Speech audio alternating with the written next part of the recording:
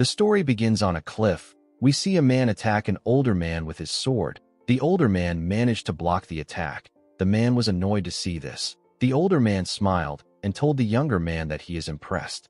He said that he did not expect him to be able to move like this after receiving a grave injury. He referred to the younger man as the Phantom Swordsman and told him that his mental fortitude fits his title. He told the Phantom Swordsman that the sword techniques he created were amazing. The man tapped his sword and sent the Phantom Swordsman flying. He covered his sword with his internal energy. He told the Phantom Swordsman that he won't be able to use any energy in his current state. He told him it is actually a miracle that he is even able to move in the first place. The man took a stance and told the Phantom Swordsman that he no longer needs to fight. He told him that he can rest. The moment he said this, he fired several energy attacks at the Phantom Swordsman. The Phantom Swordsman managed to stand his ground and block the attacks. Immediately, he blocked the attacks. The man charged at him and landed a kick on his stomach. The attack pushed him down. The man tried to stab him, but he managed to dodge the attack. He used his leg to attack the man. He was able to kick his sword away. He stood up and rushed to attack the man's head. The man was able to dodge his attack by moving his head to the side. The Phantom Swordsman gave him a punch that sent him flying. He landed on the ground. He gathered his energy in his hand and fired it at the Phantom Swordsman. To his surprise, his attack did not land on the Phantom Swordsman. He was no longer in front of him. The man wondered about where the Phantom Swordsman was. Unfortunately for him, the Phantom Swordsman was already above him.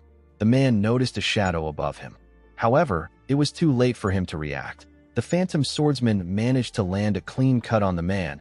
He tore him apart. After the fight was over, we see the Phantom Swordsman sitting with another man. The man seemed to be blind. He asked the Phantom Swordsman if he has killed the old demon head. The Phantom Swordsman said that he has. He said that this bloodbath, which will go down in history as the Shangxi massacre, is now over. The Phantom Swordsman looked at the bodies around him. He referred to them as shitheads. This martial artist appeared out of nowhere. They called themselves the Black Knight Palace. They swept through more than a dozen smaller sects and clans within the last 3 days. The Phantom Swordsman said that the world was able to witness the alliance of the orthodox and unorthodox factions thanks to the Black Knight Palace. The blind man referred to the Phantom Swordsman as Dako Hian. He reminded him about their promise to have a duel after creating their sword techniques. He told the Phantom Swordsman that he won't be able to fulfill the promise. Hian asked him if this is really what he is thinking about while dying. The man laughed when he heard this. He told Hian that they have dedicated their entire lives to the sword. He said that he has fought countless martial artists and witnessed many sword techniques. He told the Phantom Swordsman that he has yet to see a sword technique as hard to deal with and as keen as his own. He told him that his devotion to the sword surpasses that of anyone else's. Due to this, the man wanted to ask Hian for a favor. Hian asked him to tell him. The man begged him to look after his disciple and the MANHWA sect. The Phantom Swordsman was shocked to hear this. He asked the man if he has lost his mind. He asked him if he has forgotten who he is talking to because he is dying. He reminded him that he is the best swordsman of the unorthodox factions. He could not believe that the man was asking him to look after the MANHWA sect. While he was talking, the man gave him a bead. He told Hian that it is the Plum Blossom Spirit bead. He said that it is a relic of his sect. He asked Hian to give it to his sect leader. The Phantom Swordsman was annoyed to hear this. He wanted to yell at the man. He noticed that the man was breathing heavily. He accepted the beads and told the man that he is also on the brink of death. He told him that he is asking too much of him. The man reminded him that they are each other's sword friends, although he felt embarrassed. He told Hian that he is actually grateful. Hian told him that he should be grateful. He told him that he is going to spend the rest of his life in the MANHWA sect thanks to him. The moment he said this, his friend blew up. His hand and different parts of his body splashed all over the place. Hian was shocked to see this. While he was trying to process what just happened, someone fired a blade made out of energy at him. Hian quickly grabbed his sword. With a look of anger on his face, he fired several slashes at the attack. He managed to block it. He also fired several slashes at the person who attacked them. The person easily blocked the attack by simply waving his hand. Hian was shocked to see this. The man gathered his energy in his hands and fired it at our boy. The attack caused a huge explosion. The Phantom Swordsman fell to his knees. He lost one of his arms. He could not believe what he was seeing. He wondered if it was possible for a person to be this strong. He looked around. He wondered if this was the Black Knight Palace Master. He remembered that he already killed the old man. His corpse was still where he left it. He believed that this must be a hidden disciple of the old man or the real Black Knight Palace Master himself. Heian understood that the man was incomparably stronger than the Black Knight Palace Master, but he did not expect the man to take his entire arm even if he has been weakened by his fight with the old man. He could not believe that the man did this with just his demonic energy. Heian apologized to his friend. He told him that he didn't get the chance to take his body back home. He tapped his leg and said that he will try to keep his promise. The mysterious man was surprised to see that Heian managed to stand up. Our boy ran towards the edge of the cliff. Heian did not know if he will be able to survive falling off a cliff after losing the man, but he did not want to give up. He wanted to believe that there was hope. He jumped and turned around. He promised to never forget the man. He told himself that he will take care of the man the next time he sees him. The moment he thought of this, an energy blade tore his body apart. Heian could not comprehend what was happening. All he could see was the lower parts of his body falling down. He also saw the man laughing at him. Heian called him a fucker. He asked him to stop laughing. As he fell off the cliff, Heian apologized to his friend. He told him that he won't be able to keep the promise. Before he lost consciousness, the beads released a bright red light. In the next scene, Heian heard people calling out to him. He could not believe that he survived. Someone called him senior disciple. Our boy was surprised to hear this. When he opened his eyes, the person called out to a man known as Elder Baekjin. He informed him that the senior disciple has opened his eyes. Heian did not know why he was calling him senior disciple. He did not know that he was in a different body. The elder grabbed his head and referred to him as Mu Wai. He told him that he did great. Heian immediately recognized the man. He remembered him as Elder Baekjin of the MANHWA sect. The elder said that the heavens has blessed them. He said that he actually thought that he was too late, even though he tried acupuncture. The elder called him Mu Wai and asked him to stay still. Heian did not understand why the man kept calling him Mu Wai. He remembered that Mu Wai is the senior disciple of the MANHWA sect's second-generation disciples. He is the disciple of his friend whose name is Hyunjo. The phantom swordsman did not understand why he was called Mu Wai. He wondered if the old man has lost his mind. While he was thinking, he remembered how the beads were shining. He quickly understood the situation. He said that the light is the issue. The disciple next to him was surprised to hear this. He told him that his wounds have not closed yet. He asked him not to speak. In the next scene, we see Heian stand up. The elder asked him if he is going outside. Heian said that he is. He realized that he almost replied rudely to the elder. The elder told him that it is a good idea to move around a bit. He reminded him that he was bedridden and unable to eat for a week. He asked him not to push himself too hard.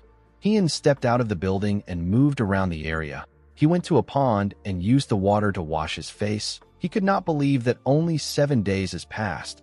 He felt like it has been a year. For the past 7 days, Heian dreamed of a life. He dreamt about Mu Wai's life. He saw his entire life and the things he experienced. He saw the 2 decades that the young man lived through. Heian saw how the sect was attacked through Mu Wai's eyes. He saw how the sect was burnt down, how the disciples were killed. They tried to fight back, but a large amount of them were killed. He saw Hyunjo talking to the young man. He saw Hyunjo fighting the Black Knight Palace Master. He saw how Mu Wai got injured while trying to save his fellow disciple. Heian called him an absolute fool. He could not believe that Mu Wai tried to help someone when his body is so weak. He believed that he should have put himself first before anyone. Thanks to the injury he got, Mu Wai died. Heian remembered that the light came from the plum blossom spirit beads. He wondered why he was the one who got reincarnated and why he ended up in this body. He did not understand why Hyunjo wasn't chosen. He wondered if this was also fate. He let out a sigh and stood up. Even if he did not like it, it did not change the fact that he has been given another chance at life. Heian knew that he could not throw away this chance. He promised to find the masked man and cut him up into pieces. Heian knew that the man was stronger than the Black Knight Palace Master. He was certain that he won't have been able to defeat the man even if he wasn't injured. In order to get a chance at beating the man, our boy has to grow stronger than his previous self. As he walked into a building, he remembered Hyunjo asking him to look after his disciple and his sect. He also remembered what Hyunjo told Mu Wai. His friend asked his disciples not to fear. He told them that they will be the ones to protect the sect. Ian took out some books from the shelf and placed them on the table. He asked his friend not to worry. He said that he will fulfill his promise and avenge his death no matter what. In the next scene, we see some men talking to the sect leader. The sect leader asked them if they need to rebuild a total of 8 pavilions. A man told him that they do. He said that the damages grew because they were unable to put out the last ambush's fire in a timely manner. The sect leader told the man known as Baek-san that he assumes that they don't have enough money to cover the damages because of their previous damages. Baek-san told him that he is correct. He revealed to him that profits and visitors will be cut down drastically for a while. The sect leader, whose name is Baekyu, realized that they need to avoid large expenditures. He told Baek-san that it is better if they start with the most important pavilion first. He asked Baek-jin about the disciples' recovery. The man informed him that they are all recovering smoothly. He said that the gravely injured disciples are also doing much better. He asked him not to worry. The sect leader was relieved to hear this. He asked him about how Mu-Wai is doing. He believed that the news about Hyun-jo would have been shocking for the boy. Baek-jin told the sect leader that our boy actually took it better than he expected. He said that Hyun has healed a lot. He revealed to him that he was walking around yesterday. Baek-san was surprised to hear this. The sect leader was relieved to hear this. He said that it is good that Hyun is taking it well. He asked Baek-jin to still check up on him once in a while. He reminded him about the kind of child Mu-Wai is. He said that he is worried that the boy is just pretending to be all right. He hoped that the boy was going to get through it. The scene shifts, and we see our boy reading in his room. While reading, he remembered talking to his friend when he visited the sect. He and Hyun-jo were watching the disciples train. Hyun-jo asked Hyun about how the disciples are. Hyun asked him about what he means. The man asked him to tell him what he thinks of the disciples. Hyun told his friend that they are useless. Hyun-jo agreed with him. He said that the MANHWA sect is currently regressing. According to the man, the sword technique is the pinnacle of variability and illusions that brings the plum blossoms into bloom, and they fool themselves into thinking it is of perfection. Hyun-jo asked his friend if he is aware of the future that awaits a sect that is incapable of reflecting and developing new paths. Hyun said that the sect will experience its downfall. Hyun-jo told him that he is right. He told him that there is no use trying to force change. Hyun told him that he would try to force change if he was in his position. He asked him if he has another idea. Hyun-jo said that he will show the disciples that the plum blossom sword technique is not all there is. He said that he will show them that there is a higher realm that they can reach. Hyun asked his friend if this is the reason why he came up with the promise to create their own sword techniques and duel with them in the future. Hyun-jo reminded our boy that he has reached his current realm by renovating various martial arts techniques. He said that he assumed that it will be possible for him, since he is the best swordsman in the unorthodox faction. When Hyun first saw the disciples of the sect, he thought that the problem was with the sect. They are called a renowned sect, and yet they were unable to put out anyone talented for the last 100 years except Hyun-jo. Hyun realized that this was a foolish assumption. He had only seen the entry-level martial arts, such as the six-fold combo circulation technique and the six-fold combo sword technique. Both of these techniques are flawless. Martial arts techniques become more powerful with time as it goes through the hands of other people. This is the power of a sect. The MANHWA sect hit a wall because it was too great. Hyun realized that his friend wanted to show the disciples the determination to get through the wall by introducing them to a new realm. He decided to complete the new sword techniques that Hyun-jo was not able to complete as a way to compromise on the promise they made. He realized that the sword techniques will have to be only and wholly belong to the sect. It can't just be the form and movements of the sect. It also has to have the intentions of the MANHWA. In order to do this, our boy needed to enlighten himself on the teachings of the sect, starting from the very basics. After this, he can then go to Hyun-jo's sword techniques. Hyun sat in a lotus position and circulated his energy around his body. He wanted to erase all the martial arts and teachings that Mu-Wai learned. Even if they are trying to learn the same techniques, the interpretations and lessons learned by them will be different. Hyun could not accept what Mu-Wai learned as his. Our boy knew that he could not underestimate the practice just because it is the basics. Hyun was using the autumn flower circulation technique. He noticed that the speed of the technique did not fall behind the ghost arts. It was also very stable. In his past life, Hyun only sought efficiency, and he used unorthodox sword techniques. The sword techniques of the MANHWA are different. Our boy believed that he can learn something completely different from this. He realized that the life of the phantom swordsman who only cared about the sword is now over. He decided to live as MANHWA from now. The scene shifts, and we see one of the disciples knock on Heian's door. He referred to him as senior disciple and asked him if he is inside. Heian did not reply immediately. The boy continued knocking. Our boy was forced to open his eyes. He looked very tired. He stepped out of the room to see the person at the door. He recognized the boy as Muchiol. He asked him about why he came. The boy informed him that he came to check on him because it has been 3 days since he left the Harmony Medicine Palace, and yet he has not been to the morning training sessions. Heian was surprised to hear that it has been 3 days. He remembered that they said that he wasn't able to eat properly for 7 days. He was reminded of the time when he was trapped in the Blood Tempest sect's inescapable net tactic. He told Muchiol that he didn't know that so much time has passed. He asked him to direct him to the training ground. As he walked down the stairs, Muchiol carefully looked at his senior. He could tell that something was different about MANHWA. Our boy actually wanted to get a good drink to satisfy his thirst. At the training ground, we see a boy with long hair directing the other disciples. The other disciples were copying his movements. He asked a boy known as Ryan to raise his arm higher. The boy accepted the order and quickly corrected himself. Heian watched the disciples as they trained. He realized that they were still as terrible as ever.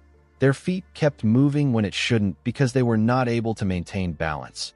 This further worsens the weight balance. They are also unable to add strength into their attacks because of this. Their posture was bad too. They were completely lacking in basics. Heian believed that it was a complete mess. Fortunately, the instructor wasn't actually bad. Our boy remembered that the boy's name is Mujin. He was relieved that there is at least one proper disciple. The boy was actually correcting them well. He was like a senior disciple to the second-generation disciples. Heian wondered why this boy was doing something that the senior disciple should be doing.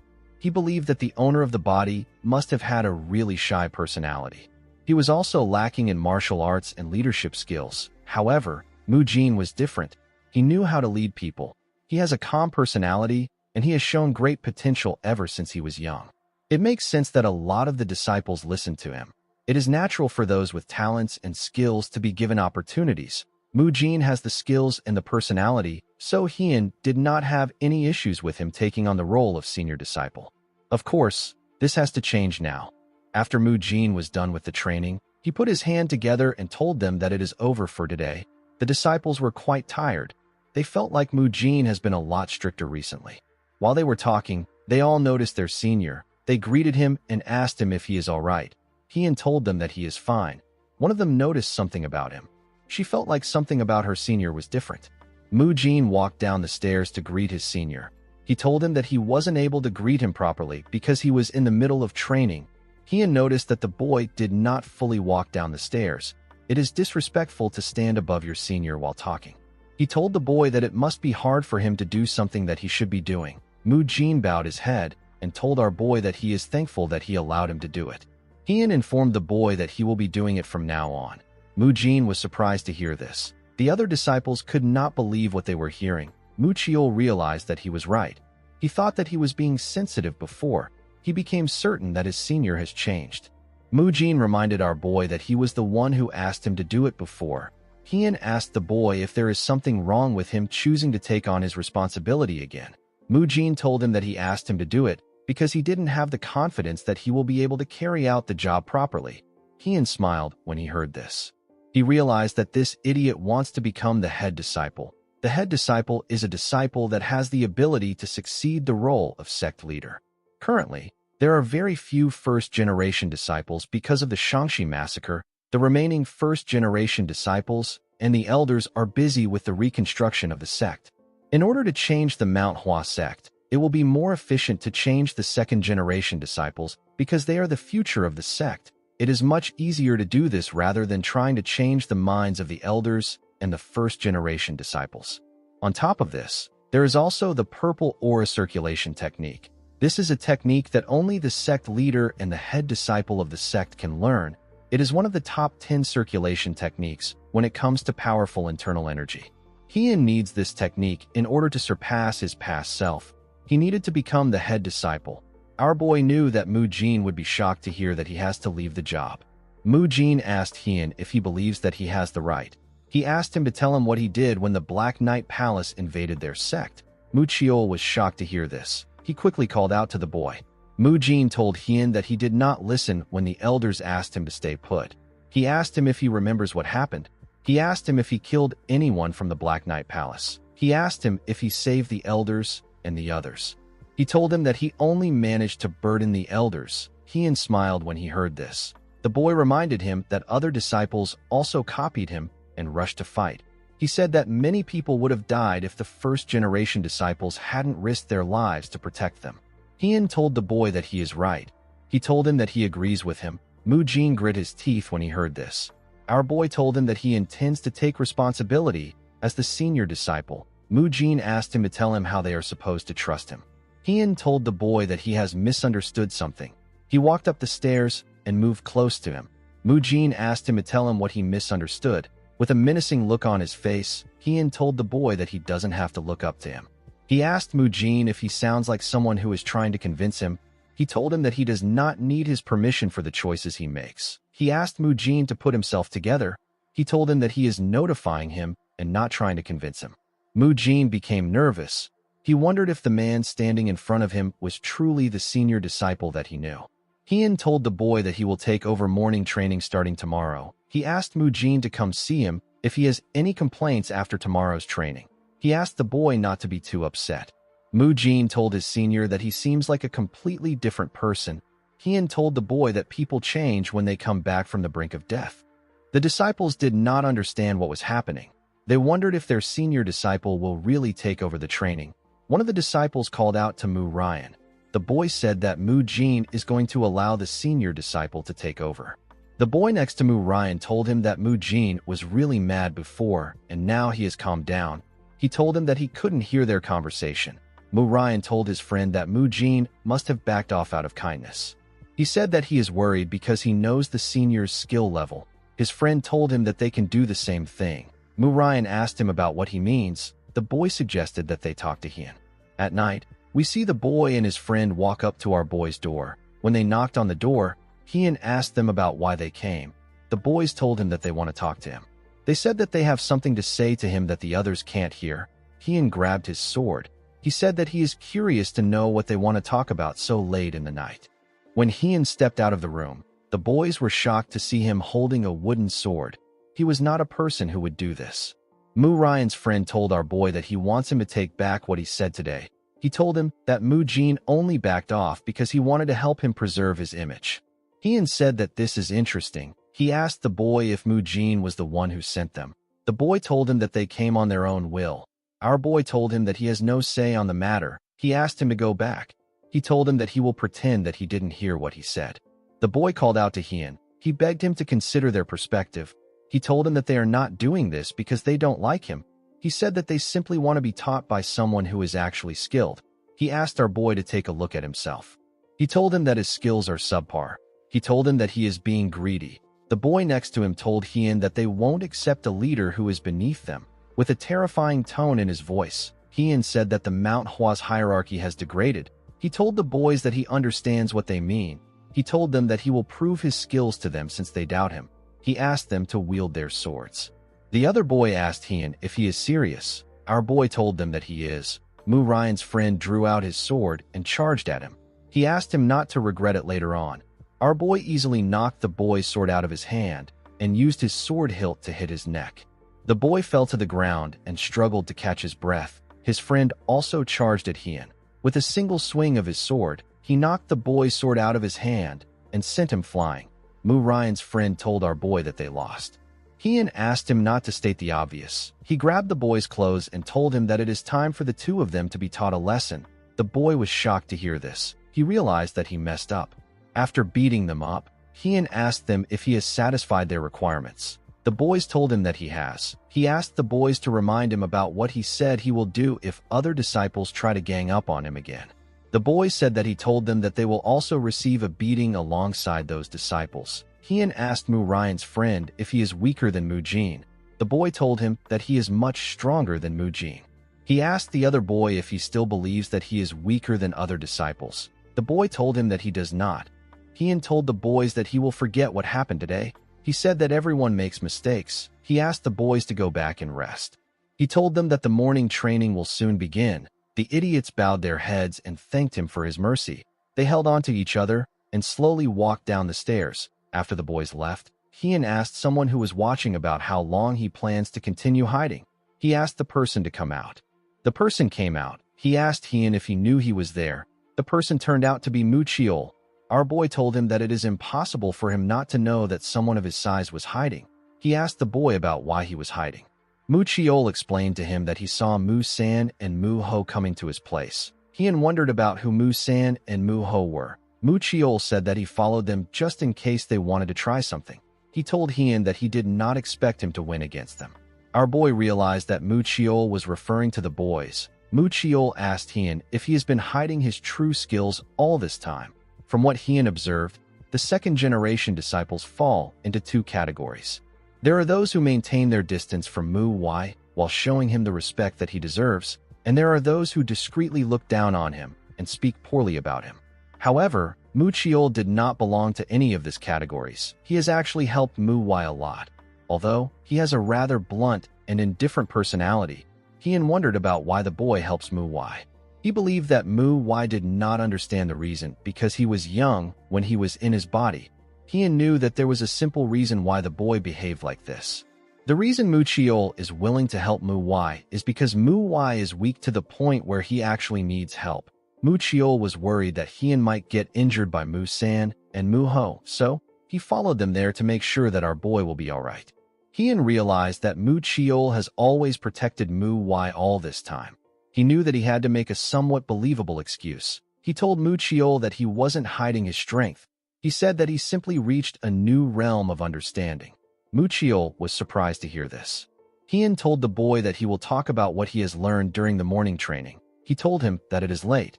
He asked him to go back. Mu Chiol accepted his order. He watched Hien as he walked towards his door. He was certain that the technique our boy used was the six-fold combo sword technique, which is a beginner-level technique. However, the technique was executed in the most beautiful manner that the boy has ever seen. He wondered about where Hien learned it from. He always thought that our boy was extremely weak, but now he has changed. Mu Chiol looked forward to morning training. Although he lied about reaching a new realm, Hien began to wonder about how he was going to explain it. The scene shifts, and we are taken to the disciples' hostel. The boys told Mu Ryan that they were beaten by their senior. They said that he is not the senior disciple that they knew. They told him that he was a completely different person. Mu Ryan's friend told him that they cannot act rashly. He told him that they almost died. Mu Ryan stood up. He asked the boys to stop spouting nonsense. He asked them to go get ready for morning training. The two boys stood up and supported each other. The other boy told his friend that he hopes that Mu Ryan doesn't try anything against our boy. Mu Ryan's friend told him that he hopes Mu Ryan is beaten to a pulp. Mu Jin saw the boys injured. He asked Mu Ryan if something is wrong. He told him that Mu San and Mu Ho look terrible.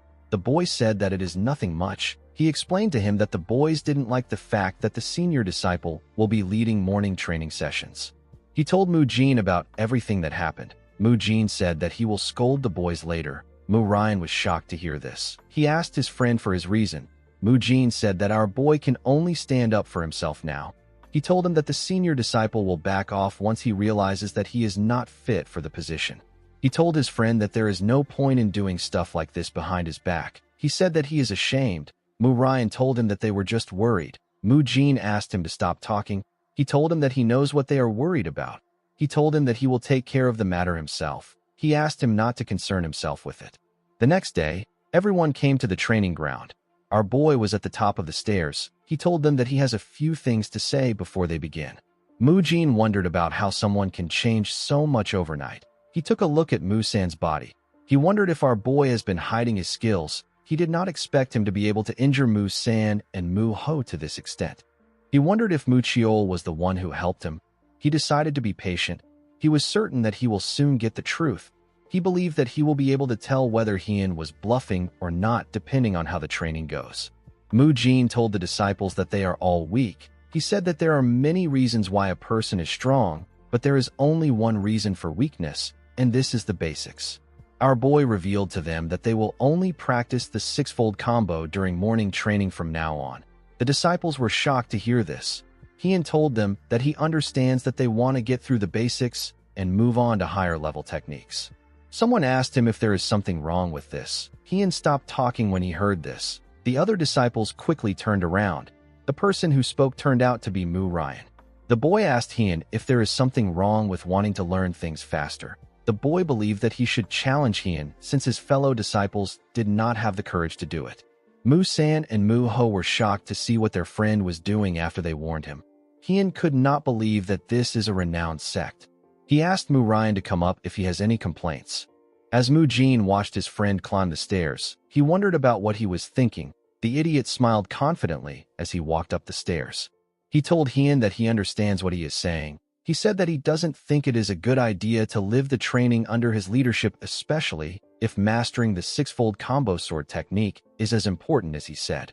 He told our boy that everyone already knows the level of his martial arts. Heian said that everyone knows that his martial arts is terrible. He told the boy that he must have thought that he should be the one to prove that his martial arts is terrible since no one wanted to do anything. He asked Mu Ryan if this is what he is trying to say. Our boy told him that it is fine. He said that he wasn't expecting everyone to just accept him from the beginning. Heian turned to the disciples. He announced that he will not take a single step from where he is standing. He said that he will block Mu Ryan using the six-fold combo sword technique. The disciples were shocked to hear this. Our boy told them that Mu Ryan will win if he takes a step or if Mu Ryan's sword manages to touch him. He said that he will take back what he said about teaching the six-fold combo sword technique, and he will stop leading the morning training if Mu Ryan wins.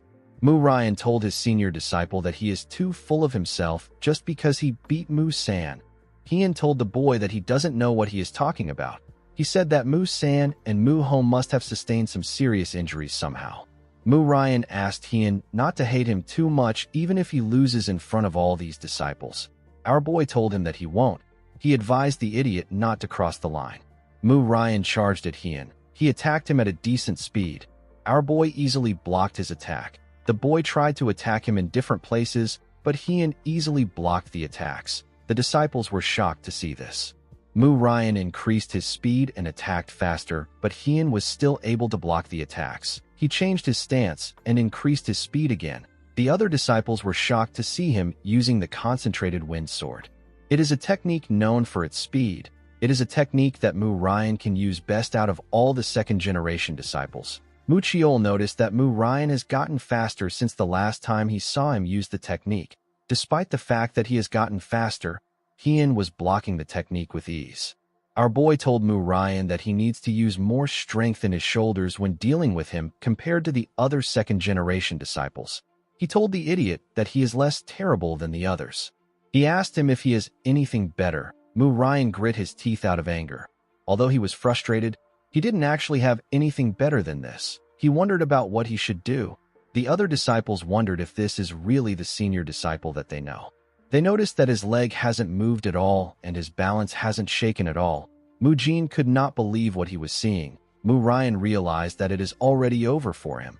He did not know how he was going to recover from this. He showed everyone Heian's skills, but not in the way he wanted. He wondered about how his senior managed to improve this much. Our boy told him that he is not strong. He explained to him that a sword should not be swung with two arms. Instead, it should be swung with the entire body. Due to this, the most important thing when it comes to swinging a sword is the feet. Heian told the boy that if he overlooks the fact that he has to utilize his feet because he is too focused on swinging and stabbing, his sword will become useless. He explained to Mu Ryan that he is not fully healed yet, and he was still able to block all his attacks. He told the boy that this is how useless his technique is. He told him that he is not just talking to him. He asked the boy if he now understands why they need to start from the basics. Mu Ryan was surprised to hear this. Heian noticed that the boy was just staring. He assumed that the boy did not understand what he was saying. He raised his sword up and told him that he will show him what it means to swing a sword with his entire body. Mu Ryan was shocked to see this. He said that he didn't say anything. Unfortunately for him, Heian knocked him out before he could say anything else. The other disciples were shocked to see this. Our boy called out to Mu Ho and Mu San. He asked them to come up there and carry Mu Ryan to the Harmony Medicine Palace. The boys immediately ran up at full speed. Heian asked the other disciples to raise their swords. He told them that if they do not raise their swords, he will assume that they have complaints about his method. He said that they can come up anytime if they have any complaints. The disciples quickly raised their swords. Heian said that nobody seems to have a problem with him. He told the disciples that he will begin the morning training. He told Muchiol that he put a good amount of strength into his move, but he is too rigid. Our boy called out to someone known as MANHWA and asked the person to pay attention to their step. He told the person that their sword is shaking. The person quickly accepted his correction. Heian remembered talking to Hyunjo in the past. He told his friend that MANHWA is the worst disciple in the sect. He asked Hyunjo if MANHWA possesses a hidden talent that he can't see. He asked him about why he chose the boy as his disciple. Hyunjo told Heian that the boy is actually very normal, but he has never seen him give up on anything. Our boy asked him if he chose MANHWA only based on his determination. Hyunjo explained to him that the other talented disciples reach enlightenment regarding their martial arts on their own. However, this is not the case for MANHWA. Hyunjo told his friend that to create a martial master out of an ordinary person is the duty of a mentor and the essence of martial arts. Heian actually wanted to pick out a few talented disciples and train only them. However, he is no longer the phantom swordsman. He is now the senior disciple. He is now a man who leads the second-generation disciples of the MANHWA sect. He cannot leave a single person behind, and he has to stick together with them till the very end. Heian believed that this was the most fitting thing for MANHWA and the sect. Our boy actually never properly taught the disciples he had in his past life. Yet he suddenly has to train this guys from rock bottom. Having disciples was a lot more annoying than he anticipated. Heian hoped that Hyunjo will buy him a good drink if they ever meet again after his death. Our boy called out to Mujin. He asked him if he is tired. He asked him to put more strength into his moves. While thinking, our boy thought about someone. He hoped the person was doing well. Heian was always focused on bettering himself. He never tried teaching anyone well. He wondered if the person is eating well. He was certain that the person won't lose in a fight, so he believed that he will be doing well. He hoped to see the man again someday. In the next scene, we see the second-generation disciples carrying logs of wood on their backs. Their proper training had just began. Heian knew that this training was going to be very hard because they had to start from scratch. However, he was sure that the plum flower they will blossom through this trial and hardship will possess a scent so deep and strong that no one will be able to imitate it. Our boy also had a long way to go in his training. The scene shifts and we see Heian in the Crimson Forest. It was a place that had hundreds of plum blossom trees. Heian's first step in changing the MANHWA sect was to raise his own martial realm. One of the most important things when it comes to this is a person's senses. The sharper your senses, the easier it is to notice small changes. This naturally helps in training martial arts. While trying to focus on his senses, Heian noticed something odd. He noticed it when he first opened his eyes, but he did not think much about it. Now he is certain that someone is watching him. The person didn't seem threatening. They were simply observing him. Heian wondered if it is out of curiosity. Our boy was not yet good enough to know who was watching him. Of course, this was just for now. Heian knew that he will eventually be able to find out who it is. Our boy went into a building. He saw a man known as Hyun-gak. He bowed his head and greeted him. He referred to him as senior. The man asked him about what he wants. Heian explained to him that he wants to take a look at the secret techniques. The man found it odd that MANHWA wanted to see the secret techniques. He decided to just allow it. He reminded him that his injuries haven't completely healed yet. He asked him not to overdo it. Hyun-gak told our boy that he heard his disciple was rude to him. Heian was surprised to hear this. He didn't know which disciple the man was talking about. He beat up 3 guys. Our boy believed that it didn't matter. He assumed that Hyun-gak must be mad that he beat up his disciple. To his surprise, the man apologized to him. He said that Mu-sin must have done something worth getting beaten up for. He said that the boy would have faced worse consequences in his time. He apologized to Hyun-gak for not teaching him to be better. Heian did not expect it to be Mu-san. He also didn't expect the man to be understanding about it. He told Hyun-gak that he simply did what he should have done as the senior disciple. He asked him not to worry about it. The man was surprised to hear this. He quickly turned to Heian. He wondered if his ears were hearing the right thing. He could not believe that Heian said that he did it as the senior disciple. While looking at our boy, the man noticed something odd. He wondered if Mu Wai's eyes were always this sharp. Heian wondered why Hyun Gak was staring at him. He wondered if the man changed his mind about being angry that he beat up his disciple. Hyun Gak was actually thinking about how our boy's eyes were filled with determination. He told Heian that he did a good thing by looking after his martial brothers as the senior disciple. He apologized to him for making him wait. He told him that he can go. Hyun Gak watched him as he walked away. He did not expect our boy to be full of determination after losing his master. He said that he is very proud of our boy for picking himself up again.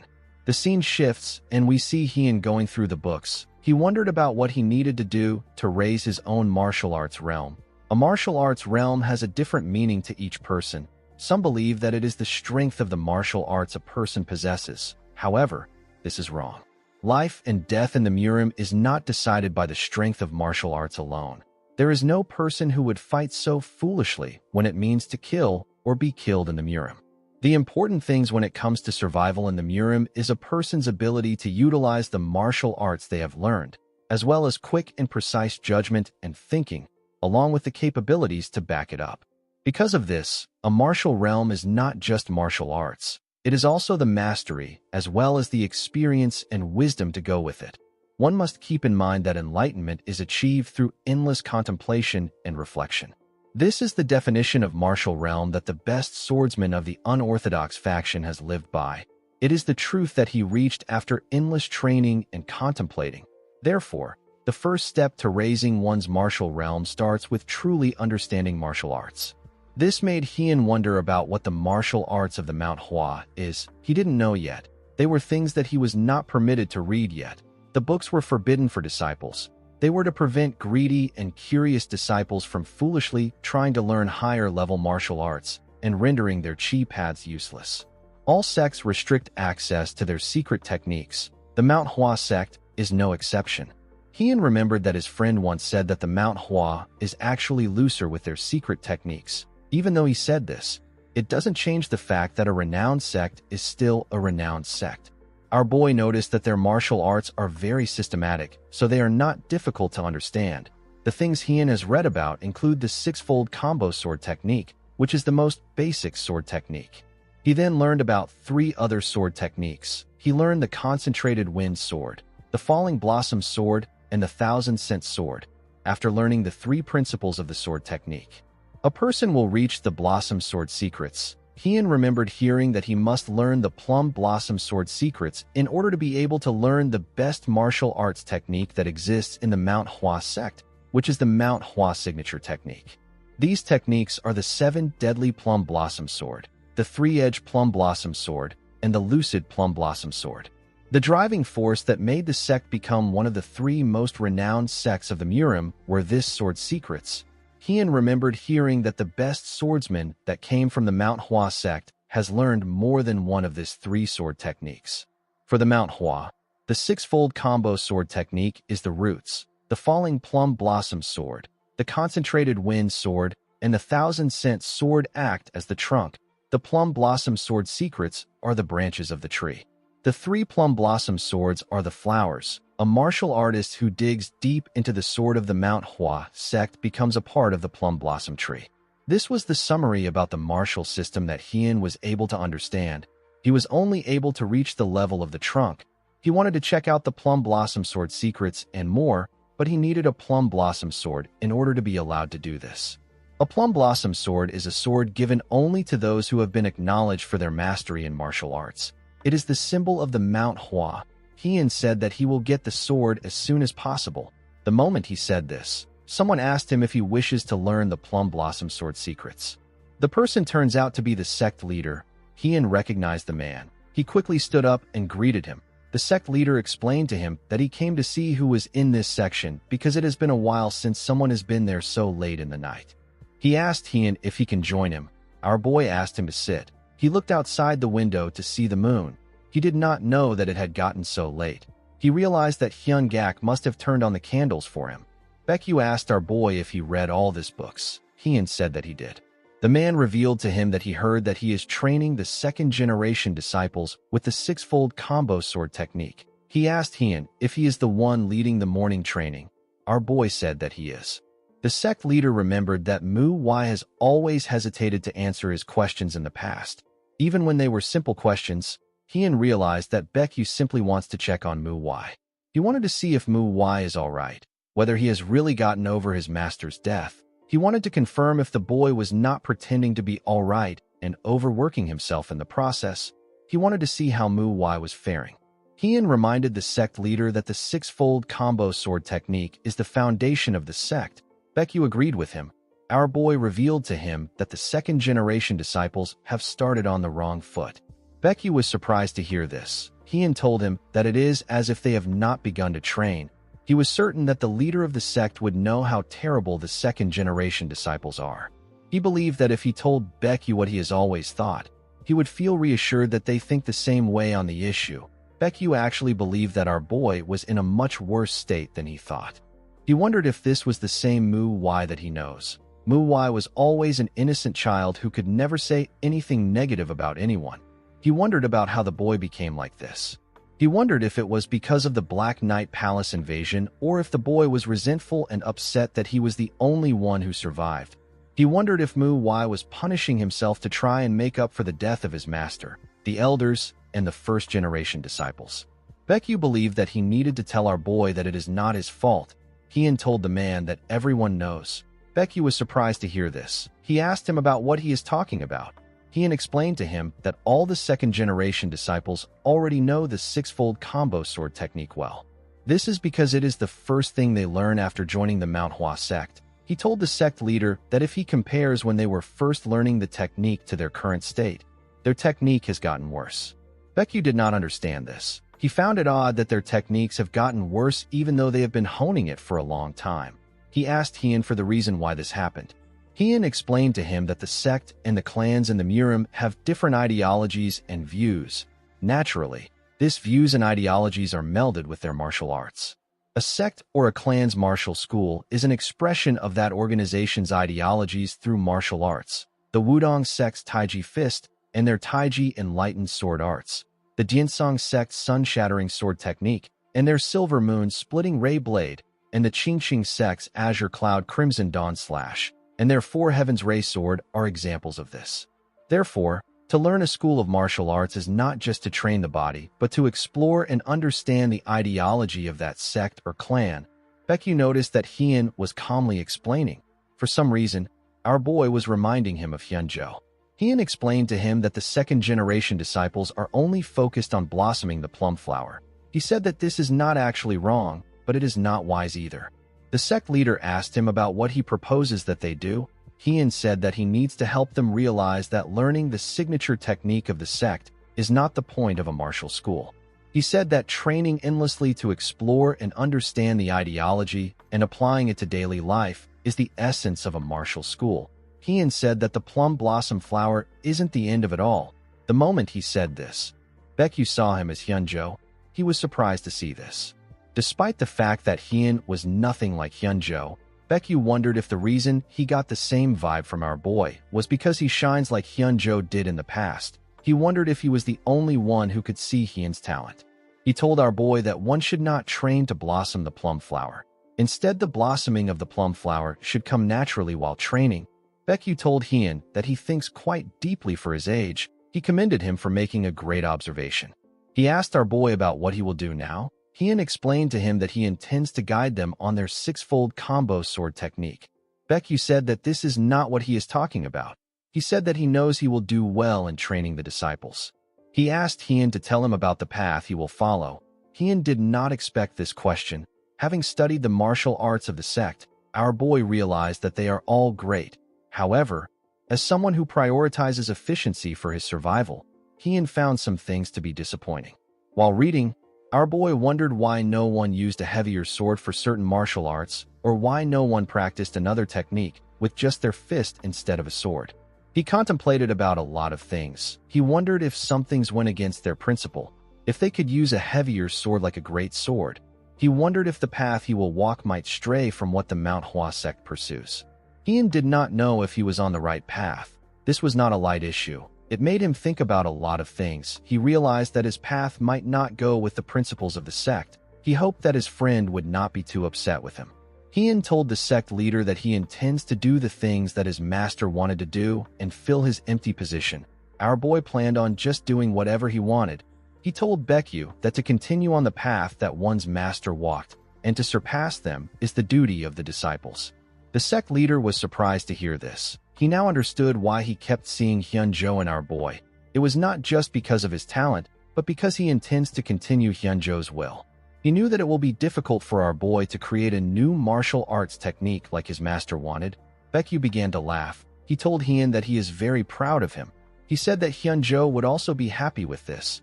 Our boy thanked him for his compliment. Baekyu's worries magically disappeared when he saw the disciple that he worries most about show him such a trustworthy side of himself. He was happy to see that there was determination in our boy's eyes. He looked outside the window and said that this is the fragrance of plum blossom amidst the snow. According to the sect leader, the snow of the winter is cold, but the scent of the plum flowers that endure this harsh cold shall be more intense. Baekyu believed that he was unable to protect the plum flowers that blossomed in the sect. He believed that he was the one who was supposed to die instead of Hyunjo. He said that the plum flowers may have fallen, but there is a small flower bud beside the fallen flowers. He told himself that his duty now is to blossom this bud. He told Heian that there are many flowers other than the plum flowers in the sect. He asked our boy if he knows why they chose the plum flower. Heian was surprised to hear this question. He told Baekyu that he doesn't know why. The sect leader told him that he will learn a lot if he mulls it over. He stood up and told Heian that he wants to talk more, but he has already taken out of his time. When he stepped out of the building, Baekyu turned around. He told our boy that he forgot to tell him something. He revealed to him that he also lost his master. He told Heian that he does not actually fully understand his sadness. He knew that every person feels emotions differently. He said that life and death are one. This means that the end is a new beginning. It is a natural flow. He advised Heian not to think of Hyunjo's death as the end. He asked him to consider it a new beginning. He asked him to think of what he is doing as a way to celebrate Hyunjo's life. He said that this will help with the grief. He told him that Hyunjo would have also wanted this. Heian realized that it is not a bad thing to say that he is celebrating his friend's life. He thanked the sect leader for his wisdom. Baekyu smiled and walked forward. The scene shifts, and we are taken to the past. We see someone refer to Heian as his junior. The man told him that he heard he is skilled with the sword. He told our boy that he looks so fragile. Heian asked the man if he wants to die. The man told him that he is arrogant and rash. He said that these two qualities are perfect when it comes to growing muscles. He said that he came up with a new way to train. He asked our boy if he wants to try it out. The scene shifts, and we are taken back to the present. We see Heian doing pull-ups on a tree. He had some logs of wood tied to his legs. The less trained a person is, the more effective this training method is. Heian did not expect his connection to the crazy old man known as Iron Mountain Fist King to be helpful one day. It was a rather brute way of training, but it definitely works. He knew that he would see the effects soon if he keeps at it. While he was training, a disciple ran to meet him. She called out to him. She told him that this isn't the time to be training. She said that it is finally time. Heian asked her about what it is time for. With a smile on her face, the girl revealed to him that the sect leader asked him to make a trip down the mountain. In the next scene, we are taken some days back. We see the elders and the sect leader having a meeting in a building that was partially destroyed. Someone brought up an issue concerning the third-generation disciples. The elders said that they are already very late. He said that they need to prepare right away. Baekyu said that they should have already taken in third-generation disciples by now, but they couldn't do anything because of the Shanxi massacre. An elder suggested that they take in disciples from the outer sects so that they can show them that they are doing well. Baekyu agreed with the man. Another elder said that they need to send a disciple to check in on the Shanxi outer sect. He said that the Unorthodox Alliance or another evil organization is probably trying to fill the power vacuum that was left in Shanxi. The sect leader realized that they could not push this issue any longer. Outer sects are martial halls that were set up outside of the MANHWA to teach the martial arts of the sect. The influence and power of an outer sect comes from the main sect's fame and martial prowess. Because their forces were weakened by the Shanxi massacre, the other sects were feeling anxious. The Shanxi outer sect was the one that took the biggest hit. Baekyu knew that he will reassure the outer sects if he sends in a disciple to check on them and see what they need. He knew that they could not brush this matter off anymore. He suggested that they send down a second-generation disciple. He said that it is about time they experienced the Murim. One of the elder agreed with him. Baek-san said that he is worried. He told the sect leader that it's still messy right now. He suggested that they pick a few of the most talented disciples. An elder asked him if he is referring to the 3 flowers. Baek said that they should send Hien. The man agreed with him. Immediately he agreed with him. He realized that the sect leader was talking about Hien. The other elders were also shocked to hear what Baek said. They all remembered how our boy was covered in bandages. Baek-san said that he is a bit worried about our boy. The sect leader told him that Hien has changed a lot in the past month. He assured the elders that our boy will be fine. In the next scene, we are taken to Pasang City. We see Hien, Mu Cheol, Mu Jin, and another disciple in the city. Hien was happy to be outside. Although it was a small town with nothing really noteworthy, our boy was still relieved that they sell drinks. While he was looking around, the girl asked him to look at something. She showed Hien a chicken. She said that she never knew that chicken could look so tasty. She said that it looks different than the wet chicken they eat. She looked around and said that she can smell more good food. Mu Jin called out to the girl known as Mu Hua. He asked her not to forget that she is wearing the MANHWA uniform. The girl was not listening to him. She was very focused on the different dishes around them. While they were walking, Mu Hua asked them to take a look at another food. She asked Mu Jin to tell her how he does not like good food. The moment she said this, someone walked past her and hit her on the shoulder. Mu Hua turned around and glared at the man. The man and his gang stopped moving. Mu Jin wanted to tell the girl to apologize, but Hien signaled him to stop. The man noticed the 2 plum flowers on her clothes. He realized that she is a second-generation disciple of the MANHWA. He asked her if this is her first time in the Jianghu. He asked her if the MANHWA sect did not teach her how to ask for forgiveness.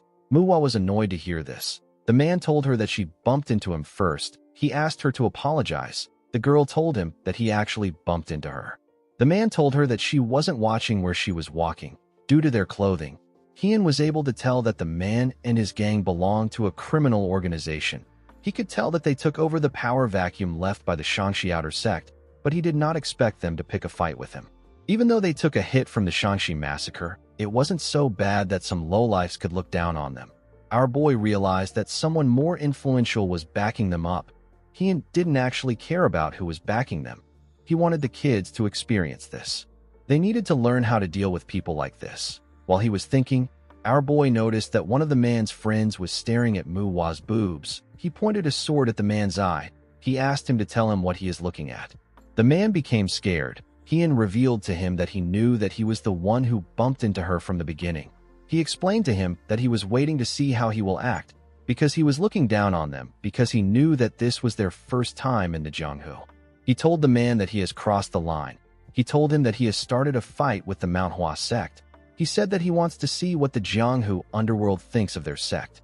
The other man became scared. He did not expect our boy to know that they are from the underworld.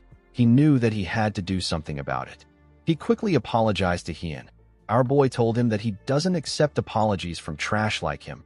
He asked him to shut up if he doesn't want his friend to lose an eye. He asked them to get out of his sight. The man realized that our boy was serious about stabbing him. He could tell from the look in his eyes. He and his friends quickly ran away.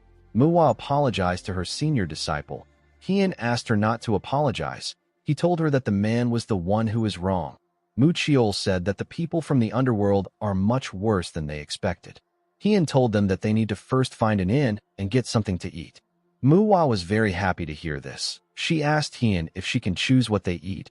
Our boy told her that she can. Mu Jin realized that the men were the first to pick a fight, but he wanted to tell Mu Hua to apologize without even knowing this. He was only focused on being careful with how they behave because they are representing the sect right now. He didn't think about giving a proper warning to the ones who looked down on the sect. He realized that our boy was aware of his surroundings at all times for him to know what happened. He noticed that Hien reacted as if he was used to this kind of things. He assumed that our boy was actually hiding his worries so that they can depend on him. He believed that Hien was pretending to be used to this kind of situations. This was the only reasonable conclusion he could come up with since our boy has never come here ever since he joined the sect. Hien was actually wondering if he should have just stabbed the man. He was regretting it now. Mu Jin promised to try harder. He said that something like this will never happen again. He said that no one will ever look down upon them again. The scene shifts, and we see the group in a restaurant. Hien ordered for noodles, stir-fry vegetables, and dompa pork. Mu Jin stared at Hien intensely as he ordered. Mu Hua and Mu Chiol did not understand why he was doing this. Even the attendant felt uncomfortable. They ate a large amount of food. Mu Jin ate the smallest amount out of everyone, and he still ate 4 servings of noodles. Hien told Mu Chiol that he ate less than usual. He asked him if he is being lazy with his training. The boy told Hien that he simply ate more than them. Mu Hua asked the group about what they are going to do. She said that it would have been easier if the sect leader had just told them their mission. Instead, he was very vague with it. The girl said that she doesn't know what they should do. Hien asked her if anything noteworthy happened today. The girl said that some people picked a fight with them. She realized that our boy was referring to the underworld. Hien reminded them that the sect leader gave them his full trust to make their own decision. He said that he is thinking of killing the people from the underworld. He quickly changed his words and said that he is thinking about teaching the bastards from the underworld a lesson. The group became worried when they heard him change his words. Hien asked them about what they want to do. Mu Hua said that it won't be a problem for them to look into things. Our boy asked Mu Jin about what he will do. The boy suggested that they gather some information on them first before they decide on what to do. Mu Hua agreed with him. Mu Chiol said that gathering information is good. Since they all agreed, Hien ordered them to collect all the information they can get on the underworld until tomorrow evening. The scene shifts, and we see Hien on top of a roof. He wore a hood and used it to cover his face. He looked down at some men harassing a lady. One of the men stretched out his hand and told the lady that they are the nice thugs who accept little money. Underworlders is a term used to refer to those who commit immoral acts with incorrect beliefs. Although the term itself may seem to refer to demonic forces like the Black Knight Palace, their biggest difference is their goals. The Underworlders seek money, pleasure, or just cheap thrill of dominion from bothering the weak.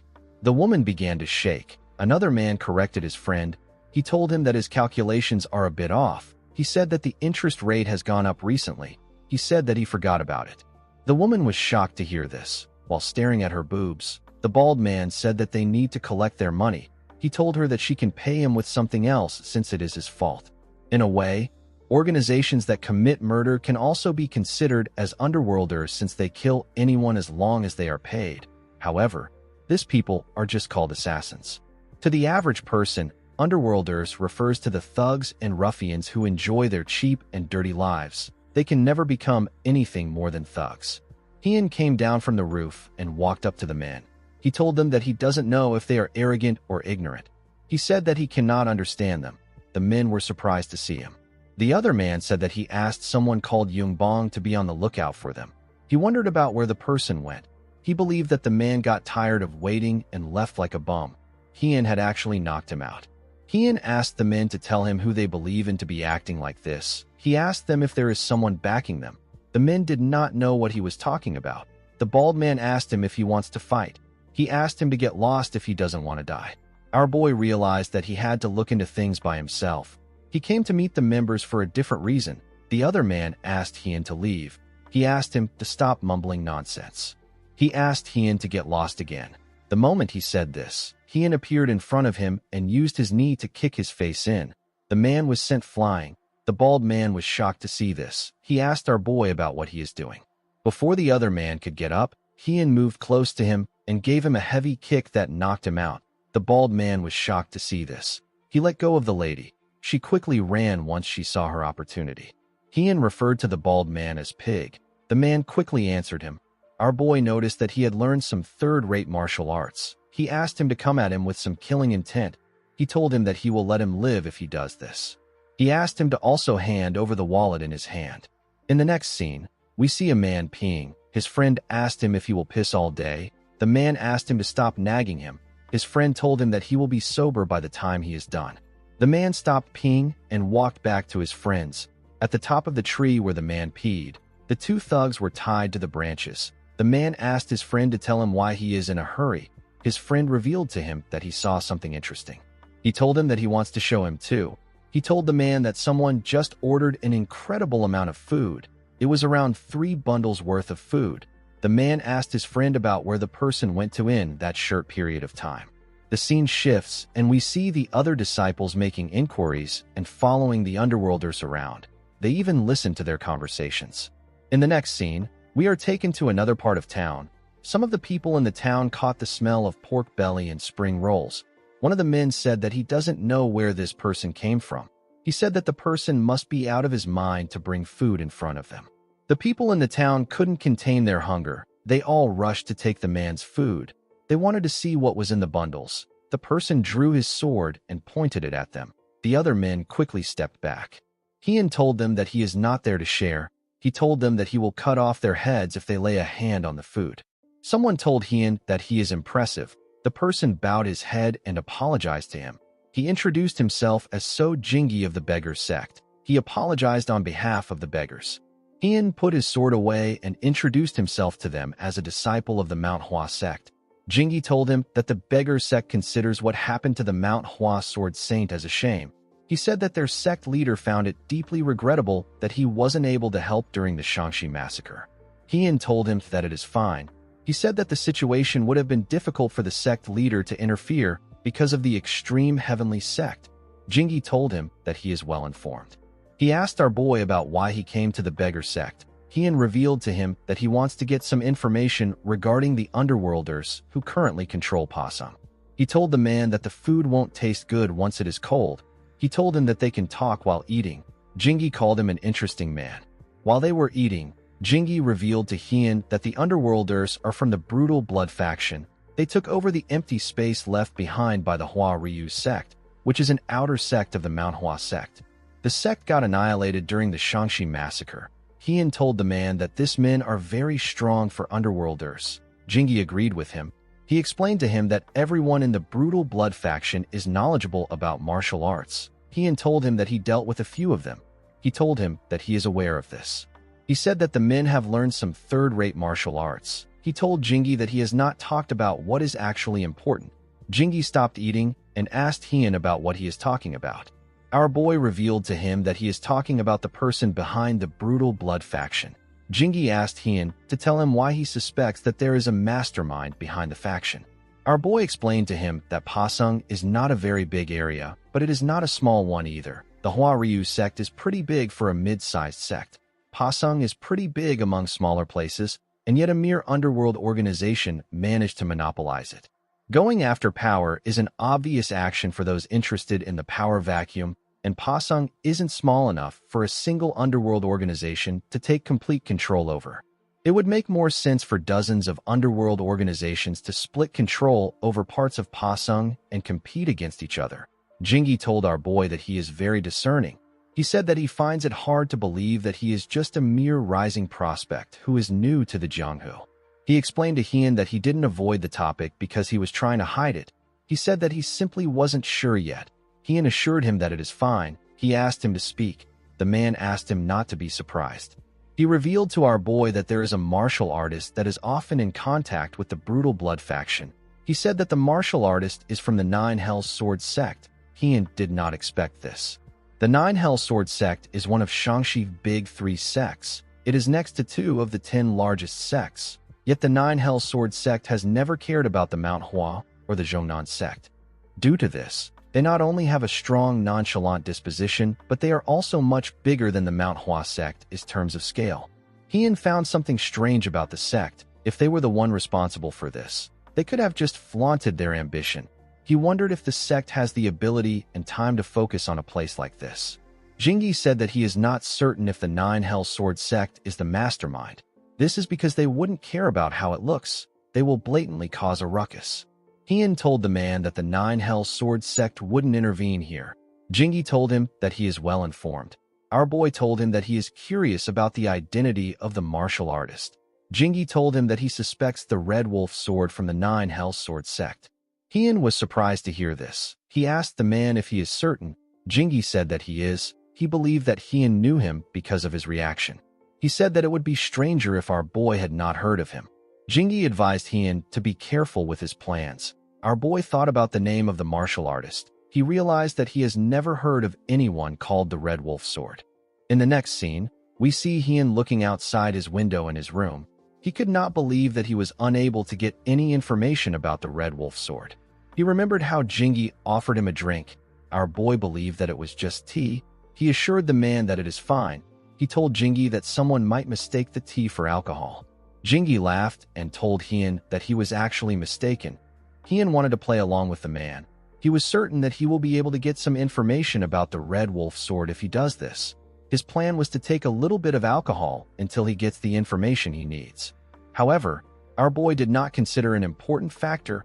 He forgot that wine tasted way too good. Jingi asked him if he likes it. Hien said that it has been a long time since he had a drink.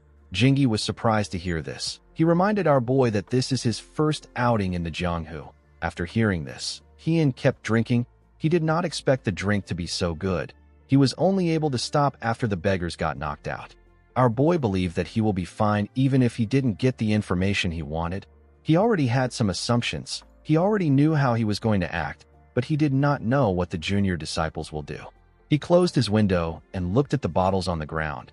He told himself that he still has some time left. He said that he will enjoy the leftover wine. At night, we see the junior disciples in our boy's room. Muhua and Mu Chiol noticed that they could smell alcohol. Hien had pushed the bottles under the bed. Muhua saw the bottles. Our boy asked the disciples to tell him what they learned. Muhua asked him if he was drinking while they were gathering information. With a serious look on his face, Hien said that he wasn't. The girl asked him if he is certain. Hien told her that he won't repeat himself. He asked her to tell him what she learned. Mu Jin revealed to him that the Underworlders have taken over the power vacuum left behind by their sect's outer sect. He said that they now have control over Pasang. Muhua told Hien that the Underworlders are dirty, evil bastards who are always dining and dashing. They steal money from civilians and resort to violence whenever the civilians don't cooperate. Muhua said that it is not uncommon for them to beat a person to death. Mu Chiol said that the biggest problem is that they have learned martial arts. Although it is a third-rate martial arts, it is still very dangerous when used against people who haven't learned any martial arts. Hien commended them on gathering this amount of information with the little time they had. He told them that he will now tell them what he learned. He told them that all they said was true. He said that there is something they need to be skeptical about. He asked his juniors about how the Underworlders learn martial arts. He said that it is actually not hard to learn a third-rate martial arts. It is also easy to acquire books of this level. However, the Underworlders are the type of people who would never touch a book on any given day. Some of these idiots are so far gone that they would use the books as fuel for a fire. Hien said that it doesn't make sense for all of them to learn a third-rate martial arts through a book. He said that someone must have helped them. He revealed to them that he looked into who it might have been and why they did it. He said that he found out who it was, but he wasn't unable to uncover the reason. The disciples were surprised to hear this. Mu Jin asked him about who the person is. Our boy revealed to them that it is the Red Wolf sword from the Nine Hell Swords sect. The disciples were shocked to hear this. Mu Jin could not believe that they were not dealing with some lowly criminals. Hien said that he wanted to ambush them and wipe them out. He asked them about what they think. Mu Jin could not believe that Hien was actually thinking of doing something. He feared the power of the Nine Hell Swords sect. Mu Chiol said that he doesn't know the reason why the Nine Hell Swords sect is working with a criminal group. He said that this is a decision that they cannot make on their own. He said that it will be best if they report to the elders before doing anything. Mu Jin was happy to see that Mu Chiol was saying what he was thinking. Muhua told our boy that she agrees with him. She said that this is injustice. She told him that they need to stand up to these criminals. Mu Jin was shocked to hear this. He believed that this was wrong. He believed that they needed to consider the situation they are in. Their sect was already overwhelmed with the recovery from the Shangxi massacre. It will be disastrous for them to clash with a big sect like the Nine Hell Swords sect. The boy believed that they must avoid this at all cost. He told Hien that it is too dangerous. He said that it would have been fine if it was just the Underworlders. However, it is different if the Nine Hell Swords sect is behind them. He told our boy that he is worried that they might be starting a war with them. Hien told him that he is thinking too much. He told him that he understands. He asked him not to worry because something like that won't happen. Mu Jin was surprised to hear this. He asked our boy about why he is so certain. Hien explained to him that this isn't how the Nine Hells Swords sect operates. He said that the Nine Hells Swords sect is a rather tyrannical organization. If they wanted to eliminate an organization, they would just start a fight. They wouldn't act behind the scenes. They would just go straight to the point. With the situation the MANHWA sect is in, the Nine Hell Swords sect could invade them and wipe them out anytime they want. Heian explained to the boy that it is more likely that the Underworlders are not really connected to the Nine Hell Sword sect. Even if they are, they won't start a war over it. He asked Mujin to follow him now that he understands. The boy was shocked to hear this. He asked Heian to wait. He asked him about where he got the information. He asked him if the person he got it from is trustworthy. Our boy revealed to him that he got it from the Beggar Sect. The Beggar Sect is an orthodox organization made of beggars. Any beggar in the Jianghu can be said to be part of this sect. When it comes to numbers, no organization in the Jianghu can match them. They use their numerical advantage to gather intelligence. They earn money and get food by trading the information they gather. One should not underestimate them because they are beggars. They have also learned martial arts, and they follow their own morals and ethics. Any information gotten from this organization is definitely trustworthy. In the next scene, we see Heian and his juniors walking towards the Underworlders building. Mujin remembered that Heian told him that he worries too much. Our boy told him that he will try to make peace before doing anything. He assured him that he won't kill them right away. The boy believed that he was overthinking things. He told himself that he needs to stop worrying since his senior disciple said that he will try to work things out first. He said that he will calm down. He believed that things will be weird if he acts too anxious. He didn't want to be a burden. When they reached the doorstep of the brutal blood faction, Heian destroyed the door with a kick. Mujin tried to still maintain a straight face. He wondered why Heian didn't just open the door. The Underworlders were shocked to see that someone broke down the gates. They asked the people about who they are. As the dust slowly went away, Heian asked the men to tell the Red Wolf Sword and their leader to come out and kneel to apologize. He drew his sword and told the men that he will spare their lives if they do this. The men saw the symbols on their clothes. They quickly realized that they were looking at disciples of the MANHWA sect. Mujin told our boy that this isn't a peaceful method. MANHWA agreed with him. Heian told them that breaking down the front gates when ambushing another sect or clan is the way to do things in the Jianghu. He asked them to remember this. The moment he said this, the leader stepped out. He asked his men about what caused the ruckus. One of the men told him that the people in front of them are from the MANHWA sect. When the leader saw the symbols on their clothes, he realized that they were really from the MANHWA sect. He noticed that there were just 4 disciples in front of them. He believed that they were quite confident just because they are from the MANHWA sect. He asked them if they want to die. He told them that they are stupid to ambush them this late. He told them that he currently has an important guest. He said that he will let this go. He asked them to screw off if they don't want to die. Heian told the man that they are the ones who are going to die. He asked the leader to watch his mouth. He told him that he doesn't like his tone.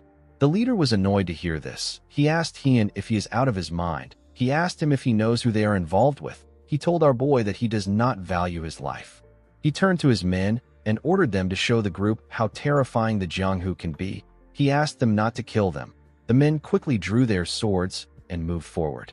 Immediately they did this, MANHWA saw something behind them. She saw 2 bodies on the ground. The girl was annoyed to see this. She quickly ran to the bodies. She wanted to check their condition. It was a man and a woman. The both of them were heavily injured and covered in blood. The man was already unconscious, but the woman was still hanging on. She was breathing heavily. Mujin and Muchiol quickly ran to MANHWA. Mujin asked her to look up. 2 men were about to attack her. MANHWA grit her teeth out of anger. She used a technique known as bamboo leaf hand to send them flying. The men fell to the ground. Muchiol and Mujin quickly covered the girl. Mujin told her that she can't just run off like that. MANHWA told him that the people on the ground are not in a good condition. She said that they need to take them to a physician.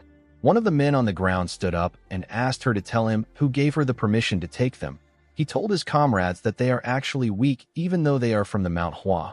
He said that they can win against them if they fight together. Heian realized that MANHWA hit them with less power than usual. He could tell that she controlled herself like she always does during training. He believed that the girl was too soft. He asked MANHWA if her sword is for decoration. He asked her about why she is hesitating when these bastards are trying to kill her. He asked her to just stab them. The leader noticed that our boy did not move at all when the others ran to help. Just by looking at Heian's face, he could tell that our boy was sick and tired of this whole thing. He believed that Heian must be confident in his skills. He decided not to fight him. He chose to help his men kill the other disciples and join hands to kill our boy later. Heian was surprised to see that the leader actually ran to help his men. He didn't know why he was doing this when he was right in front of him. Fortunately, This was the situation that he wanted. This was the second-generation disciples' first time in the Jianghu. It is their first time out in the Jianghu after joining the MANHWA sect. Thanks to this, they don't know anything. These underworlders are bastards who throw dirt and even spit at their opponents. Heian knew that the disciples will find it difficult to fight opponents who are actually doing whatever it takes to kill them. It is different from the incident with the Black Knight Palace where the first-generation disciples were there to protect them. This time, there is no one protecting them, nor is there anyone to fight these guys for them. They will die if they don't take their opponents seriously. Heian wanted them to learn that life and death in the Jianghu is not decided purely by their martial arts realm. The situation was incomparable to training in the mountains where they simply take turns in attacking each other. Our boy was certain that they will learn well.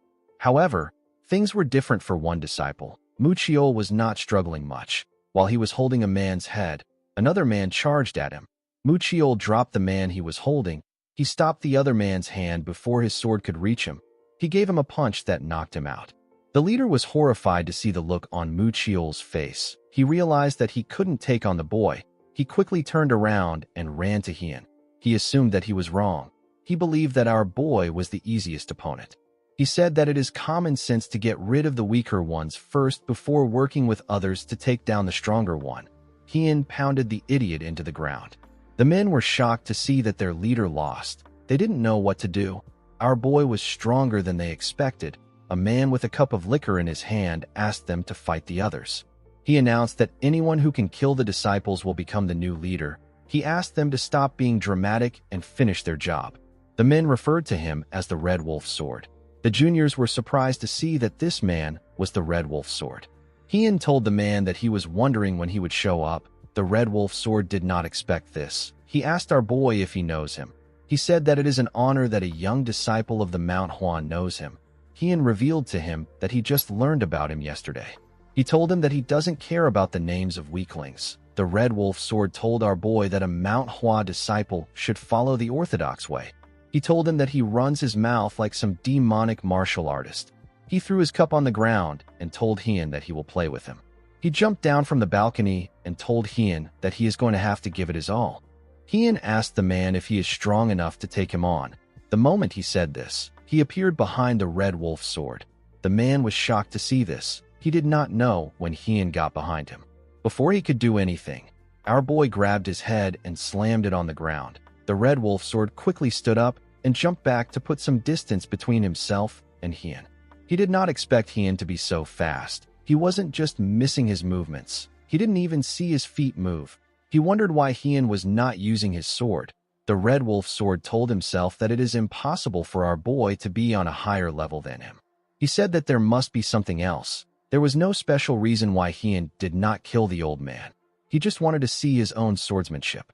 It has been a month since he opened his eyes in Mu Wai's body, and he has never missed training once. The research to combine the MANHWA martial arts and his own martial arts was also in progress. However, there was no way to prove the results of his training and research. The junior disciples weren't strong enough to understand. The elders and the first-generation disciples didn't have time for him.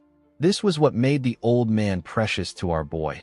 Heian knew that the Red Wolf Sword wouldn't reach his expectation, but he will be good for something. The old man disappeared in front of Heian and appeared in the air. He tried to strike our boy from above. Heian easily dodged his attack by moving back. The man turned and swung his sword at our boy. Heian went down to dodge the attack. While he was below him, he hit him with the bamboo leaf hand to push him back. Our boy did not give him the chance to regain his balance. He closed in on him and attacked him with his sword. The Red Wolf Sword was able to dodge it by bending his head. He could not believe that Heian was able to read his steps. He did not expect our boy to be at the level where he can read his steps with the slightest movement. He wondered if the reason he couldn't follow Heian's movement was because of the difference in their levels.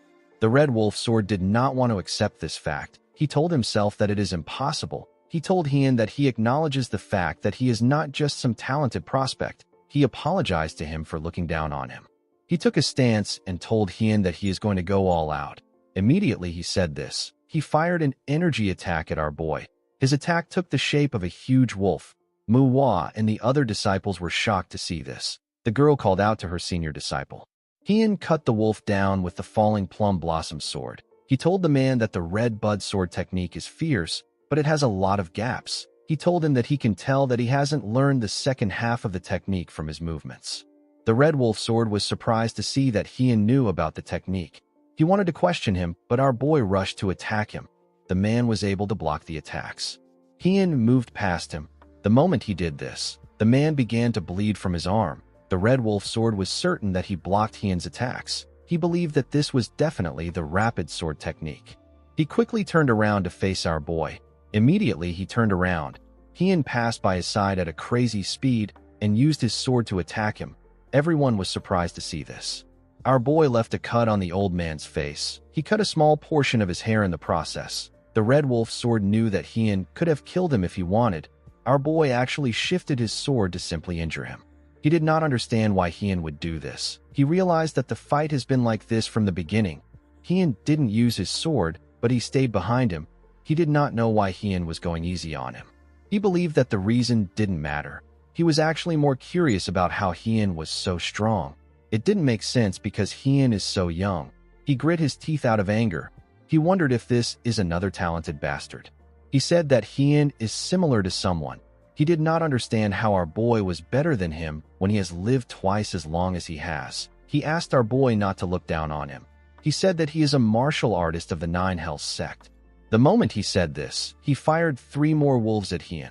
With a simple swing of his sword, Hien fired his attack at the wolves. His attack tore them apart and hit the man. It left several cuts on his body. Muchiol was surprised to see this. The red wolf sword told himself that he was already training before our boy was born. He said that he kept on practicing so that he could be acknowledged for his martial arts. He could not believe that Hien destroyed the results of his efforts so easily. He used his sword to hold himself. He charged at our boy. He asked Hien to tell him why his efforts won't be acknowledged. Immediately he said this. Hien cut him down at a crazy speed. In the next scene, we see the leader pull his head out of the ground. His mouth was filled with sand. He began to cough out the sand in his mouth. The man wondered about what happened. He was certain that he charged at Hien with his sword.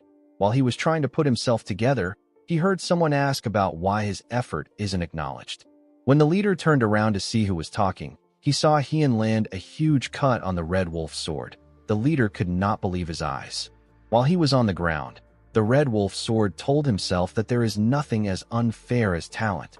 He believed that his efforts fell victim to a young prospect's talent in order to let him shine. He assumed that Hien must have only trained for a few years at best. He said that it is a good story for a young prospect to attack a martial artist of the Nine Hells Sword sect. He told our boy that he has seen many talented and young martial artists like him. He told him that he is already used to being acknowledged by those around him. He asked our boy if it felt good to cut him. He asked him to enjoy it as much as he can because he will end up dying like him. He said that everything will be over once his sect confirms his death. He told Hien that he cannot block the Nine Hells Sword sect no matter how outstanding he is. Hien told him that he talks a lot for someone who is about to die. He kicked him and made him face him. He revealed the letters on the man's chest. Our boy told the man that he could feel a sense of inferiority from him due to how he spoke.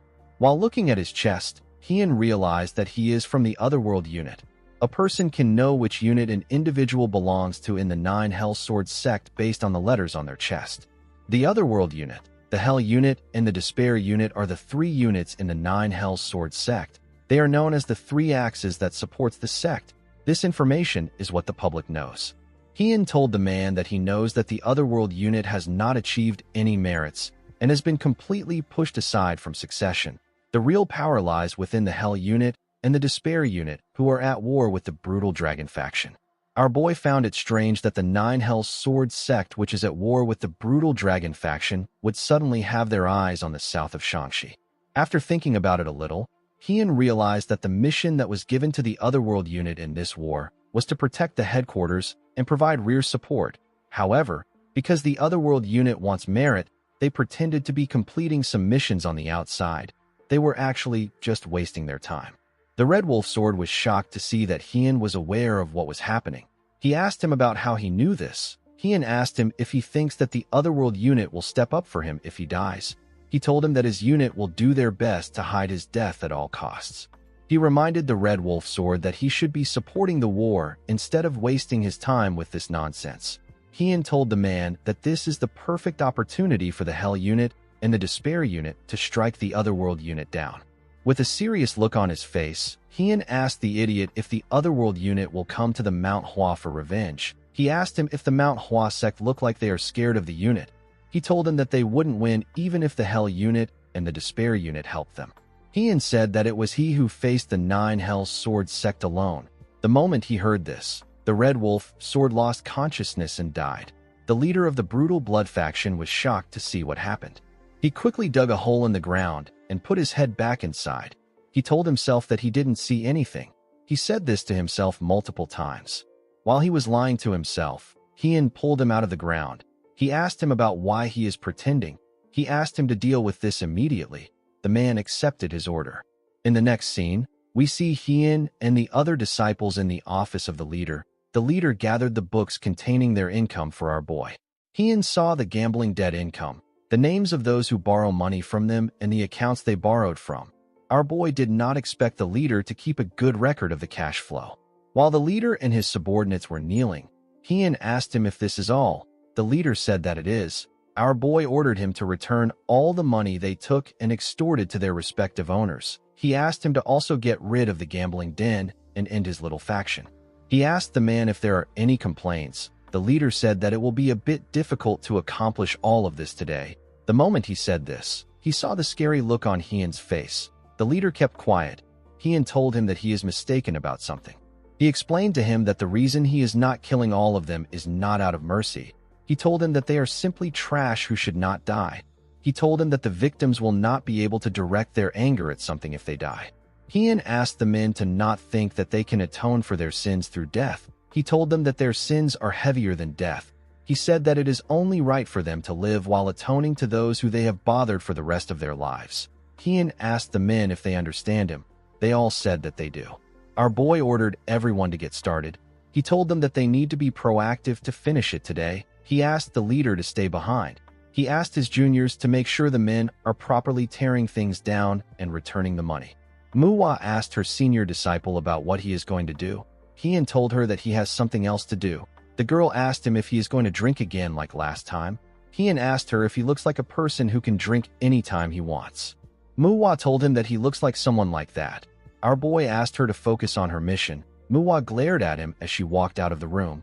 She asked him not to worry. She said that they will be fine. Heian did not expect the girl to see through him. Fortunately, he wasn't going to drink this time.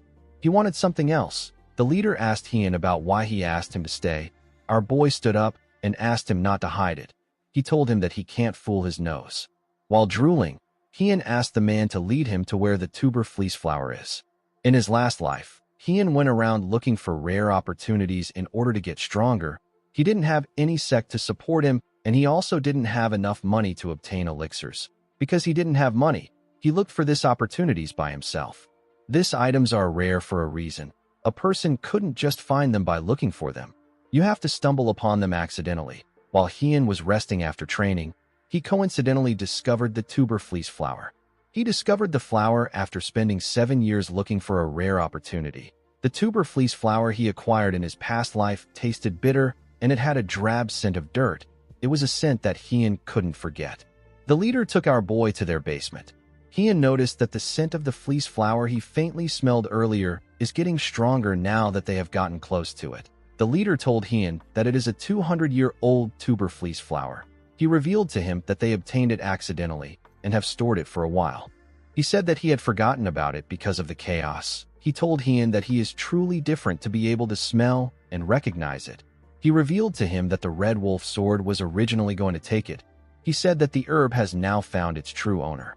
Heian stepped into the treasury and commended the man on his work. He asked him to go up to finish his work. The man accepted his order. Our boy locked the door and began to look around. Most organizations who are capable of using martial arts have a space where they can practice energy circulation. Heian observed that the iron doors and the stone walls were pretty thick. He was certain that he didn't need to worry about anything. In his last life, Heian ate a 300-year-old fleece flower. He knew that a 200-year-old fleece flower won't be as good as the one he ate. However, this didn't change the fact that the item is special.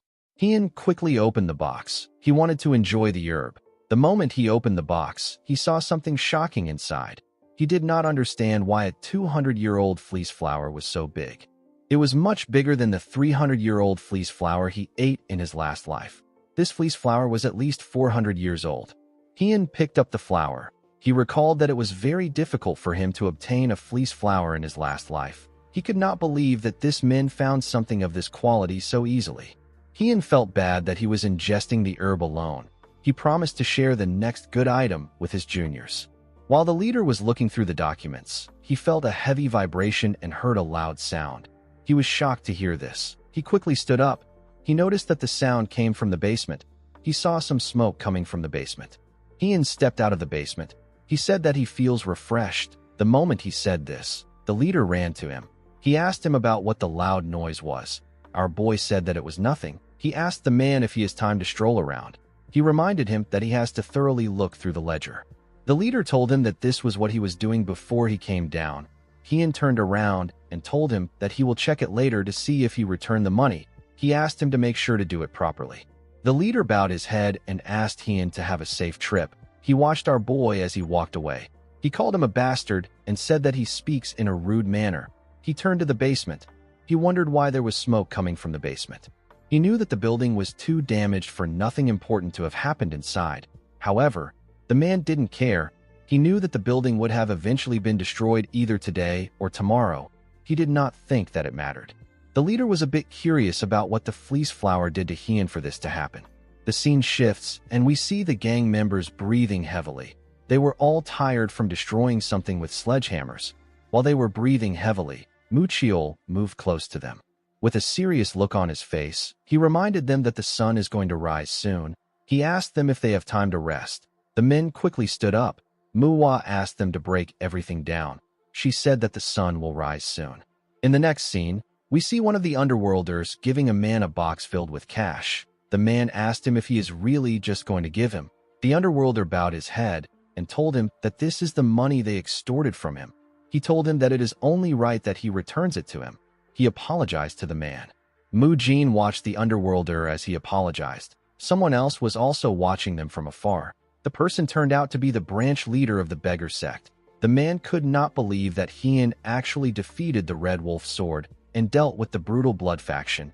He was certain that it had only been 2 days since he gave Hien information on the Red Wolf Sword.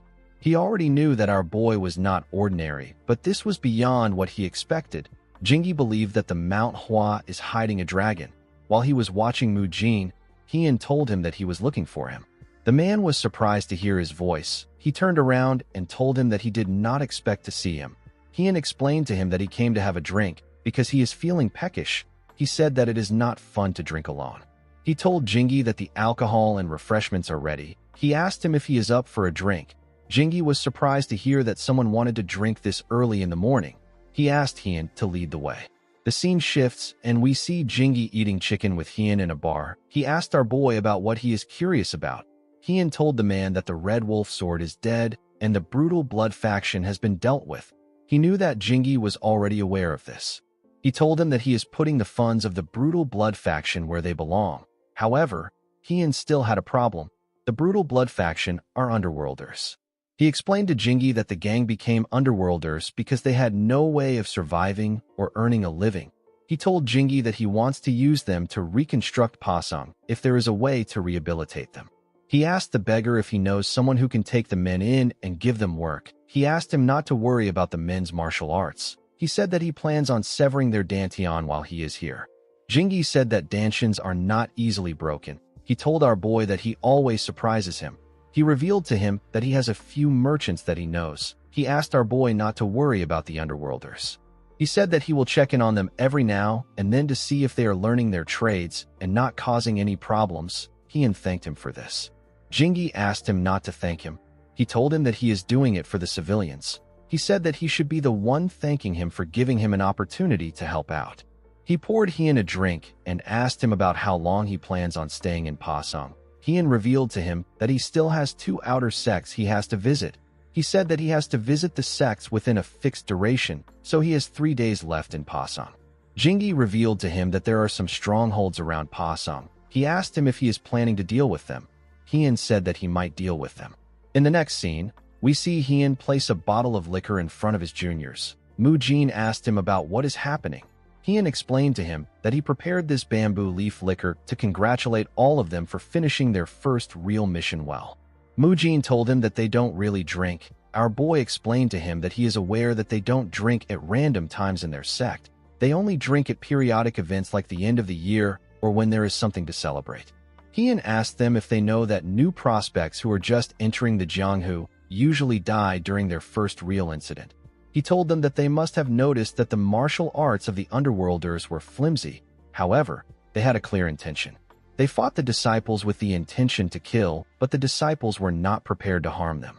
Our boy told his juniors that this is what the real world looks like. He explained to them that their martial arts is better than the underworlders. However, the difference between life and death in the Jianghu is not simply decided by a person's level. Most who are new to the Jianghu overlook this fact and meet a terrible end. However, this three came out unscathed. Hiem told them that their safety is a reason to celebrate. He told them that they drink since it is a celebration. Mu Jin found it odd that his senior was speaking with experience. He reminded him that this is also his first real incident. Our boy told him that he is right. They all raised their cups and congratulated themselves for safely completing their first mission in the Jianghu. After taking a sip of the drink, MANHWA said that the bamboo leaf liquor is delicious. Mu Jin agreed with her. He said that it is not bitter even though it is alcohol. MANHWA told our boy that she now understands his love for alcohol. She said that she will drink every day if liquors are this good. Mu Jin asked her not to do this. While they were talking, Mu Chiol was thinking about something. He remembered the technique Hien used to destroy the Red Wolf sword's attack. He was certain that the sword technique doesn't belong to the MANHWA. He wondered about what the sword technique was. He couldn't stop thinking about it. He wanted to know what it was. He told Hien that he has a question for him after watching his battle with the Red Wolf sword. He said that the first technique he used belongs to the MANHWA. However, the moment he deflected the Red Wolf sword strike, his swordsmanship changed into something else. Mu Chiol said that the power was concentrated and the curves were not smooth. He told Hien that he wants to know more about this technique. Our boy believed that they were all busy dealing with the underworlders. He did not expect Mu Chiol to be watching him. He knew that the technique he used had the principle of weight in it. Weight and power were the principles of the Dako sword technique, which Hien used and invented in his past life. Our boy simply put the principle of weight into the basic moves of the six-fold combo sword technique. He could not believe that Mu Chiol actually noticed this. He remembered that the boy said that it didn't look like a MANHWA sword technique. He told Mu Chiol that he will tell him later. He said that there is something they need to do first. Hien had been waiting for a chance to mention this to his juniors. He believed that now was perfect. He asked his juniors if they have finished their drinks. He asked them to finish it if they haven't done so. He told them that they won't have time to drink for the next 3 days once they hear what he is about to say. In the next scene, we see a coachman driving a carriage in a forest. Someone came out of the bush and asked the coachman to stop. The man asked him if something is wrong. The man who came out of the forest said that nothing is wrong. He asked the coachman to give him everything he has if he doesn't want to die. The coachman begged the man to spare him. While he was begging, Hien and his juniors watched him from the bushes. MANHWA could tell that this man was a bandit. Hien explained to her that the bandits stay hidden in the woods until someone passes by in order to rob them. Although they look like they are part of the underworlders, they are actually different. The biggest difference would be the fact that they learn martial arts, and they are more systematic. The people they dealt with earlier also learned martial arts, but the Red Wolf sword taught them with a purpose in mind. So those men aren't like the average underworlders. These men are more structured. Hien told his juniors that they have to assume that a stronghold is nearby if they come across this bandits. He said that there are about 5 strongholds around Pasung. He told the disciples that he does not know the exact locations of the strongholds. He said that the only thing he is sure of is that these men are stronger than the underworlders under the Red Wolf sword. With a worried look on her face, MANHWA asked her senior disciple about why he is telling them this. Our boy revealed to them that they will be the ones to eradicate these strongholds in the next 3 days. He said that one person will take on each stronghold and the rest will watch. The juniors were shocked to hear this. MANHWA asked him about why he made such a decision. She asked him if they did something wrong. Our boy found her question to be odd. He reminded her that they almost died because they couldn't take down the underworlders. He told them that they almost died because they were not ready to harm others. Heian explained to them that this mission was made to deal with their fear. Mu Chiol told him that he is right. He said that they might have died if it wasn't for him. He said that it is a good idea. Mu Jin and Mu Hua did not like the fact that he was right. Mu Jin asked Heian about how he prepared himself to harm others. Heian did not know how to answer the question. This wasn't his first real fight. His first real fight happened a long time ago. However, it wasn't something that he could easily forget. Heian told Mu Jin that he remembers being afraid, the fear that he will be the one to die if he doesn't kill the person got to him. Heian told his juniors that he is afraid of dying, and he is also afraid of them getting hurt. He said that he slayed the enemy in front of him in order to prevent his fears from becoming real. He explained to his juniors that this perspective belongs to him.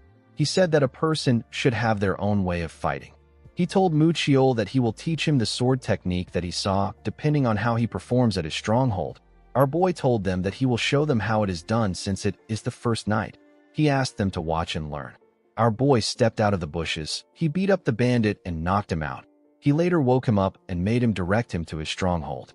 His leader was shocked to see Heian. Our boy easily took care of the bandits and destroyed their stronghold. After this night, the special training began for the juniors. They watched over the brutal blood faction during the day, and they took care of the strongholds at night. The training was quite effective. At first, the disciples hesitated. However, they quickly learned their lessons. They stopped hesitating sooner than Heian expected. They all did well. However, Mu Jin seemed like he needed more time. It was not that he was falling behind in terms of skills. He was actually even better than Mu Chiol and Mu Hua when it came to skills. But he was still hesitating when it came to killing, even though he was at death's door. Having watched over the boy until now, Heian understood why he was hesitating, but he couldn't do anything about it. Mu Jin needed to overcome it by himself. In the next scene, we see Heian tell his juniors that they have taken care of the strongholds. They were able to take care of the strongholds in 2 days instead of 3 days. Our boy commended them on their efforts. He revealed to them that they will be leaving for Wainan as planned. He asked them to rest until tomorrow. Mu Hua asked him about what they will do today. Heian reminded her that he told Mu Chiol that he is going to teach him a new technique. Mu Hua asked him if they are also involved. Our boy told her that they have to help too. Mu Hua was not excited to hear this. She planned on resting today. She could tell that Heian was going to work them to the bone again. The scene shifts, and we see Heian demonstrate the move to the juniors. He left a hole in the ground when he swung his sword. The juniors were shocked to see the technique. Heian told Mu Chiol that the technique he saw before was actually the six-fold combo sword technique. He said that he simply tweaked it a bit by adding weight to it. Mu Chiol was surprised to hear this. Heian explained to him that the sword techniques of their sect allow a person to proceed to the next move even if the sword path is blocked or destroyed. This is partly because there are so many changes in movement. It is also because there is no differentiation between defense and an offense in the six-fold combo. In other words, a person can link the six-fold combo sword technique to any other skill. Heian said that he will be displaying his own personal interpretation of the technique. He asked them about how things will be if he mixes the element of illusion and change to the six-fold combo sword technique. Mu Chiol asked him if he is serious. Heian revealed to them that Hyunjo wasn't the first to create this method, but he was the best at it. This means that he has a very profound understanding of martial arts. Our boy told them that Hyunjo thought a lot about the six-fold combo sword technique and came to a conclusion. Hyunjo said that Flamboyant Change and the Plum Blossom are both still the six-fold combo sword technique, but it is a different branch of the technique. Heian announced that Hyunjo was discreetly creating a new technique. He said that one of them uses the weight of the sword which he just performed. He said that he also has a conclusion about the technique. He said that it is incomplete. On top of this, the MANHWA doesn't have a technique that deeply studies the weight of the sword. Heian explained to Mu Chiol that it can be foolish to learn a technique that isn't even complete, especially when he already has a good basic technique.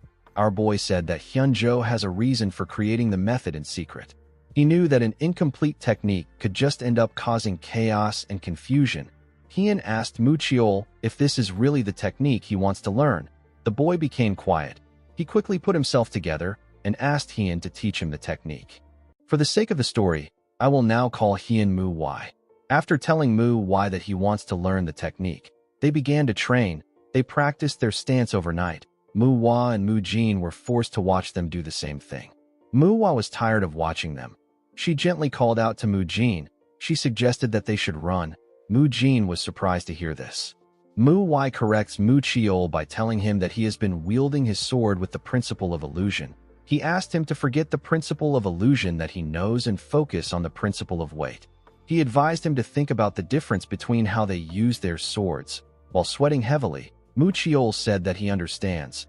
As the boy practiced his sword technique, MUJIN and MANHWA walked down the hill. They said that they wanted to go watch the underworlders. In the town, we see a man asking his subordinate to move faster. He told him that he won't be able to get things done at his current pace. The subordinate was an underworlder. He told his master that his back and the area around his stomach has been aching him since yesterday. MANHWA saw that there were no issues in the town. She recalled that her senior disciple told her that those who became underworlders had no other choice but to walk that path. If they are given the opportunity, they would actually work hard. MANHWA did not expect it to be true. She believed that all underworlders were trash. She assumed that the underworlders were acting nice because they knew that she was watching them. MANHWA wasn't really bothered about this because the underworlders could no longer use martial arts anymore. The girl believed that MUJIN must be watching the underworlders too. She decided to end things and go back to the inn to rest. She told herself that she has done what she needs to do. She believed that she deserved to rest because she has worked hard for a few days. The moment she turned around, someone called out to her. MANHWA quickly drew her sword when she turned around. She saw a woman and a child. She recognized the woman. She remembered that she was the one that she saved at the brutal blood faction. The woman apologized to her for surprising her. She introduced the little girl she was holding as her younger sister. Her name is Young. She asked MANHWA to say hi to her. The girl quickly put her sword away. She asked the woman about how her wound is. She apologized to her for scaring her younger sister. She explained to her that she is a bit sensitive because she has been working for a while. While she was talking, Young thanked her for saving her sister. MANHWA was surprised to hear this. She became emotional. She could not believe that the little girl was thanking her. She asked herself if this is why chivalrous fighters exist. MANHWA felt like crying. The woman explained to her that her big wound healed quickly. She told her that they were able to carry out their father's funeral thanks to her. MANHWA did not expect to hear about her father. She quickly realized that it was the man who was lying next to the woman. MANHWA put her hands together and bowed her head. She apologized to her for not being able to help earlier. She hoped that their father rests in peace. The woman asked the girl not to apologize. She told her that she did not bring up the topic to get an apology. She said that she is actually thankful. She thanked MANHWA for saving her and not letting her little sister live alone. Young stared at MANHWA as her eyes shined brightly. She told MANHWA that she wants to be a chivalrous fighter when she gets older. MANHWA became emotional when she heard this. She began to cry. The woman did not understand why she was crying. MANHWA told Young that she can also do it when she gets older. The little girl asked her if she is serious. While crying, MANHWA told the little girl that she will become an even greater fighter than her. The woman asked the girl if something is wrong. She asked her if she is hurt somewhere. MANHWA told her that it is nothing like that. At night, we see the lights in the town shine brightly. Inside the inn, we see MUJIN sitting on the ground. He seemed to be thinking about something. The next day, we see MANHWA breathing heavily. She asked MANHWA to slow down. She did not understand why he was walking so fast. MANHWA told her that he is not walking fast. He told her that she is the one who is slow. He asked her if she has become relaxed after resting for a day. Our boy said that she has been slacking in her usual training. He told her that he will take a look at things. MANHWA whispered that they should have left early. She asked him to tell her why he let them rest for a day. MANHWA turned around and glared at her. MANHWA quickly covered her mouth. MUJIN decided to change the topic since our boy's expression was not good. He said that he is curious if the underworlders in Pasung are rehabilitating well. He told MANHWA that they didn't seem to have any issues when they were watching them. Our boy asked him not to worry about it. He said that the beggar sect will keep watching them. With a scary tone in his voice, he told MUJIN that what they need to worry about is their weak mentalities. He said that he needs to increase the difficulty of their training. MUJIN could not believe that he failed at changing the subject.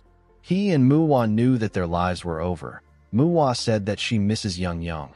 Our boy turned around when he heard this. MANHWA explained to him that Young is the younger sister of the girl she saved during the fight. with the brutal blood faction. She told him that she met Yang while she was watching the Underworlders. She revealed to Mu that Yang said that she wants to be a chivalrous fighter like her when she grows up. Mu told her that this is the first time he is worried about a child's future. Mu was shocked to hear this. She called out to her senior disciple. Mu asked her to shut up. He told her that they have reached Waynon. The girl was happy to hear this. She moved up to see the town. Mu was relieved to see that they reached the town before sunset. Mu Jin informed him that the MANHWA outer sect that is here is known as the Fresh Flower Sect. Mu decided that they will have dinner at the Fresh Flower Sect. Mu was happy to hear this. Our boy reminded her that she said something about him going too fast earlier. Mu couldn't say anything. The scene shifts, and we see a boy beating another boy in the bushes. His friends assisted him in holding the boy down. The boy clenched his fist and punched the white-haired boy in his stomach. He raised his fist and said that he needs to give him one more punch. Before the boy could land his punch, someone blocked his hand. The person was surprised to see a young boy hitting another child with a little bit of internal energy. When the boy raised his head, he saw Mu holding his hand. He saw the other disciples behind Mu. The white-haired boy immediately realized that he was looking at disciples from the original MANHWA sect. Mu told the boy that his punch is enough to kill a child who hasn't learned martial arts. With a scary look on his face, he told the boy that he needs to be aware of this when punching with his fist. The boy glared at Mu when he heard this. Our boy could tell that his eyes were full of arrogance. He immediately realized that the problem lies with the parents. He knew that the boy has been influenced by his parents. It wasn't his fault that he was like this. Mu noticed that the boy was still glaring at him. With a look of anger on his face, our boy told the arrogant idiot that he can get slapped if he glares at someone while knowing that he is in the wrong. Mu knew that the boy was from an orthodox sect. He asked him if he wasn't taught manners in his sect. Before our boy could do anything, the other boy gently grabbed his clothes. Mu did not expect this. He understood what the boy was trying to say. He let go of the arrogant idiot and asked him and his friends to get lost before they get beaten. After the idiot and his friends left, the other boy put his hands together and bowed his head to Mu. He introduced himself as Lim Sanha of the Fresh Flower Sect. He thanked our boy for his help. Mu also introduced himself to him. Mu moved close to the boy and asked him if he is all right. Sanha said that he is. Mu asked him about who the other boy was. Sanha said that the boy is the young master of the Great Truth Sect. His name is Ga Sayin. The other kids are students learning martial arts at the Great Truth Sect. Mu asked Sanha to tell her why they were bullying him. The boy told her that their sect has never been on good terms with the Great Truth Sect. Recently, the boys found out that their sect was weaker than the Great Truth Sect. Thanks to this, they started bullying him. Mu could tell that the boy swinging his fist was the young leader. Mu Jin asked Sanha if his sect leader knows about this. Sanha told him that he does. He said that he used to fight back and beat the boys before. The Fresh Flower Sect leader went to the Great Truth Sect to talk about the fights. However, when he got there, the Great Truth Sect leader told him that his students wouldn't do something like that without a reason. He told the Fresh Flower Sect leader that his son is the one at fault, and he tried to turn the issue into a sect-level conflict. Because the Fresh Flower Sect leader didn't want a war between the two sects, he backed off. Mu realized that the Fresh Flower Sect will likely face its downfall if it fights against the Great Truth Sect. He asked Sanha if the best his sect could do was to make sure that the Fresh Flower Sect doesn't have a reason to invade them. He realized that this was why Sanha stopped him earlier. The boy was worried that it might lead to a fight between the two sects. This was why he let them beat him up. Sanha told Mu that he is right. Mu could not believe that an outer sect of their sect is being treated like this. Mu told her that there is a reason they were sent to take care of the outer sects. He told her that they will hear the details from the Fresh Flower Sect leader. Inside the sect, we see the disciples of the sect staring at the disciples of the MANHWA sect. Mu recalled that the main sect's disciples are supposed to have red plum blossoms and the outer sects were supposed to have white plum blossoms. He noticed that the disciples of the sect all have white plum blossoms embroidered onto their clothes. A man walked up to them and told them that he has been waiting to hear from them. Mu bowed his head and introduced himself to the man. He thanked him for the warm welcome. The man bowed his head and introduced himself as Lim Muguk. He is the sect leader of the Fresh Flower Sect. Muguk told our boy that he heard about how they took the brutal blood faction down in one night. Mu said that rumors in the Jianghu are actually exaggerated. He told him that it did not happen overnight. Muguk told him that the important thing is that they took care of the brutal blood faction. He asked Sanha if he was the one who brought them there. Sanha said that he was. Muguk commended his son for what he did. He asked the group to follow him inside. Muwai noticed that he had a weird look on his face. Muguk served them some tea. Mu Chiol told him that the scent of the tea is deeper than that of the plum blossom tea from the MANHWA. Muguk said that it is not as good as the MANHWA's tea. He said that he still hasn't forgotten the taste of the plum blossom tea. He said that he would like to visit again sometime. He told them that he wanted to let them rest first. Muwai told him that it is all right. He revealed to him that the sect leader asked them to take care of the outer sects. He said that they don't need to waste time. He asked Muguk to tell him how the Fresh Flower sect is doing. Muguk told him that they are in a difficult position. Our boy asked him if it is because of the Great Truth sect. Muguk explained to him that they were never on good terms with the Great Truth sect, but they weren't any large problems in the past. This was because they were equal in power. Muwai asked him if things has been different since the Shangxi massacre. Muguk told him that he is right. Ever since the Great Truth sect learned about the damage they suffered, they began to act bolder. They have been getting in their way whenever they can, and now they are intervening in their interest and provoking them. Muguk knew that the young leader of the Great Truth sect was bullying his son. He said that his son has suffered today again. Mu Jin was surprised to hear this. He asked him if he already knew. Muguk said that his son was trying to hide it, but he could tell. He told them that he wants to confront them with his sword, but this would be exactly what the Great Truth sect wants. They want to take over their sect through any means possible. Muguk said that there is nothing he can do even though his son came home after getting bullied. The man felt like he failed as a father and as a sect leader. Mu Jin asked him about why he didn't ask the MANHWA for help. Muguk told him that he is aware of the situation the main sect is in. He said that he wanted to ask for help once the main sect has recovered a bit. He told the group that he is relieved that they are here now. He said that he could feel their determination and spirit.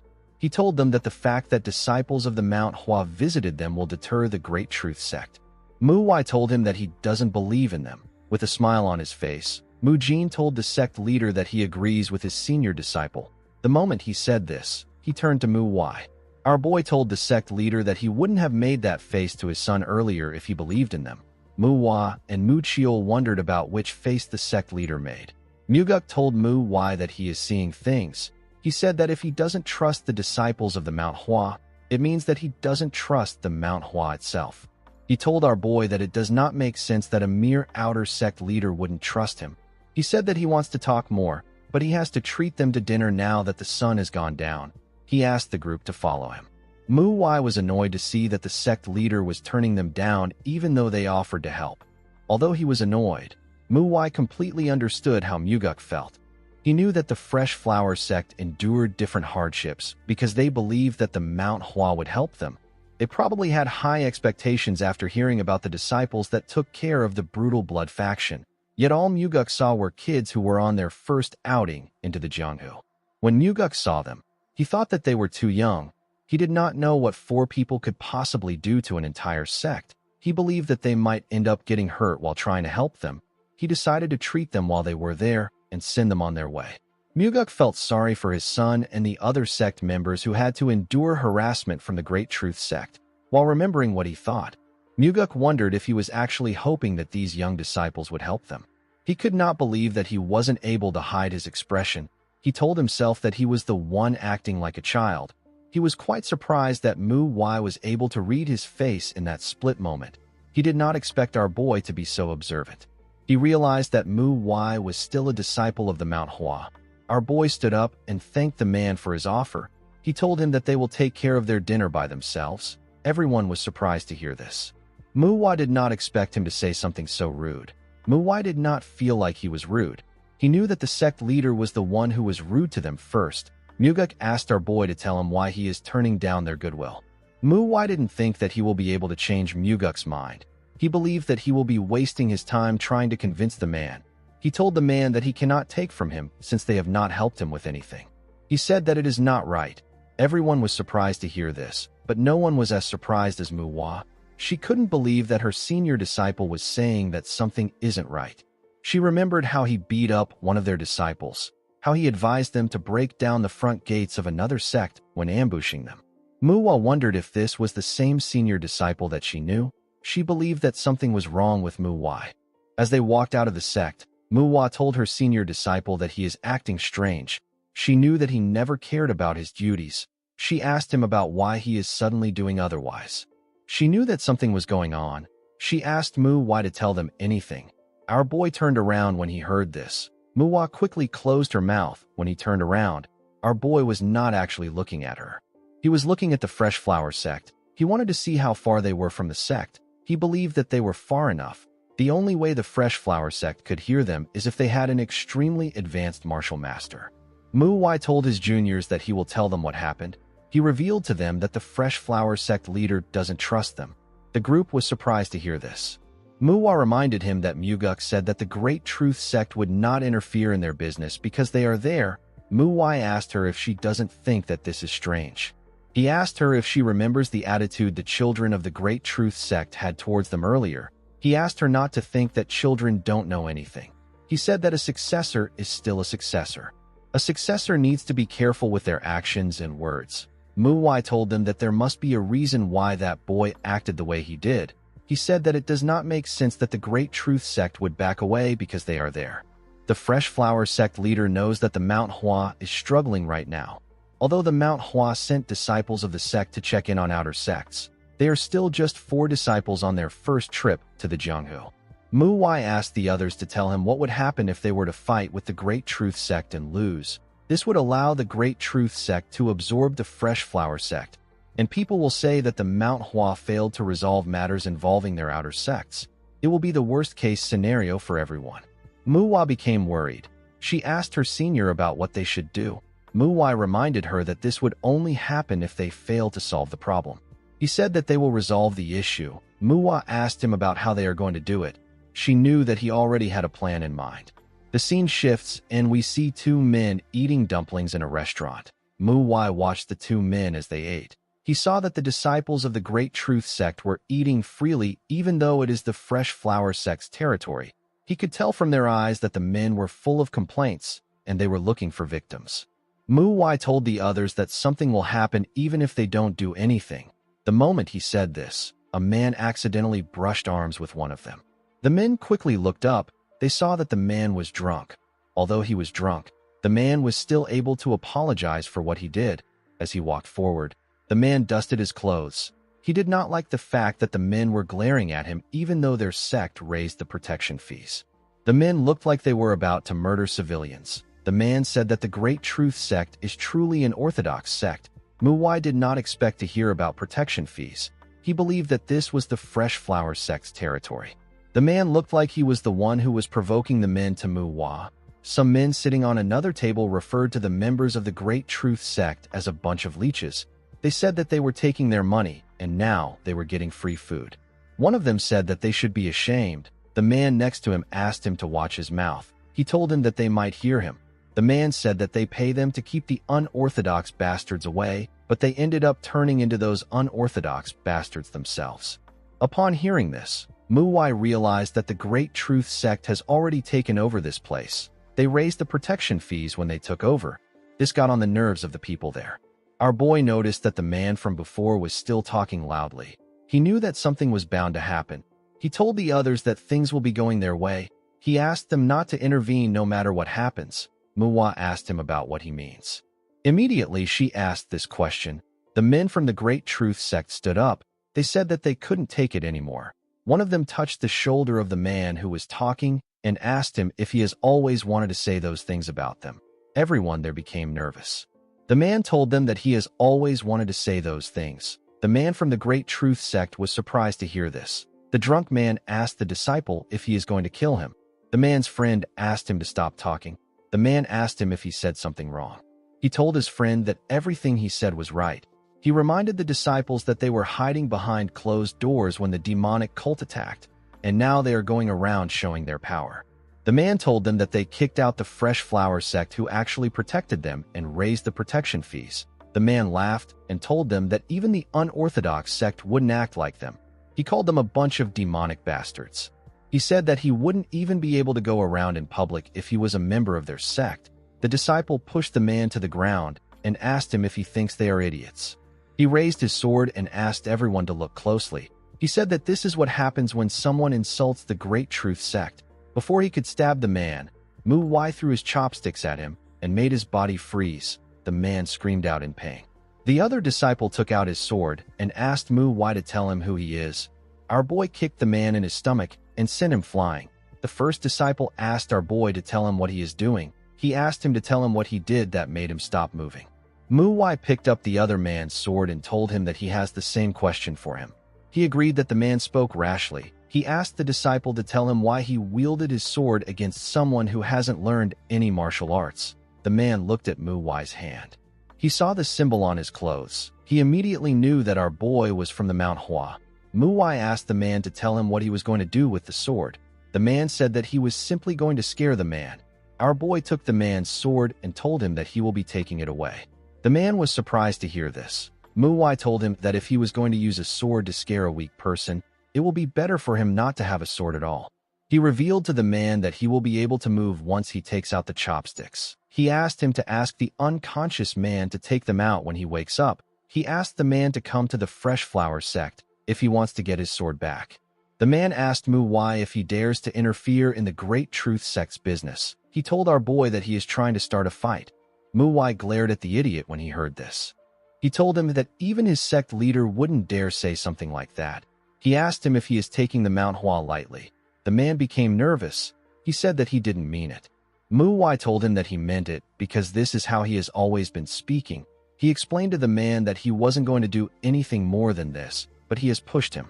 He told the man that there is only one way for him to be forgiven. He said that the Great Truth Sect leader must come to the Fresh Flower sect and beg for forgiveness. With a scary tone in his voice, MANHWA told the man that the Great Truth Sect will be history if the sect leader is not there by sunrise tomorrow. He advised the man to answer wisely. The disciple told him that he will bring his sect leader. MANHWA and the other disciples were not even surprised by MANHWA's actions. MANHWA said that their senior is getting bolder by the day. She said that it would have been better if they just ambushed the Great Truth Sect. Mujin agreed with her. He asked her if this will be all right. The next day, we see the sect leader of the Great Truth Sect and his disciples marching towards the Fresh Flower sect. In Muguk's life, there are 3 times when he felt like a giant boulder was placed on his chest. It was a time when he found it hard to breathe. The first was the time when the MANHWA sect members were dying during the Black Knight Palace's bloody battle. The second time was when his oldest son passed away, and the last time was when he found out that his youngest son was being bullied. As he watched the Great Truth Sect leader and his sect members walk towards his sect, Muguk felt like a giant boulder was placed on his chest again. MANHWA stood in front of the sect. He could tell that the Great Truth Sect leader did not come there to apologize. The sect leader asked our boy if he is the junior who called for him. He asked him if he did not learn etiquette at MANHWA. MANHWA smiled when he heard this. He asked the senior if his actions bothered him a lot. He said that his etiquette is poor, but it cannot be compared to that of the Great Truth Sect. He told the sect leader that everyone in his sect is showing their killing intent as if they cannot wait for a bloody battle. He told them that they are kind of like a demonic sect. The sect leader placed his hand on his sword and called MANHWA a bastard. Our boy cuts him off and tells him that they shouldn't fight here. He asked him to speak with him inside. He told the man that someone might misunderstand the situation if they see this. He explained to him that he is standing as if he is going to unsheath his sword and start fighting any second from now. MANHWA reminded the man that they are orthodox sects. He told him that it won't be good for them to cause any misunderstandings. The sect leader took a look at his sword. He told MANHWA that he is quite the talker. He believed that MANHWA was just buying time. He decided to just humor him. He agreed to follow MANHWA inside and discuss with him. Our boy was relieved to see that he agreed to follow him. He planned on breaking his wrist and dragging him inside if he didn't comply. Muguk turned around and asked them to come in. He was relieved to see that everything was going the way our boy said that it would. The scene shifts and we are taken to the past. We see Muguk talking to MANHWA. He asked our boy to tell him what he has done. He believed that MANHWA understood his intentions of not having unnecessary conflict with the Great Truth Sect. MANHWA told him that he does. The sect leader asked him to tell him why he caused trouble if he understood his intentions. Our boy asked him to calm down. He told him that he will speak frankly. He told Muguk that he is aware of the fact that he can't trust them. He revealed to him that the sect leader did not give them a specific task or duration when he asked them to check on the outer sects. This means that the sect leader trusts their judgments and actions while they are checking on the outer sects. Muwai revealed to Muguk that the sect leader asked them to check on Weinan, Pasung, and Lushan.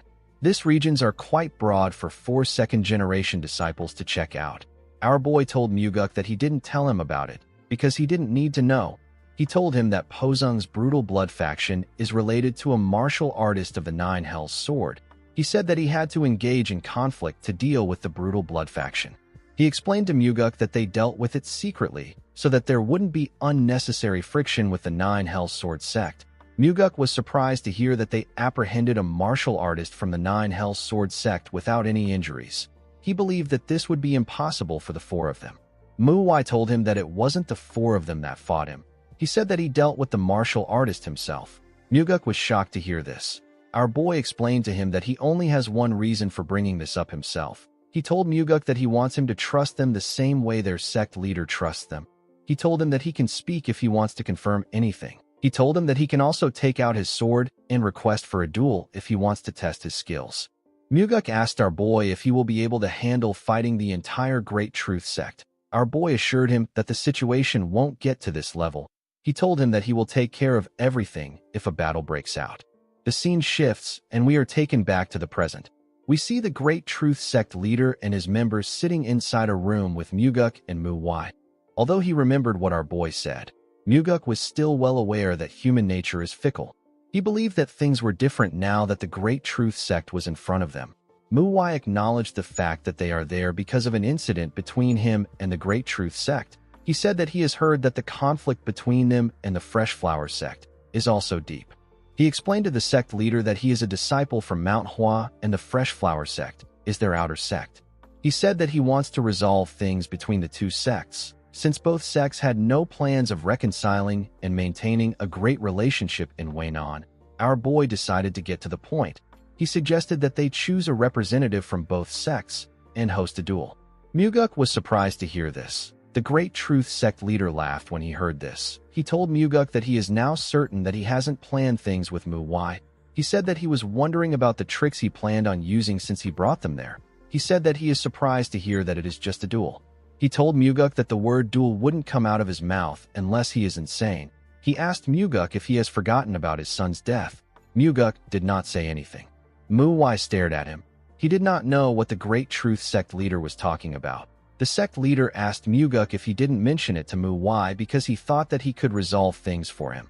He told Muguk that the person he trusted touched a topic that hurt him the most. Muwai used a technique known as sound transmission to share his thoughts with Muguk in his mind. He asked the sect leader if his son died dueling someone from the Great Truth sect. Muguk was surprised to hear our boy's voice in his head. Muwai apologized to him for touching a painful memory. The sect leader asked him not to worry about it. He said that it is his fault for not telling him in advance. He asked our boy to keep going. He told him that he trusts him. Muwai thanked the sect leader for his trust in him. He told the Great Truth sect leader that it was a situation he was not aware of. He said that the issue is already gone. He told him that he will continue with what he is saying. He explained to the men in the room that the duel will include 3 people from both sides: the sect leader, the vice sect leader, and a strong person from the sect. Muwai told the Great Truth sect leader that he will participate as the strong person for the Fresh Flower sect. He asked him if 5 days from now is good for him. The sect leader told him that they can even fight right now. He asked our boy if he can be considerate to them. Muwai asked him to explain what he means. With an arrogant look on his face, the man said that the last duel was quite difficult for them. He said that people framed them by saying that they killed on purpose. He told Muwai that he personally believes that it is correct to blame the weak one. He said that he is simply worried that he will be called a murderer again. Muwai asked him if he doesn't know how the dispute between him and his sect members began. He asked the man not to worry because the farmers are already calling the Great Truth sect a demonic sect. With a look of anger on his face, the sect leader told Muwai that he has been running his mouth for a while. He asked him to watch it. He told him that he and his sect members could attack the Fresh Flower sect right now. He said that they are holding back because he made an interesting offer. Our boy asked him if he is pissed off. He told him that he was simply informing him because he did not seem like he was aware. The man next to the sect leader asked Mu why if he thinks that they are easy just because they are holding back. Before he could say anything else, Mu Wai glared at him with a scary look on his face. The man became scared. The Great Truth sect leader stood up and said that they will come back in 5 days. He said that he wants a fair duel where no one dies. After saying this, he left. Muguk let out a sigh. He revealed to Mu Wai that the Great Truth sect young leader was much weaker than his son in martial arts. He said that the Great Truth sect leader was once his equal, but now he is much stronger. He told Mu Wai that the person he will face will be a hired assassin who they will pose as a guest of the Great Truth sect. Our boy was not surprised to hear this. He told Muguk that he is correct. Muguk assured Mu Wai that his faith in him hasn't changed. He said that he simply wants to know if this is okay. Our boy told him that the duels will be easy. Muguk told him that he will place his full faith in him. Mu Wai stood up and told the sect leader that they need to go to the training hall. The man was surprised to hear this. Our boy explained to him that he should consider himself dead for the next 4 days. Muguk did not understand what he meant. The scene shifts and we see Mu Jin and the others staring at something with a look of shock. Mu Wai asked Mu Jin if this is really okay. The boy asked her not to ask him. He said that he doesn't know. The disciples were looking at the fresh flower sect leader hanging upside down on a tree. His leg was tied to the branch. Mu Wai stood below Muguk. He pointed his sword at his back, as if he was waiting for him to fall down. Our boy told Muguk that it is too early for him to get tired. He said that they still have a lot of time. He asked him to imagine that his sect is finished when he can no longer endure. He advised him to use this to push through. He warned him not to get too close to the ground. Mu Wai told herself that her senior disciple is not a human. She was certain that he was a demon. At sunset, we see the sect leader still hanging on to the tree. Mu Chiol was the one holding the sword now. He told Muguk that he is going to get stabbed if he lowers himself any further. He reminded him that today's training is nearly over. He begged him to endure the pain a little longer. Mu Chiol felt bad for the sect leader. He wondered about where our boy went to after asking him to take over Muguk's training. The scene shifts and we see Sanha sitting alone. The boy thought about the duel that was to take place in 5 days. He kicked a rock when he remembered that Mu Wai said that he will help him with his training until the day of the duel. The boy knew that he couldn't suddenly get stronger with 4 days of training. While he was thinking, someone walked up to him. Sanha was surprised to see Mu Wai. With a smile on his face, our boy told him that he is right. Sanha did not expect to hear this. He asked him about what he means. Our boy explained to him that he cannot become strong with just a few days of training. Such a thing is not possible without the help of a miracle medicine or strange encounter. Our boy picked up the rock he kicked. He told Sanha that this only applies when it comes to improving his martial arts. It is a different story when it comes to building experiences. Mu Wai explained to the boy that what is important is how he uses his martial arts. Sanha did not understand what Mu Wai was talking about. Our boy decided to change his approach. He raised the stone and asked Sanha if he is utilizing his martial arts properly. The boy was surprised to hear this question. He said that he is utilizing it properly. Mu Wai asked him to copy what he is about to do. The moment he said this, he fired the stone at a crazy speed. It touched a tree and destroyed it. Sanha was shocked to see this. Mu Wai explained to him that he used less internal energy than kids his age would typically have. He told the boy that he has far more energy than the average kid. He reminded him that he said that he knows how to properly utilize his martial arts. He told him that he should be able to utilize internal energy on this level. He told Sanha that his training is complete for the day if he succeeds. However, if he fails, he will have to keep trying until he gets it. Mu Wai asked the boy to give it a try. Later in the night, we see several trees which Sanha had partially destroyed. Unfortunately, it wasn't on Mu Wai's level. Our boy told him that he shouldn't be satisfied with this. He told him that he has gotten better. He said that they need to end things today.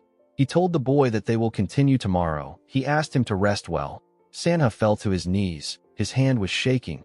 He had to use it to practice for a long time. While shaking in pain, the boy said that Mu Wai is a demon. Unfortunately for the boy, the sun was already rising. He wondered about how he was going to even rest. The scene shifts, and we see Mu Wai telling Muguk and his son that this is the 2nd day of training. He told them that they have to train together since they don't have enough time. He asked the two of them if they learned how to use their body yesterday. They both said that they did. MANHWA told the sect leader that anyone can tell that his body is in great condition. Our boy knew that Muguk's body was able to quickly recover to its previous state because he was consistent with his training. MANHWA drew his sword and told the two of them that they needed yesterday's training for today's training.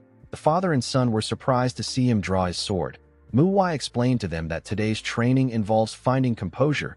He told them that a demonstration will be better than a verbal explanation. He turned to the side and asked his assistants to take their positions. His assistants were his juniors. The father and son were surprised to see that MANHWA was going to face 3 of them alone. MANHWA told the others that she will go first. Mu-Jin told her that he is right behind her. Immediately she heard this. She charged at our boy. MANHWA blocked her attack with his sword sheath. MANHWA used her hand to attack his head. MANHWA easily dodged it. He gave her a kick that sent her flying. Mu-Jin appeared behind her and swung his sword at our boy. MANHWA blocked his attack with his sword. He raised it and made a huge swing to push Mu-Jin back. His attacks became more aggressive. He pushed Mu-Jin back with each strike. Sanha asked his father if this is fine. He said it seems quite dangerous. Muguk agreed with his son. He told him that they should still watch for now. He wondered about what MANHWA was trying to show them. MANHWA used his sword sheath to hit Mu-Jin in the stomach. The boy coughed out when this happened. Mu-Chiol asked him to go low. The moment he heard this, Mu-Jin bent his head. Mu-Chiol swung his sword at MANHWA. Our boy was able to block his attack with his sword. He told Mu-Chiol that his sword has more weight to it than before. He told the boy that it is not yet enough. Immediately he said this. MANHWA moved his sword close to his neck. Mu-Chiol admitted defeat when he saw this. MANHWA allowed his juniors gather around him. He told MANHWA that her attacks are too obvious. This makes them easy to react to. He told Mu-Jin that he is still not bold enough. He told Mu-Chiol that he still hasn't gotten used to his new sword. He explained to his juniors that these are the biggest reasons why they failed. He advised them to focus on what he has pointed out. After saying this, he walked up to Muguk and his son. He told them that this is how they will train until the duel. Muguk was shocked to hear this. He asked MANHWA about the kind of training this is. He reminded him that he wanted them to find composure. Our boy told him that he is right. He asked him if he didn't feel like something was off during the fight. Muguk said that it seemed over the top for it to be simply training. The moment he said this, Muguk understood MANHWA's intentions. Our boy explained to him that the best way to improve in a short while is to build experience. He explained to them that they will be able to dodge attacks from weaker people once they have enough life and death experiences.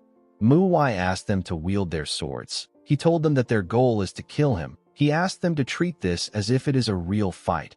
Muguk asked our boy to wait. He reminded him that his son is there. Muguk did not know how his son hated MANHWA. Sanha grabbed some sand from the ground and threw it at our boy. He did this to block his vision. Muguk was shocked to see this. Sanha plans to take out MANHWA. He quickly drew his sword. Unfortunately for him, our boy blocked the sand with his hand. He kicked Sanha before he could attack him. Muguk was shocked to see his son flying. He quickly turned around. The moment he did this, he sensed something coming at him. He quickly bent his head to dodge MANHWA's attack. Our boy tried to stab him with his sword. Muguk was able to jump and move back. He turned to his son and asked him if he is okay. Sanha said that it hurts, but it is bearable. Muguk was relieved to hear this. Immediately he said this. MANHWA appeared behind him. He asks him if he is going to talk to his son even during the duel. He threw a sword at the sect leader and reminded him that he asked him to fight as if it is real. He raised his sword and advised Muguk to move with everything he has if he doesn't want him and his son to die. The two of them were shocked to hear this. Later in the evening, we see Muguk attacking MANHWA. Our boy gave him a painful punch on his face and made him lose balance. He moved his sword close to his neck. The sect leader was surprised to see this. MANHWA told him that it has been 314 times. He said that this is the amount of times he has died. He reminded the sect leader that he has told him multiple times that he won't be able to respond if he closes his eyes. Muguk said that he can feel his opponent's movement with internal energy even if his eyes are closed. MANHWA agreed with him. He told him that if he can utilize his internal energy well, it will be as good as seeing with his own eyes. Our boy knew that this level of internal energy utilization was basic. He knew that it won't be hard for the sect leader to do it. He asked Muguk to tell him why he can't dodge his attack if he can do it. Muguk told him that his attacks are too quick. Our boy told him that he is talking as if he used internal energy to attack. He explained to him that it was an attack he could have dodged if his eyes were open. He could have also dodged it by using his internal energy. MANHWA advised him not to shrug off responsibility. He told him that bringing back the dead is impossible. The moment he said this, he kicked him and asked him to start again. MANHWA grit his teeth out of anger. He saw his beaten-up son lying on the ground. He charged at MANHWA. When his sword clashed with our boy's sword, it caused a huge spark. Later in the night, we see that MANHWA has lost consciousness. MANHWA was beating some sense in his MANHWA. MANHWA later stood up to join his son. He tried to land an attack on our boy, but he got pushed back. MANHWA asked him and his son to continue attacking. The father and son did not relent. They attacked from different angles. The scene shifts, and we are taken to the Great Truth Sect. We see the Great Truth Sect leader having a drink with someone. The man told the sect leader that the Rising Lotus Sword should be enough for a second-generation disciple of the MANHWA. The sect leader asked the man known as the Misty Tiger Blade if he wants to know why he asked him to do this. He said that he simply wants to properly humiliate them. He told the Misty Tiger Blade that it will be more effective if someone like him overpowers MANHWA and crushes his ego. The Misty Tiger Blade told the man that he is wicked. He asked him if he does not know his blade. He said that it will be a miracle if MANHWA does not become a cripple. He asked the sect leader if he is sure about this. He said that people will talk if someone dies or an incident occurs during the duel. The sect leader said that this does not matter. He told the man that rumors are nothing but rumors. The Misty Tiger Blade told him that this is not true. He explained to him that it won't just be the MANHWA that will try to do something to them if things go wrong. The sect leader smiled when he heard this. He said that there is already something in the Jianghu that everyone views with hostility. He asked the Misty Tiger Blade not to worry. He told him that he can take care of things like that on his own. The moment he heard this, the Misty Tiger Blade became certain that this man is arrogant. It didn't make sense to him that the sect leader didn't care if he makes an enemy out of other sects and clans. Although his martial arts was not bad, he was still weaker than him. The Misty Tiger Blade knew that one needs to have power in order to not care about making an enemy out of several sects and clans. He wondered if the sect leader is blinded by his greed or if he was always this stupid. He decided to look into other organizations once the job is over. The scene shifts, and we are taken to the Fresh Flower sect. We see Mu Chiol swinging his sword. Our boy watched him from the roof. He said that Mu Chiol is not bad. The boy's sword was moving like it had weight, even though it was not a heavy sword. He realized that he could get Mu Chiol a heavier sword. While thinking, he looked around. He was surprised to see that the Great Truth Sect didn't send any assassins. He was expecting them to do this because they were quite petty and shameless. Our boy realized that they were underestimating the outer sects of the MANHWA. He actually wanted the Great Truth Sect to send assassins so that he could use it as justification to eradicate the sect. While he was thinking, he heard a footstep. When he looked down, he saw the sect leader. The man stepped out and looked at the moon. He stared at the moon for a while and went back in. MANHWA recalled that he said that his first son died in a duel against the Great Truth Sect. He realized that this duel could serve as revenge for the sect leader. He wondered about what it will feel like to get revenge. On the day of the duel, we see the members of the Great Truth Sect staring at something. They wondered about what someone did to end up looking a certain way. They were looking at Sanha. They were all shocked to see how injured he was before the duel even began. Sanha took a look at the wooden sword in his hand. Saiyan asked him about what happened to his face. He told him that he looks so pathetic that he actually feels bad about fighting him. Sanha did not care about what the boy said. He was quite disappointed that they were not going to be using real swords. Saiyan told the boy that he should be glad that they are not using real swords. He told him that he might accidentally kill him. Sanha didn't respond to the idiot's provocations.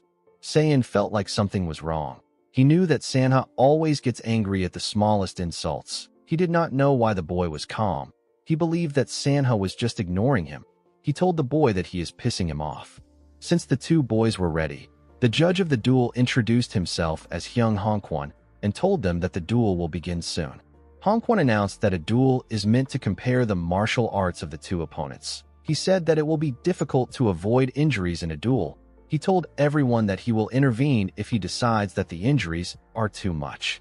Hongkwon announced that all 3 rounds will be carried out, regardless of who wins. While he was talking, our boy noticed something odd when he looked across the stage. He saw the Misty Tiger Blade.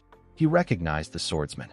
Hongquan announced that the first duel will be conducted with wooden swords and the last two will be done with real swords.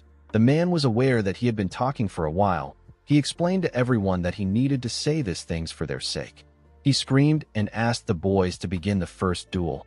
The moment he heard this, Saiyan charged at Sanha. He raised his hand to swing his sword when he got close to him.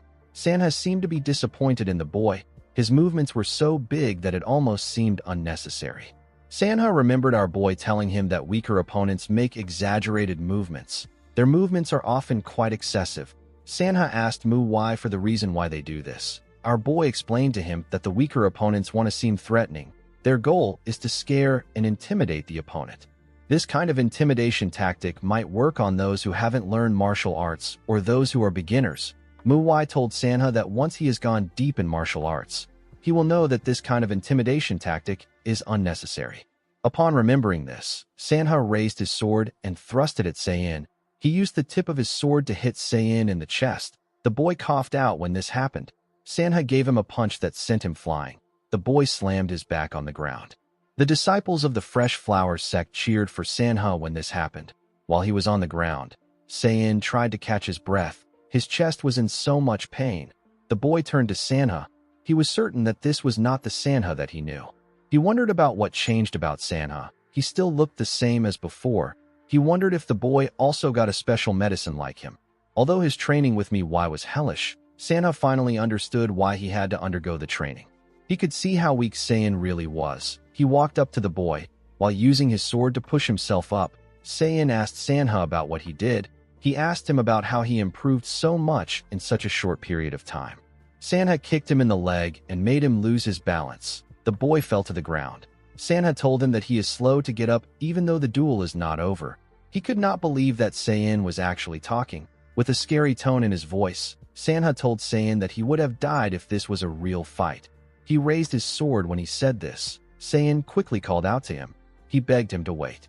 Sanha swung his sword with a large amount of force. His attack covered everywhere with dust. When the dust cleared up, we see that Sanha hid his sword on the ground. Sanha laughed when he remembered that this idiot is called Wainon's Rising Star. He noticed that Saiyan had peed himself. He told the boy that he should be called Wainon's Pisser. Upon seeing that Saiyan had no intention of fighting again, Hongquan announced that the Fresh Flower sect won the first duel. The Great Truth sect leader slammed his hand on his chair when he heard this. He was annoyed to see how skilled Sanha was. He could tell that the boy really wanted to win the duel. He didn't expect his son to lose because he even fed him medicine to increase his internal energy. The sect leader believed that the first round didn't matter because the last two duels were guaranteed wins. He told himself that he will let the Fresh Flower sect enjoy their victory. Hongquan asked the participants of the second duel to come forward. The Fresh Flower sect leader and the Great Truth sect leader stepped out. Muguk was a bit nervous to see the sect leader. He remembered hearing that the man took a miracle medicine a few months ago. Now that he was seeing him up close, he realized that it was not a false rumor. Muguk took a stance. He reminded himself that he also did his best to prepare for this duel. He decided to remove any unnecessary thoughts and emotions from his head. He said that he will fight as if he is facing Mu Wai. The Great Truth sect leader was certain that Muguk knew that he took a miracle medicine. He wondered why the man was calmer than before. He smiled and said that he wants to see how long he can maintain his composure. The moment he thought of this, they were asked to start the second duel. The sect leader disappeared in front of Muguk. Muguk remained calm and bent his head down to dodge the attack. He grabbed the man's hand and swung his sword at him from the side. The man was able to dodge the attack, but Muguk managed to land a cut on his face. The sect leader quickly kicked Muguk. Muguk was able to block his attack with his sword, but he still got pushed back. The sect leader told Muguk that he was holding back in order to avoid what happened last time. He said that he no longer needs to hold back. He charged at Muguk and said that he will give it his all. He swung his sword at him when he got close to him. Muguk was able to block the attack with his sword. He pushed him back. The two men parried each other's attacks. Muguk noticed that the man's side is open when he is using his moves, and his right thigh is also open when he swings upwards. Muguk knew that Mu Wai would have pointed out all these habits. He thought that it would be hard to win against the Great Truth sect leader without some miracle medicine or a literal miracle, but now he understood what our boy saw. he realized that Mu Wai has taught him something much more valuable than those things. He moved past the man and attacked his side at a crazy speed. Some blood gushed out of his body. The Great Truth Sect leader was not ready to stop. He quickly turned around and swung his sword at Muguk. Muguk was able to block it in time. The man quickly kicked him in the ribs. Muguk did not falter. He swung his sword at the sect leader's head. The sect leader was able to dodge it by bending his head back. He quickly went down and used a stunt to push himself back. He grit his teeth out of anger. People have danshans in the cores of their bodies. Qi flows in these danshans. The qi that flows through the body is called internal energy. When this internal energy is refined and condensed within the body, it becomes stronger. This is the internal arts that forms the foundation of all martial arts. However, many people confuse internal arts with internal force. When we are considering the amount and force of the internal energy, we are referring to internal force. Internal arts, on the other hand, refers to the refinement of the internal force, as well as meditation and mental training to reach enlightenment. In other words, having good internal force does not equate to possessing good internal arts. The Great Truth Sect leader made his attacks faster, but Muguk was able to keep up with him. He pushed the man's sword away with a large amount of force. He grabbed his hand and landed a cut on him. The Great Truth Sect leader spat out some blood. Muguk wasn't ready to stop. He turned around and swung his sword at the man. The Great Truth Sect leader knew that he couldn't dodge the attack in time. A small amount of blood got splashed on the ground. The Great Truth Sect members were shocked to see what happened. Even Hongquan was shocked to see what happened. Oddly enough, the Great Truth Sect leader was still alive. It turns out that someone stopped Muguk's sword with his hand before it could reach the sect leader. Mu Wai was the one who stopped it with his hand. Blood dripped from his hand. He told the sect leader that he has done enough. Muguk cried when he heard this. He wanted to kill the man who took his son's life. He realized that he needed to put himself together. Our boy let go of his sword. The Great Truth Sect leader fell to his knees. Hongquan announced that the Fresh Flower Sect won the second duel. Disciples of the Fresh Flower Sect began to cheer when they heard this. They were very happy to hear that they won't have to leave Weinan. The Great Truth Sect leader could not comprehend what was happening. This was not how he wanted things to go. The Misty Tiger Sword was not surprised to see that the man lost. He knew that the sect leader could have won if he just stayed calm. He realized that the man's personality got him there. He wondered if it was necessary for him to even fight Mu Wai. He decided to surrender the moment the match begins. Hongquan announced that the Fresh Flower Sect is the winner since they won 2 duels. He said that they will still stick to the rules and continue the last duel. He asked the participants to step forward. Muguk apologized to our boy for his behavior. He told him that he got carried away with his emotions and ended up hurting him. He could not believe that our boy had to fight with his injured hand. He asked Mu Wai to surrender since they already won. Our boy asked him if he is worried about his hand.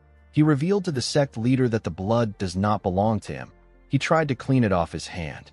Mu Wai explained to Muguk that there was a lot of blood on the sword when he grabbed it. He said that it probably belongs to the Great Truth Sect leader.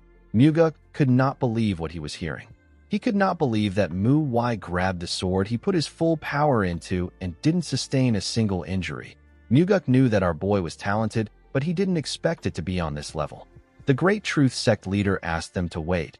He acknowledged the fact that his sect lost. He asked the Fresh Flower Sect leader if he can do him a favor. He begged Muguk to be more understanding. Muguk scoffed when he heard this. The Great Truth Sect leader agreed to hand over all rights to him since they lost the duel. Muguk reminded him that he was quite desperate to chase them out of Weinan. He asked him to stop acting pathetic. He told him that there is no world where the Fresh Flower Sect will accept his plea. The moment he said this, Mu Wai used his sound transmission to call Muguk. He asked him if he can allow him to take care of this. Muguk did not expect this. He nodded at our boy. Mu Wai told the Great Truth Sect leader that he has a pitiful thick skin. He said that he feels embarrassed for him. Mu Wai told the man that he has an offer for him. He revealed to him that they will allow the Great Truth Sect remain in Weinan if they can win the last duel. However, if the Fresh Flower Sect wins, the Great Truth Sect will need to leave Weinan and also give up something important. This would make the last duel have meaning. The Great Truth Sect leader accepted Mu Wai's offer. Our boy asked him about what he will offer if the Great Truth Sect loses. The Great Truth Sect leader told him that he will give them the sect's rights. Mu Wai asked him to stop playing around. He explained to him that the moment they leave Waynon, all their rights will automatically go to the Fresh Flower sect. He advised the man to offer something that the Fresh Flower sect cannot earn from the duels. He told him that he will rescind his offer if he is going to be greedy. The sect leader grit his teeth when he heard this. He knew that he had no other choice. He told Mu Wai that he will give them 5 great merit orbs.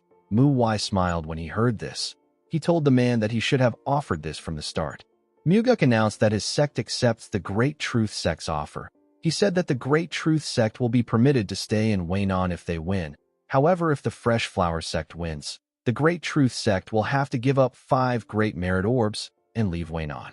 The Misty Tiger Sword said that he must do his best not to lose. He drew his sword and told Mu Wai that he wants to give him a warning. He told our boy that a young martial artist like him will find it difficult to deal with his blade techniques. He advised Mu Wai to give up now.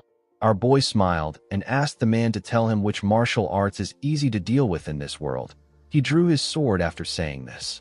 The Misty Tiger Blade was a title given to the man to imply that he chases off even tigers. Mu Wai knew about him because he challenged him in his past life. He remembered the man as a pretty skilled swordsman from Shaanxi. In order for our boy to recall the time he met the man, it means that he held up longer in the fight against him than he expected. Mu Wai remembered that the Misty Tiger Blade managed to endure about 3 turns. He knew that the man would have survived 10 more turns if his sword didn't break. Mu Wai wondered about how much better the Misty Tiger Blade has become. Hong Quan asked the two of them if they are both ready. The Misty Tiger Blade smiled when he heard this. Hong Quan asked them to begin. The Misty Tiger Blade disappeared in front of our boy. Muguk was shocked to see how fast he was. The man was much faster than the Great Truth sect leader. He knew that the Misty Tiger Blade was strong, but he didn't think that it will be to the point where he could barely follow his movements with his eyes. He believed that this might be dangerous for Mu Wai. Our boy raised his sword and used it to block the man's attack. The Misty Tiger smiled when he saw this. Mu Wai didn't give him the chance to think. He used a technique known as Falling Flower Palm to hit his chest. The attack pushed the Misty Tiger Blade back. Before he could regain his balance, Mu Wai disappeared in front of him. He attacked them from the front and side. The Misty Flower Blade was able to block his attacks. The two of them made their attacks faster and swung their swords at a crazy speed. The others could barely see them. They couldn't believe that this was a duel. All they could see were rays of light. Muguk knew that they weren't seeing rays of light. They were actually sparks of flame created from their swords clashing against each other. Muguk became certain that our boy was facing a really powerful opponent. Mu Wai did not understand what was going on. She wondered why her senior was weaker than normal. She did not understand why Mu Wai was going easy on the man. The Misty Tiger Blade did his best to block our boy's attacks, but he couldn't block all of them. Mu Wai was able to land a cut on his thigh and on his arm. The man could tell that our boy was not a normal kid. He realized that he made a mistake by underestimating Mu Wai because of his age. Although Mu Wai surprised him with his power, the Misty Tiger Blade was still certain that he could win. He covered his sword with his energy and told Mu Wai that he will crush him. The moment he said this, he fired a technique known as the fourfold deadly fangs at our boy. He fired 4 powerful strikes at him. Mu Wai stepped back and used his sword to block the attack. He remembered that the man used this technique when he fought him in his past life. He was able to break through with his sword. Mu Wai decided to do something different. His sword released a pink energy and twisted like a snake. He spun his sword at a crazy speed and used it to block the strikes. Mu Wai was shocked to see this. She said that this is the Falling Plum Blossom Return Ring. Mu Jin told her that this is different from the one they know. It was more offensive. Our boy used the flowers to cut the Misty Tiger Blade's attacks. He created a huge plum blossom with his energy. The technique is known as the Falling Plum Blossom Return Ring. The members of the Great Truth sect were shocked to see the technique. The Misty Tiger Blade was more shocked than everyone. He could not believe his eyes. Mu Wai fired the attack at him. He released tiny petals that tore through the Misty Tiger Blade. The man could not defend himself against this overwhelming attack. He fell to his knees and slammed his head on the ground.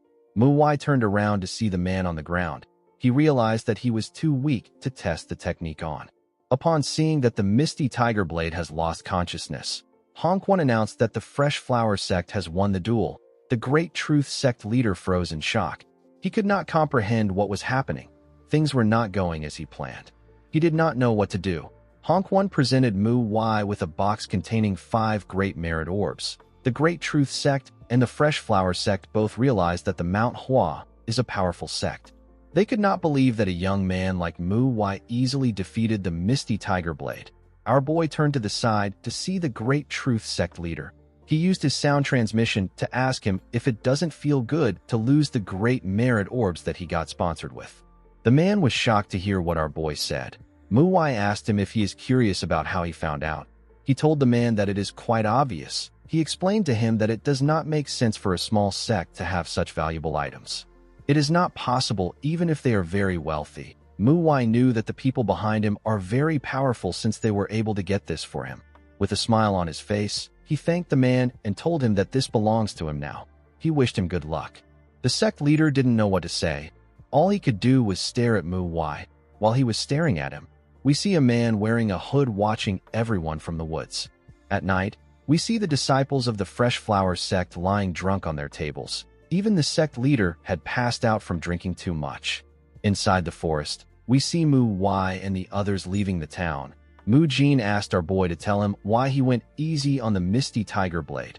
Mu-Wai turned and told him that he simply wanted to see the techniques the man had. He said that he had to act weak in order to see them. Mu-Chiol told him that the Falling Plum Blossom return ring that he used was different from the one they know. Mu-Wai didn't respond to him. Mu-Jin asked him if there is a reason why they are leaving late at night. Our boy told him that he doesn't want to deal with people. He said that it was quite hard for him to listen to the Fresh Flower Sect leader's drunkard rants. He told Mu-Jin that if they leave tomorrow, more people will want to talk to them. He reminded him that they have taken their Great Merit Orbs. He said that he does not want to deal with any nonsense tomorrow. Mu-Wai asked him if their next destination is Lushan.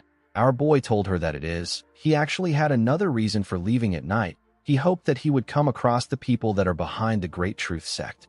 Mu-Wai believes that this people are either long gone or are taking care of things from afar. He wondered about what their goal was. He did not understand why they were helping the Great Truth Sect. Our boy didn't have a good feeling about the situation. On the other side of the forest, we see the Misty Tiger Blade's dead body on the ground. 2 men stood next to his body. The man who appears to be the leader held a sword and stood in front of the Great Truth Sect leader. The man told the scared sect leader that they didn't do much to stop him in all the trouble he has been in up until now. He reminded the man that his actions grew arrogant as days passed by. However, this didn't matter to them as long as he accomplished his missions. The man told the sect leader that he has now crossed the line. He reminded him that they gave him a miracle medicine to take over Waynon, but he ruined things and is now trying to run away. The sect leader told the man that he is sorry. The man asked him not to apologize. He revealed to him that his son will be the one to take responsibility. The sect leader was shocked to hear this. He asked him about what he means. Before he could say anything else, the man beheaded him. He put his sword away and turned to the man next to him. He referred to the man as the Dark Flame Pavilion Master. He asked the man to throw Sayin into the slaughter cave. The Dark Flame Pavilion Master accepted his order. He asked his leader about what they should do about the Fresh Flower Sect and the MANHWA disciples. He said that they interfered with their activities. The leader told him that they won't do anything. He explained to him that there would be no point in killing them if they don't have pawns in Waynon. He said that they will take their hands off this place. He asked the Dark Flame Pavilion Master to keep an eye on Mu-Wai. He said that their young leader might be interested in him. The Dark Flame Pavilion Master bowed his head and accepted the order. The leader told him that he has to leave. He said that he will be scolded if he is late again. He told his subordinate that he only stopped by on his way back. The Dark Flame Pavilion Master bowed his head and told him that he will see him later. The moment he said this, the leader disappeared in front of him. The man asked someone to throw Sayin in the slaughter cave and keep track of what the MANHWA disciples are doing. Some men appeared out of nowhere and told the Dark Pavilion Master that they understand. One of them carried Sayin away. The scene shifts, and we are taken to Lushan. Mu-Wai told her senior that Lushan is known for hot springs. She said that she was excited when she heard that they had to stop by somewhere first. She believed that they were going to a hot spring because they have been walking without rest. The girl could not believe that Mu-Wai took them to the smithy. She asked our boy about why he bought a huge sword. Mu-Wai explained to his juniors that he is holding a great sword. It is a sword that is much bigger and heavier than the one they use. Our boy told them that the sword will be perfect for Mu-Chiol. The boy was surprised to hear this. Muwai gave him the sword and asked him to use it while training. He explained to him that it will give him more strength in his sword technique. Our boy gave the others different swords. He told them that it will be useful until they receive their own plum blossom swords. He said that the blades have been sharpened. The two of them thanked him. Muwa turned to Muwai and asked him if the sect leader will permit the great sword. Our boy told her that it depends on what Muchiol does with it. He said that the boy needs to prove that even a great sword can be the MANHWA's sword. Muchiol stared at the blade. He told Muwai that he is correct. Our boy told his juniors that they need to head to the Shining Radiance sect. Muwa asked him about when they will go to the hot springs. Muwai told her that they will go once they are done there. In the next scene, we see a man with a scar on his face welcome the group to the sect. He introduced himself as the sect leader. His name is Kong Buem. The sect leader told them that he has been eagerly waiting for them after hearing about what they did in Pasung and Weinan. He said that people from the MANHWA are truly amazing. Muwai put his hand together and bowed his head to introduce himself to the man. Muwa and her fellow juniors did the same thing. Boyuem couldn't put his hand together. He was only able to bow his head. He revealed to them that he lost his right arm in the Shanxi massacre. He asked them to understand why he cannot fully pay his respects. Boyuem asked them to come in. He said that he wants to speak to them in a more comfortable setting. Inside his office, we see Boyuem offer them tea. He revealed to them that he heard about how they chased away the brutal blood faction and the Great Truth sect. He could not believe that this was done by 4 second-generation disciples. He told the group that they are amazing. Our boy told him that he is being too kind. The sect leader asked him not to say this. He said that he wouldn't have been able to achieve the same feat, even if he still had his right arm. Mu Jin told the man that he has already done something greater than this by fighting in the Shanxi massacre. Muwa told him that they are there thanks to him. She said that this is why they are able to do what they do. Boyuem touched his shoulder and asked them if they think that he was a lot of help because he is missing an arm. He said that he was actually in the way of the MANHWA disciples. He revealed to them that the phantom swordsman saved him. Muwai was surprised to hear this. He asked him if he is serious. Boyuem explained to him that the phantom swordsman killed the demonic martial artist that was about to kill him. He said that he is certain that the phantom swordsman has saved more people in that manner. Muwai felt embarrassed. He told the man that it is probably just a coincidence. The sect leader disagreed with him and told him that the phantom swordsman might seem like he runs wild on the battlefield, but he can actually see everything that is going on. He said that the phantom swordsman only attacked the enemy's weak points. He assured Muwai that it wasn't a coincidence that the phantom swordsman killed the demonic martial artist that wanted to kill him. He told him that the phantom swordsman ran wild in order to save as many allies as he could. Our boy didn't know how to explain things to the man. The sect leader told them that he was too embarrassed to be thanked by them when he only made it out alive because of the phantom swordsman. With a bright smile on his face, Boyuem thanked them for what they have done. He told them that the MANHWA sword saint and the phantom swordsman would be proud if they saw what they have done. He advised them to continue doing things as they have. Mu Jin and the others were happy to hear this. Our boy was actually embarrassed that the man praised him. Since the group has been to Pasung and Weinan, Boyuem asked them if they are here to look after outer sects. He apologized to them and told them that the Shining Radiance sect does not have any issues. He said that he doesn't like letting problems fester. Muwai told him that it is a good thing that they don't have any problems. He asked him not to apologize. Boyuem told our boy that he can be honest. He explained to him that he would also be bored and disappointed if he came all this way only to find out that there is no one for him to fight.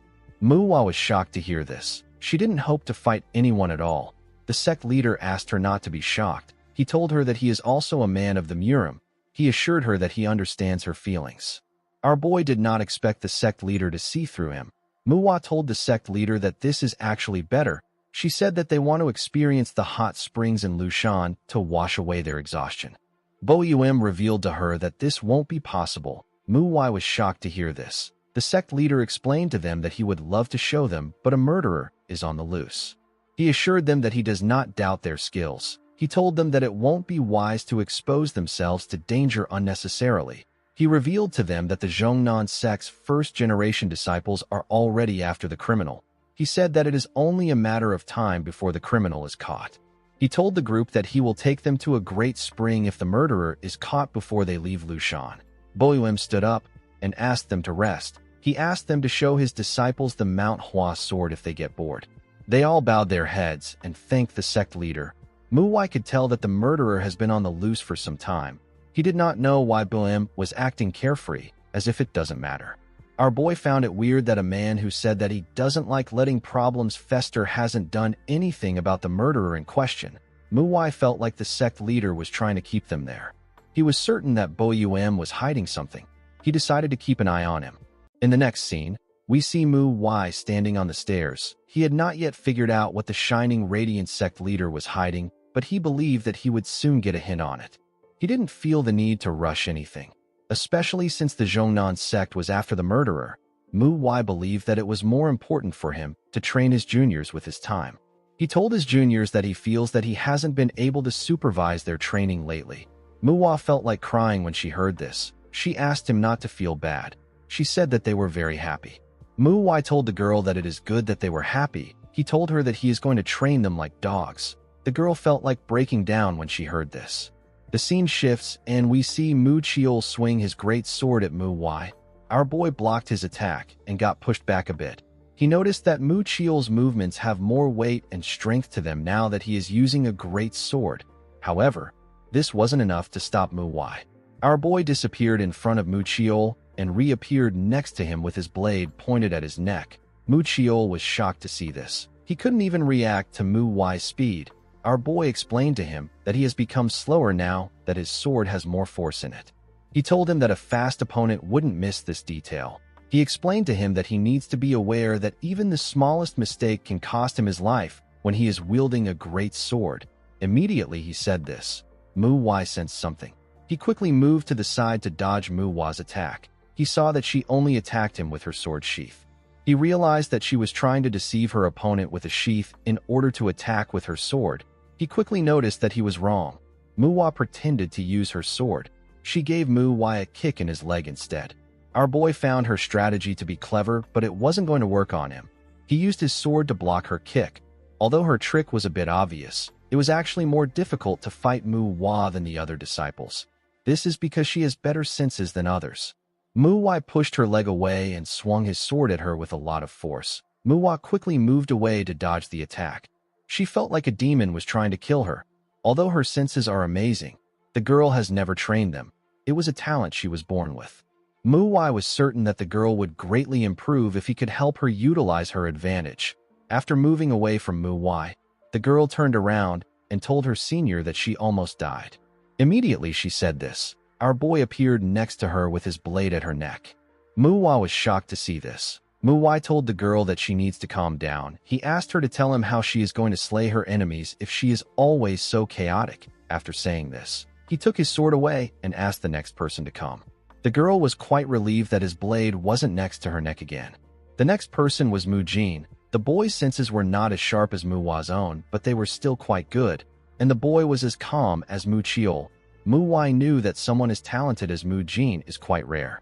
When it comes to duels, the boy was better than Mu Chiol and Muwai. However, there was one critical weakness that he had which made all his talent worthless.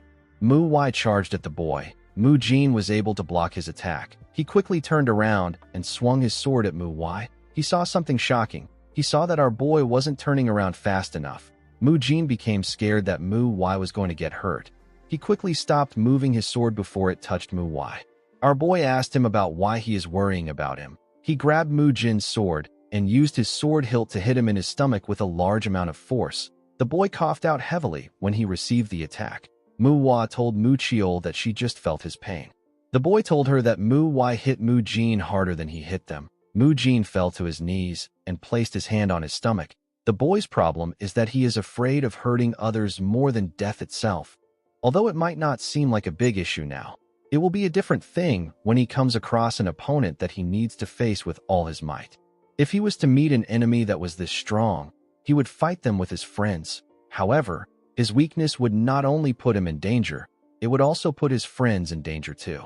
Muwai knew that he will have to remove Mu Jin from his group if he is unable to overcome this critical issue. He was certain that Mu Jin was also aware of this. He told his juniors that they are done for the day. He told them that they should already be aware of what their issues are.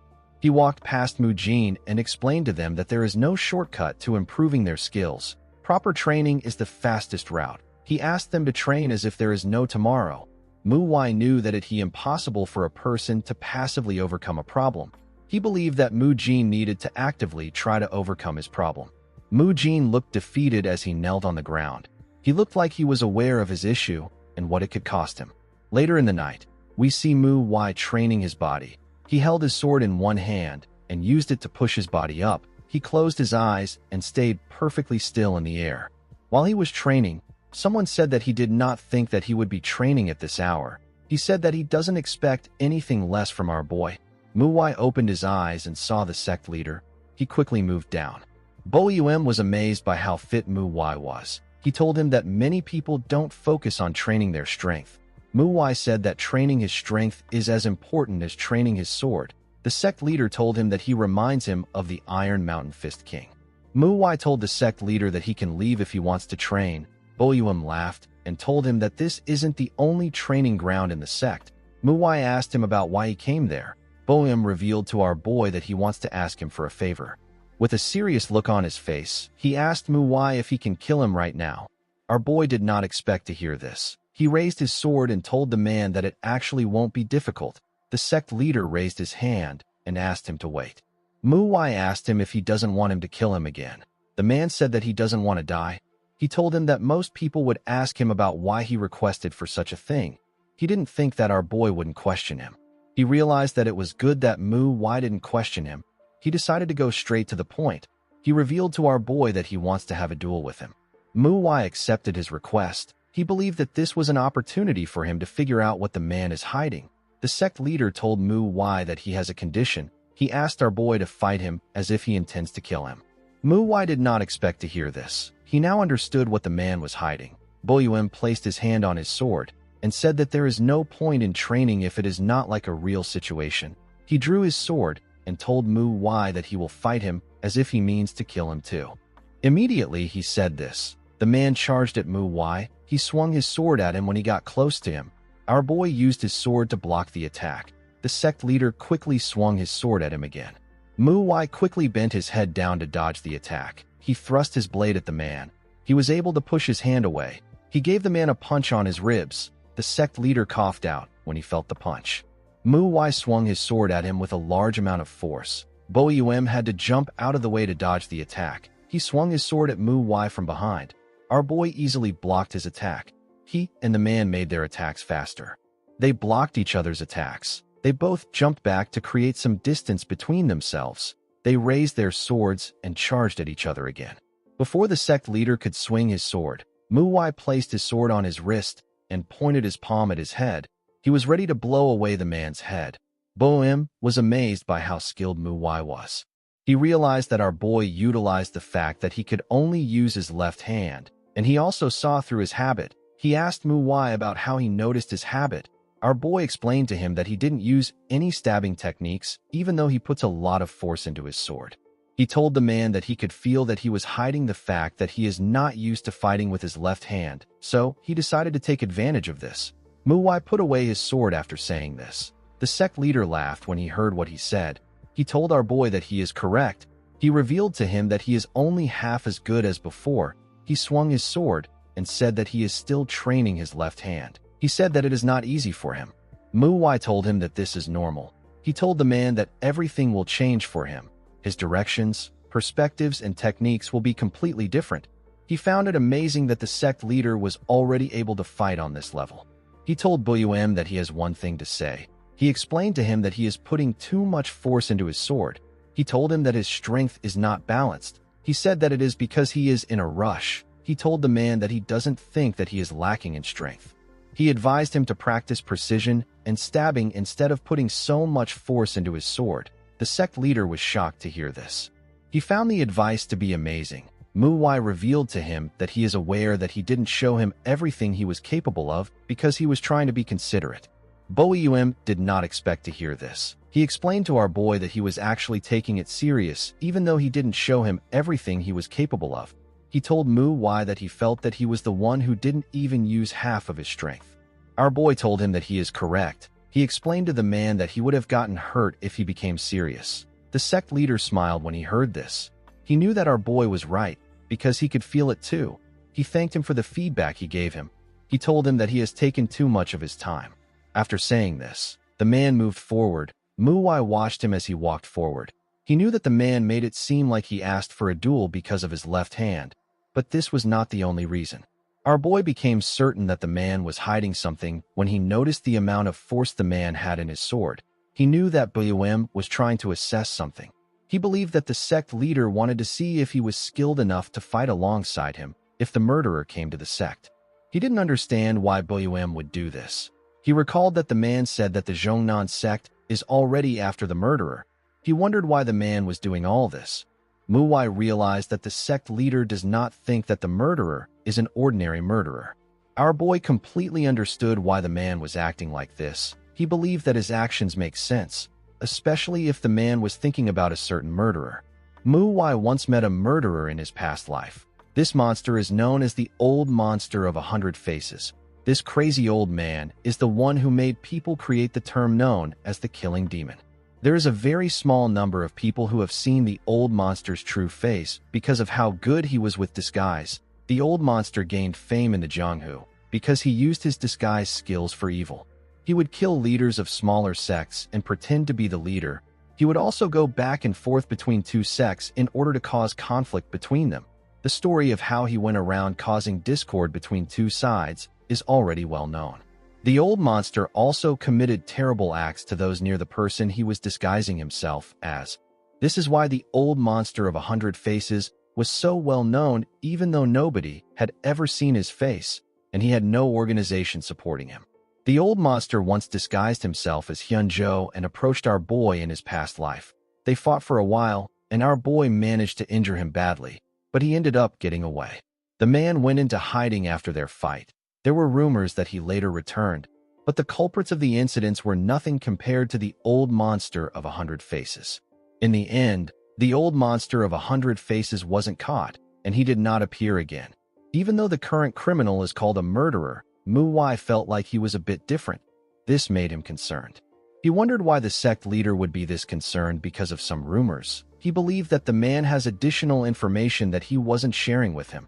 He knew that the old monster wasn't the murderer. Even a martial master as advanced as him can't live that long. It makes more sense for the murderer to be his disciple. The main issue lies in the murderer's strength. MANHWA believed that he could guess how strong the murderer is. All he needed to know is the person from the Zhongnan sect who is after the murderer. As long as the person is not an elder, MANHWA believed that he would also be strong enough to take on the murderer. He actually wished that the Zhongnan sect could catch the murderer without him having to intervene. The next day, we see some people walking past the place where MANHWA and BUM fought. One of them told their senior disciple that there are deep sword traces in the ground. The senior said that the murderer was definitely there. She asked her juniors not to let their guards down. She told them that they can never know when or where an attack might come from. This people in the blue and white robes are the disciples of the Zhongnan sect. The senior disciple said that she can smell death there. MANHWA watched them from the roof as they walked towards the shining radiant sect. He realized that this people are first-generation disciples. He recalled that 3 first-generation disciples are worth 1 elder. MANHWA realized that the murderer might be on the level of an elder. He knew that he was screwed. First-generation disciples are people who stand a chance to become the head of a sect or a clan. They are an essential force of an organization. Hyunjo was among the first-generation disciples of the MANHWA sect. He was known as the MANHWA Sword Saint. The Zhongnan sect is one of the renowned sects that resides in Shaanxi like the MANHWA. Just like the MANHWA has Hyunjo, the Zhongnan sect also has someone they consider special. There is a person among the first-generation disciples who is known for being hardworking. This person is known as the greatest disciple. This person is the woman in front of our boy. The woman introduced herself as Il Mu of the Zhongnan sect. The man sitting next to Il Mu was happy to meet a disciple of a renowned sect. He introduced himself as Il's son. The last man introduced himself as Il Hun. Our boy put his hand together and introduced himself to the disciples. He referred to them as seniors and told them that he is still lacking when compared to them. He said that he is honored that they hold him in such high regard. MANHWA believed that it made sense for Sun and Hun to partake in the mission, but he did not expect Il Mu to also be involved. Boeum knew that our boy would not expect to see the disciples of the Zhongnan sect in his sect. He explained to him that he couldn't tell him in advance because it was supposed to be kept a secret. He asked Mu why to understand him. He asked our boy to sit so that they can have a talk. Mu revealed to him that they were having a conversation about the murderer, but they were all waiting for him. She told our boy that the sect leader decided that it would be best for him to join them. Mu asked them if it is all right for him to join. He said that the case is supposed to be top secret. Sun told him that they would be honored if he can listen and help them. Mu decided to continue the conversation. She said that there are 5 murderers. She and her comrades already killed 2, but the other 3 are on the run. According to the woman, the murderers split up in different directions, and they haven't been able to make a lot of progress in the chase. She said that the murderers are experts when it comes to disguises. She said that it will be quite difficult to know who they are based on their appearances. She revealed to Mu and Boeum that their sect leader created a special miracle medicine that allows them to smell the murderers. She said that this is how they were able to track them down. She explained to them that the medicine actually allows them to smell blood. However, it has a small problem. Although they have an acute sense of smell, it is hard for them to track down the exact location within a certain radius. Boeum understood what she meant. The woman said that there is at least 1 murderer in the Shining Radiance sect at this moment. Boeum and Mu were shocked to hear this. Mu said that she doesn't know who it is. She told the sect leader that she wanted to meet him because she was hoping that he would lend them a hand. Boeum told her that he might not be of help to her with just his 1 arm. He asked the woman to tell him what he can do. Mu said that they need to figure out who the murderer is. Sun said that there was no alcohol in every single murder scene they went to. He deduced that the murderer is someone who likes drinking and showing off a bit. Mu understood why the man thought like this. Since the murderer didn't bother to erase their traces even though they knew that they could be tracked down, it means that they are arrogant. Sun told him that he is correct. He revealed to them that they plan to hold a party full of alcohol. Hun said that the culprit will probably fall for this trap since he is an arrogant man. Mu said that it will be more advantageous for the murderer if a lot of people are in one place. She put her hand into her clothes and took out a small item. She revealed to them that it is sleeping gas. She said that the gas that comes out of this item will put the people to sleep. She explained to them that they will incapacitate the crowd and take care of the target when they find out who it is. Boeum accepted the woman's explanation. He believed that it would be better for him to help them since the murderer is already in his sect. He said that they will hold a party tonight. Later in the night, we see several drinks and food on the tables of the disciples of the sect. Boeum raised his cup and said that this is for the heroes of MANHWA and righteous martial artists of Zhongnan. After he said this, everyone in the room took their drinks. The people ate and spoke to one another. While everyone was talking to each other, we see Mu looking at a huge fried chicken and some side dishes. While drooling, our boy wondered about who wouldn't come to such a good party. He decided not to drink so that no one would mistake him as a culprit.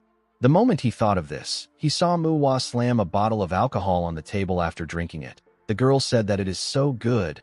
Mu decided to ignore her. He turned to the side to see the first-generation disciples of the Zhongnan sect. He saw the 3 of them discussing something. Mu noticed that he saw them. She gently smiled at him. Our boy wondered if the disciples will doubt them. He turned to Mu Jin. He noticed that the boy was touching his nose. He remembered asking him not to do this. Boeum stood up and said that he has to leave in order to prepare for tomorrow's training. He asked the others to enjoy themselves. Everyone quickly turned to him when they heard this. They found it odd that the sect leader was leaving. They decided to look for the murderer right now. The other disciples drank the liquor and served themselves food. They all enjoyed themselves until they passed out. Even Mu's juniors got knocked out. Only Mu and the first-generation disciples were awake. The disciples saw that no one was standing. Sun said that the murderer is either not there or he is caught up to their plan and is pretending to be asleep. Sun spoke to our boy without moving his lips. Mu did not expect the man to talk to him using the frequency whispering technique. The man revealed to him that the Shining Radiance sect leader is the murderer. Mu was shocked to hear this. Mu said that they can't be certain if the sect leader is the only person with a fake identity there. She said that she will stay behind to watch over everyone. She asked Mu to take care of the murderer pretending to be the sect leader with Il's son and Il Hun. Our boy asked her to take care of his juniors and the other disciples of the Shining Radiance sect. The woman told him that she will. She assured him that he will be fine because he is fighting with Il Sun and Il Hoon. She advised him not to let his guard down. Immediately she said this, Mu Y and her comrades disappeared in an instant. The scene shifts, and we see the group step into the sect leader's quarters. The man asked them if they have caught the murderers. He was shocked to see them pointing their swords at him. Mu Y raised his sword and told Boim that he almost fooled them. Sun asked him if it was fun playing someone else. Hoon asked him to surrender. The sect leader seemed to be quite shocked. He didn't understand what was going on. Mu Y asked him if he is still not going to show his true colors. He told him that he will show him something. Sun asked him to not do anything. He said that they will take care of things. Immediately he said this. Hoon got stabbed in his chest from behind. Sun was shocked to see what happened to his comrade. Before he could do anything, Bo Yum charged at him and asked him to stop spacing out. Sun quickly turned to him. The sect leader sent the man flying with his strike. He got pushed out of the building. Mu Y kicked Hoon out of the room. He watched the two men fall to the ground.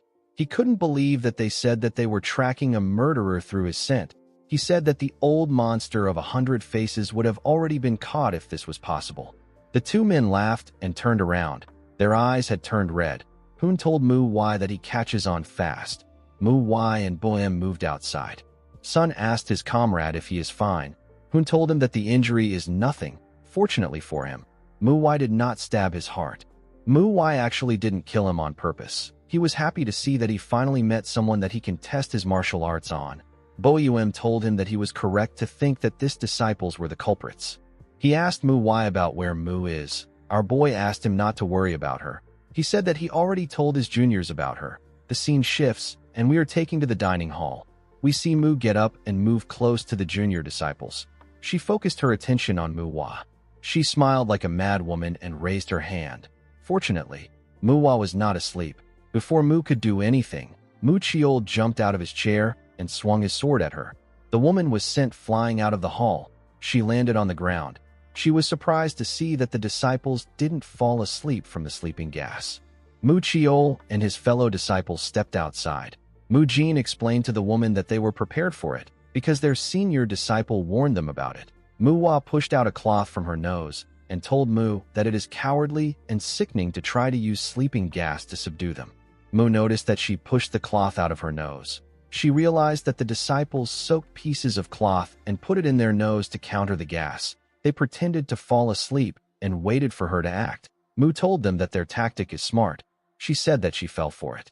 With a scary look in her eyes, she asked the disciples if 3 of them are going to fight her. She said that she already knows that they can't entertain her after she took on Mu Chiol's sword. She told them that she hates boring things. She asked them if they want to throw their lives away. She told them that she will make them an offer. She asked Mu Jin and Mu Chiol to run away and leave Mu Hua behind. Her pupils became red when she said this. She assured the boys that she will let them live. On the other side of the sect, we see Bo Yum about to swing his sword at Sun. The man grabbed his hand before he could swing it. He told the sect leader that he is too obvious. Bo Yum gave him a kick in the chest that pushed him back. Sun grit his teeth out of anger. Bo Yum swung his sword at him with a lot of energy. Sun dodged the attack and moved to the side. He wanted to swing his hand at the sect leader. Unfortunately for him, Bo Yum sensed his presence. Sun was still able to land a heavy attack on him. While the sect leader was busy with Sun, we see Hoon swing his hand at Mu Y. Our boy blocked his hand with his sword and pushed it aside. He gave the man a heavy blow in his chest. Hoon spat out some blood. He got pushed back. Before he could regain his balance, Mu Y gave him a kick in his stomach. Hoon got pushed back again. He fell to the ground and spat out some blood. Mu Y told him that he is much more terrible than he imagined. He was certain that the man wasn't hiding his true skills. He didn't understand what was happening. He was aware that a person needs facial mimicry technique and bone contraction arts to change their appearance. In order to use this arts properly, the person needs to be directly looking at the targets. This means that these killers were able to change their appearance because they came across disciples of the Zhongnan sect.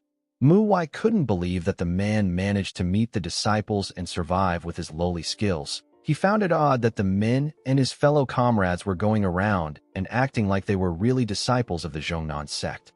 He asked the man if they have an organization supporting them. The The man laughed and told him that he knows them a little too well. He told Mu Wai that he is correct. He said that they actually ran into first-generation disciples of the Zhongnan sect. He said that they lost 2 of their comrades in the fight, but they did not run away. He revealed to Mu Wai that they killed the disciples. Our boy asked him to stop lying. He reminded him that he just saw their skill level. The man laughed and told him that he is so arrogant. He asked Mu Wai to tell him how he got the sword on his waist if he is lying. Mu Wai wondered if this was the sword of the Zhongnan sect disciples. He carefully looked at the sword. He quickly realized that the sword was not some cheap copy.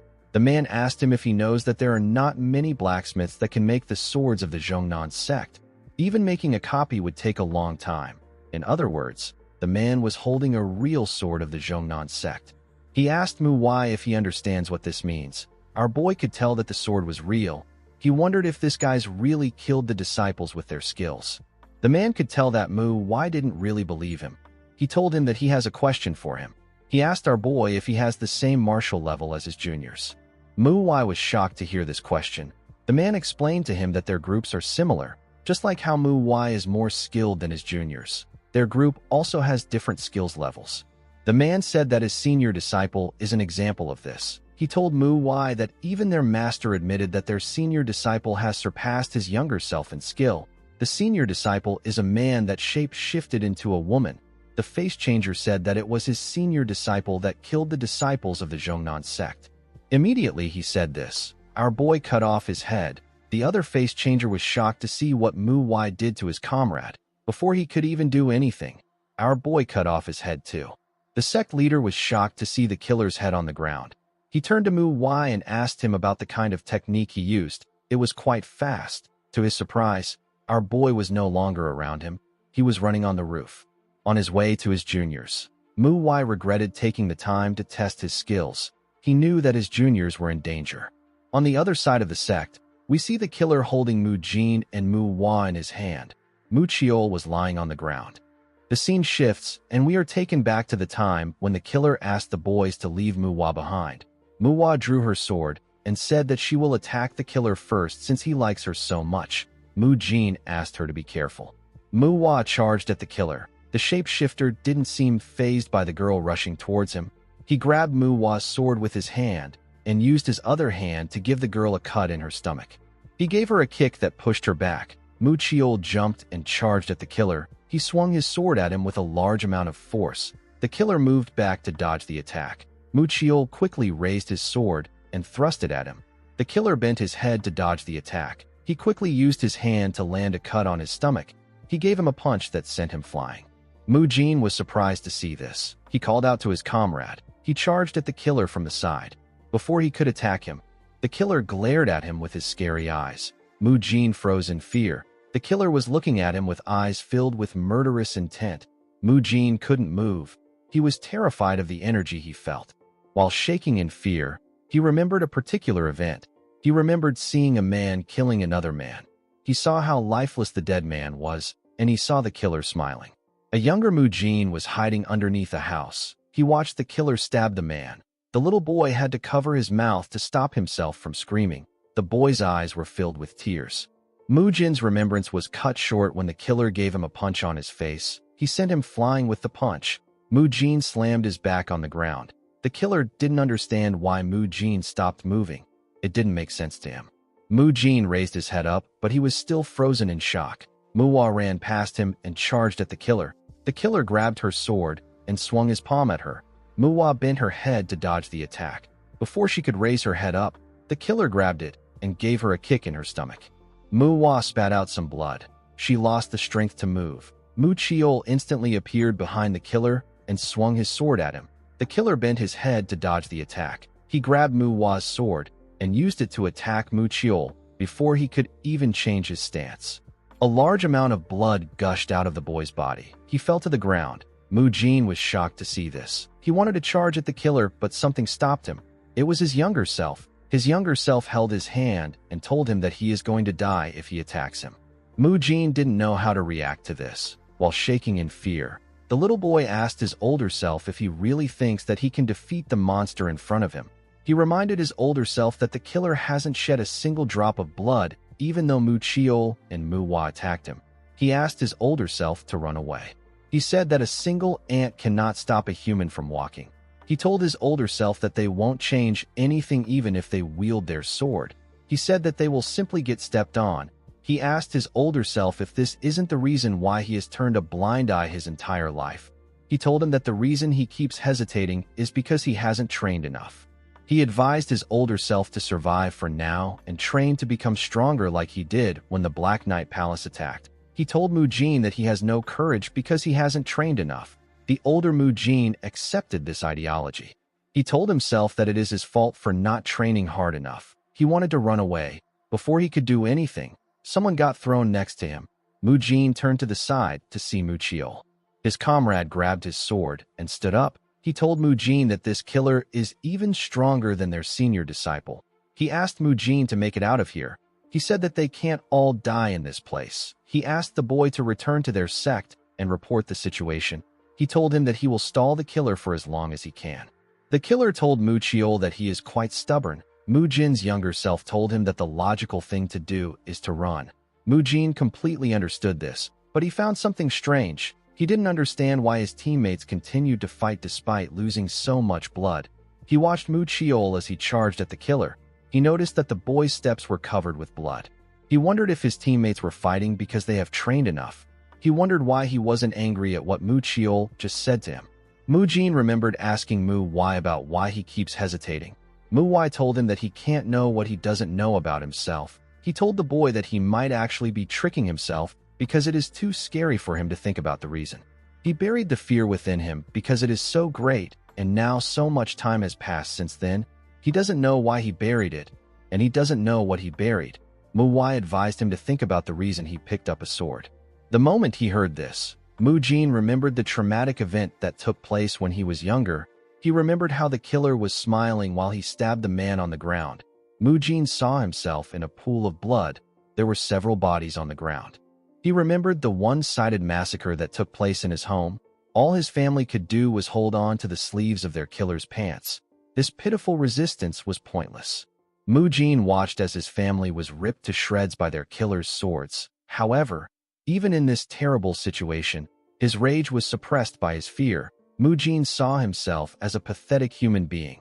He believed that he will gain the courage to fight his killers if he learns martial arts and becomes stronger. He wielded a sword and began to learn martial arts. His worries and anxiety disappeared when there was a sword in his hand. The only thing he lacked was a good training. Mujin pushed his cowardice and fear into his blade. He became the new version of himself. He believed that he overcame his past self. He was certain that he had gotten better. He told himself that the only reason he keeps hesitating is because he hasn't trained enough. He believed that he lacks courage because he hasn't trained enough. He kept on reminding himself that he is not well trained. He remembered how Mu Wai and Muchiol charged at the killer.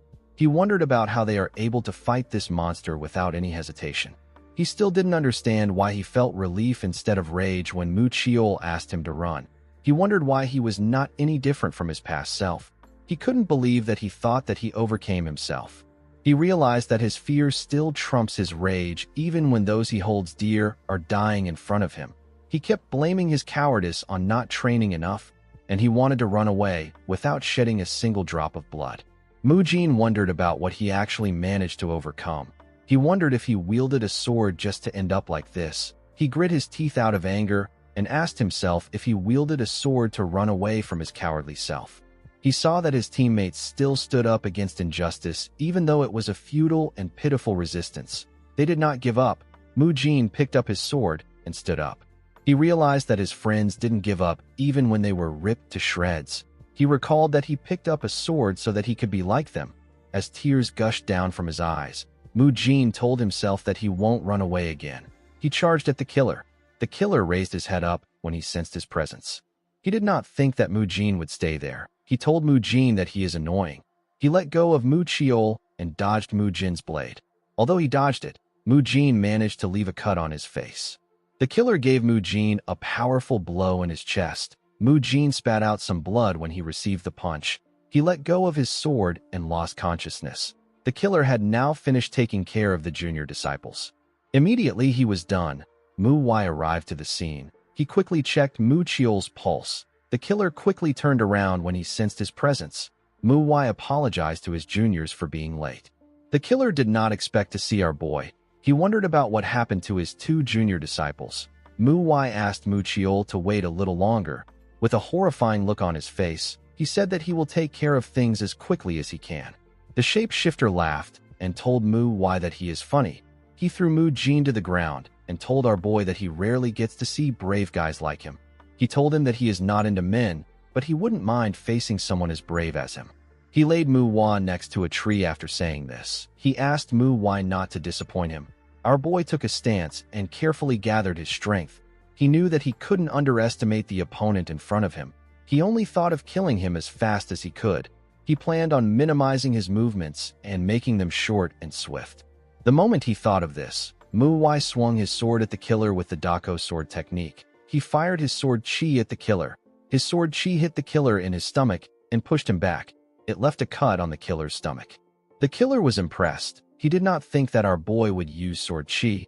He told him that he is actually pretty good. Immediately he said this. MANHWA appeared in front of him. He swung his sword at the killer's head. The killer was barely able to dodge the attack. However, MANHWA wasn't done.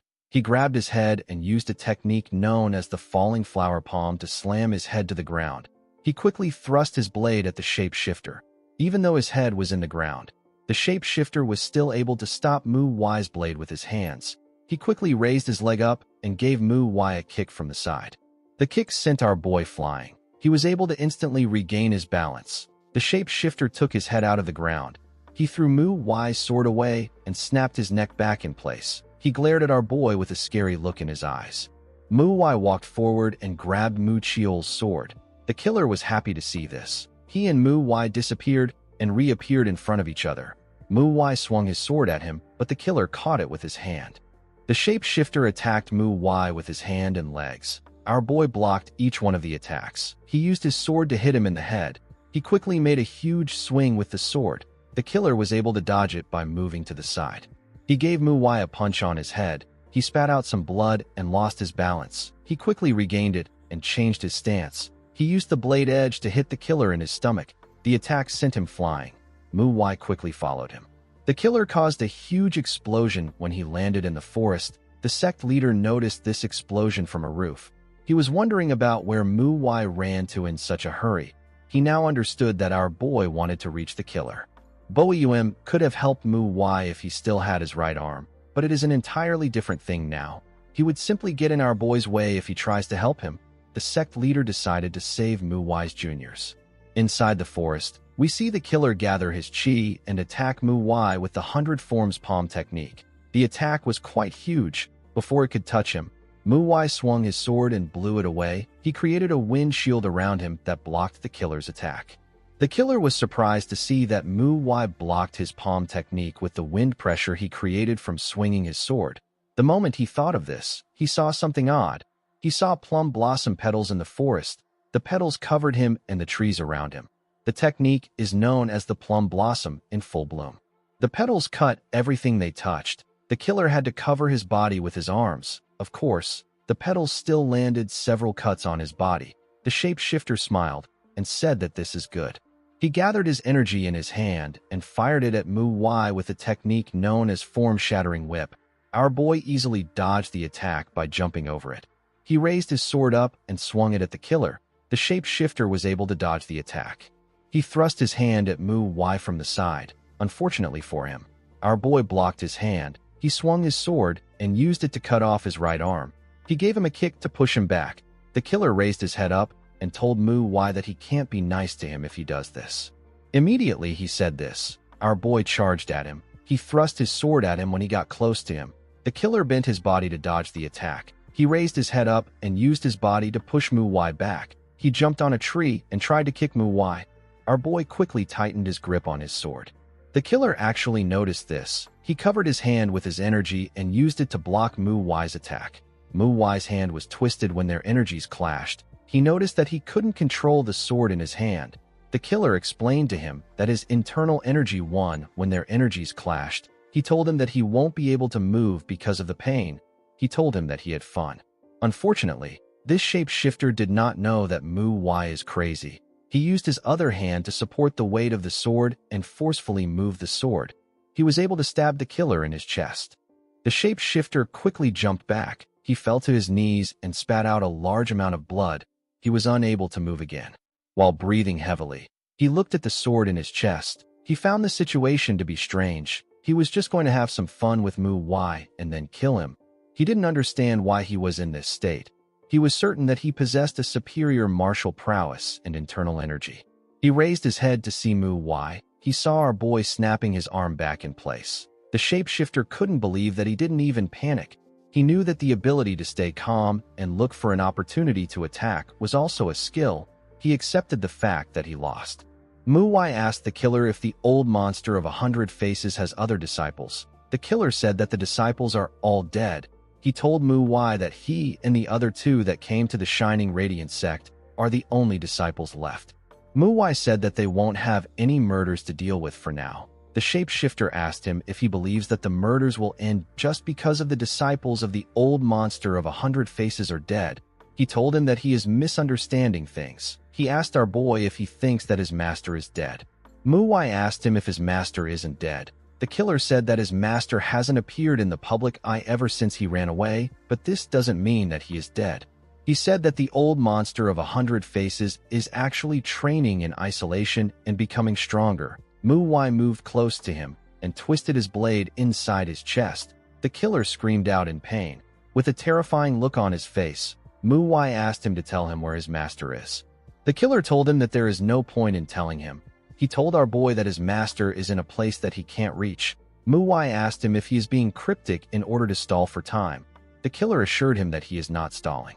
He raised his hand and told MANHWA that he isn't actually going to tell him where his master is. MANHWA quickly saw the man's hand going up. He watched the killer stab himself in the neck with his hand. The shapeshifter's blood splashed all over the place. He died with a smile on his face. The scene shifts, and we see MANHWA wake up in a room. The boy quickly raised his head up and looked around.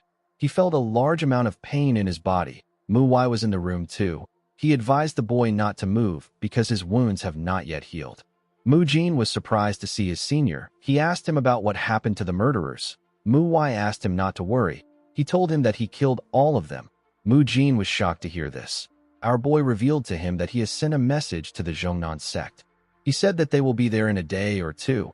He told the boy that MANHWA and MANHWA are already training because they were not seriously injured. He offered the boy a plum blossom tea. MANHWA accepted it and thanked his senior. The moment he took a sip, MANHWA apologized to him. MANHWA was surprised to hear this. Our boy told him that he didn't expect him to be so strong. He told him that he is relieved that he got away with just an injury. He explained to him that he never believed or expected them to be ready to give up their lives for the sake of fulfilling his order. He told MANHWA that he is going to take full responsibility as the senior disciple. He said that he is going to step down from his position when they return to the sect. He told the boy that he has already told the others about it. MANHWA was shocked to hear this. MANHWA revealed to him that MANHWA told him that he was the only one that was able to land a strike on the killer. MANHWA was surprised to hear this. Our boy explained to him that he doesn't know the full details because he arrived late. It was MANHWA that told him about how MANHWA landed a cut on the killer's face. Of course, he got knocked out immediately he did this. MANHWA was the only one who saw it. MANHWA told his junior that the small hit counts. MANHWA couldn't believe that our boy was making fun of him. He thought that he would be praising him. MANHWA explained to his junior that the size of the wound doesn't matter. The important thing is that he has grown. MANHWA was surprised to hear this. Our boy explained to him that a great enlightenment is not what a martial artist always needs to overcome a wall. Sometimes, it is simply the small difference of an action or attitude that breaks down the wall. It was only a scratch this time because the killer was strong. MANHWA assured the boy that he will see that he has overcome the past when he is in a similar situation again. MANHWA was amazed by his senior's words. Our boy said that he has spoken for too long. He asked MANHWA to follow him. MANHWA was surprised to hear this. He asked him about where they are going. MANHWA told him that they are about to do something similar to training. MANHWA reminded his senior that he is hurt right now. Our boy told him that it is necessary that they go. He asked him to get dressed. He said that everyone is waiting for him. MANHWA felt like crying. He couldn't believe that he had to work even when he is hurt. In the next scene, We see Mu Jin and Mu Wai in a hot spring with Mu Chiol. Mu Jin was shocked to see where he was. Our boy told his juniors that there is nothing more important than a good rest. He said that the hot spring is the best for this. Mu Chiol said that it is amazing that the water's warmth helps in healing. Mu Jin couldn't believe that this was what Mu Wai called training. Our boy revealed to his juniors that he did not think that the sect leader would prepare the best hot spring for them. He decided to come there because Mu Wai has been crying about wanting to visit a hot spring. He was certain that the girl was having fun right now. Mu Wai let down her hair and sat in the hot spring with a smile on her face. While they were soaking their bodies in the hot spring, Mu Jin asked his senior about how he was able to take out the killer. Mu Wai told him that he was really lucky. Mu Chiol found this odd. He told his senior that the killer seemed really strong. He said that he was stronger than him. Mu Wai agreed with him. He said that the shapeshifter was the one who killed the first-generation disciples of the Zhongnan sect. He told Mu Chiol that he wouldn't have won the killer in a fair fight. He said that the killer was better than him in every way. He remembered how the killer stopped his blade and twisted his body while his head was stuck in the ground. He was able to use his leg to give Mu Wai a kick that sent him flying. Mu Wai couldn't believe that the killer actually dislocated his bone to counterattack. He was very impressed. The killer didn't just possess superior martial prowess. He also had the instincts of a fighter. This is something that a person needs to be born with. If Mu Wai hadn't killed him at this point, the killer would have gone on to become more dangerous than the old monster of 100 faces. Our boy took a look at his arm and said that the reason he was able to kill the shapeshifter was because he let his guard down. He told them that he was unable to handle the killer's internal energy when they clashed. His arm got twisted in the process, and the killer decided that the fight was over. Mu Wai told them that he held onto his twisted arm and stabbed the shapeshifter in his chest. He explained to them that the killer would have stabbed his head immediately his arm got twisted if his goal was to kill him. He told them that he would have also decided that the fight was over when he cut off her right arm if his goal was to win. He understood that his juniors would see the killer's actions as foolish, especially since he was someone who was skilled enough to kill the first-generation disciples of the Zhongnan sect. Mu Wai told them that he was simply lucky. He said that he wouldn't be there right now if the killer wasn't arrogant. Mu Jin now understood why his senior's arm was injured. Mu Wai told the boys that they need to reflect on their attitudes. He explained to them that power means nothing if they are dead. He advised them not to forget that humans can die at any time. He asked them to be humble. The boys told him that they understand. Mu Wai knew that he also needed to learn this lesson. He realized that his current self was far too weak. Although he didn't use his usual sword, and it was his first time using these techniques in a real fight, Mu Wai still believed that he was weak even after taking these things into consideration. On top of this, he tried to test his martial arts on someone as powerful as the killer. He realized that both he and the shapeshifter were arrogant. He knew that he still had a long way to go. Unfortunately for him, he won't be able to train because of the injury. The moment he thought of this, Mu Wai turned to the side. He saw something shocking. An older man and a young boy stood next to the hot spring. The older man told the boy that some people already arrived there before them. The older man had a chiseled body that was full of scars. He asked Mu Wai if they can join them. Mu Wai nervously told the man that he doesn't mind. He wondered about what this man was doing there. The man carefully relaxed his huge body in the hot spring. Mu Wai stared at him in silence. He and his juniors moved to the same side to create space for the man and the boy. The old man told them that he can tell that they are MANHWA disciples due to how their muscles look. The boys were surprised to hear this. Mu Wai told the man that he is correct. He found it odd that the man can actually make such deductions by looking at someone's muscles. He and his fellow disciples introduced themselves to the man. The old man said that young people these days usually neglect training. He told the boys that they are quite different. The moment he said this, he realized that he had heard our boy's name before. He asked him if he is Hyunjo's disciple.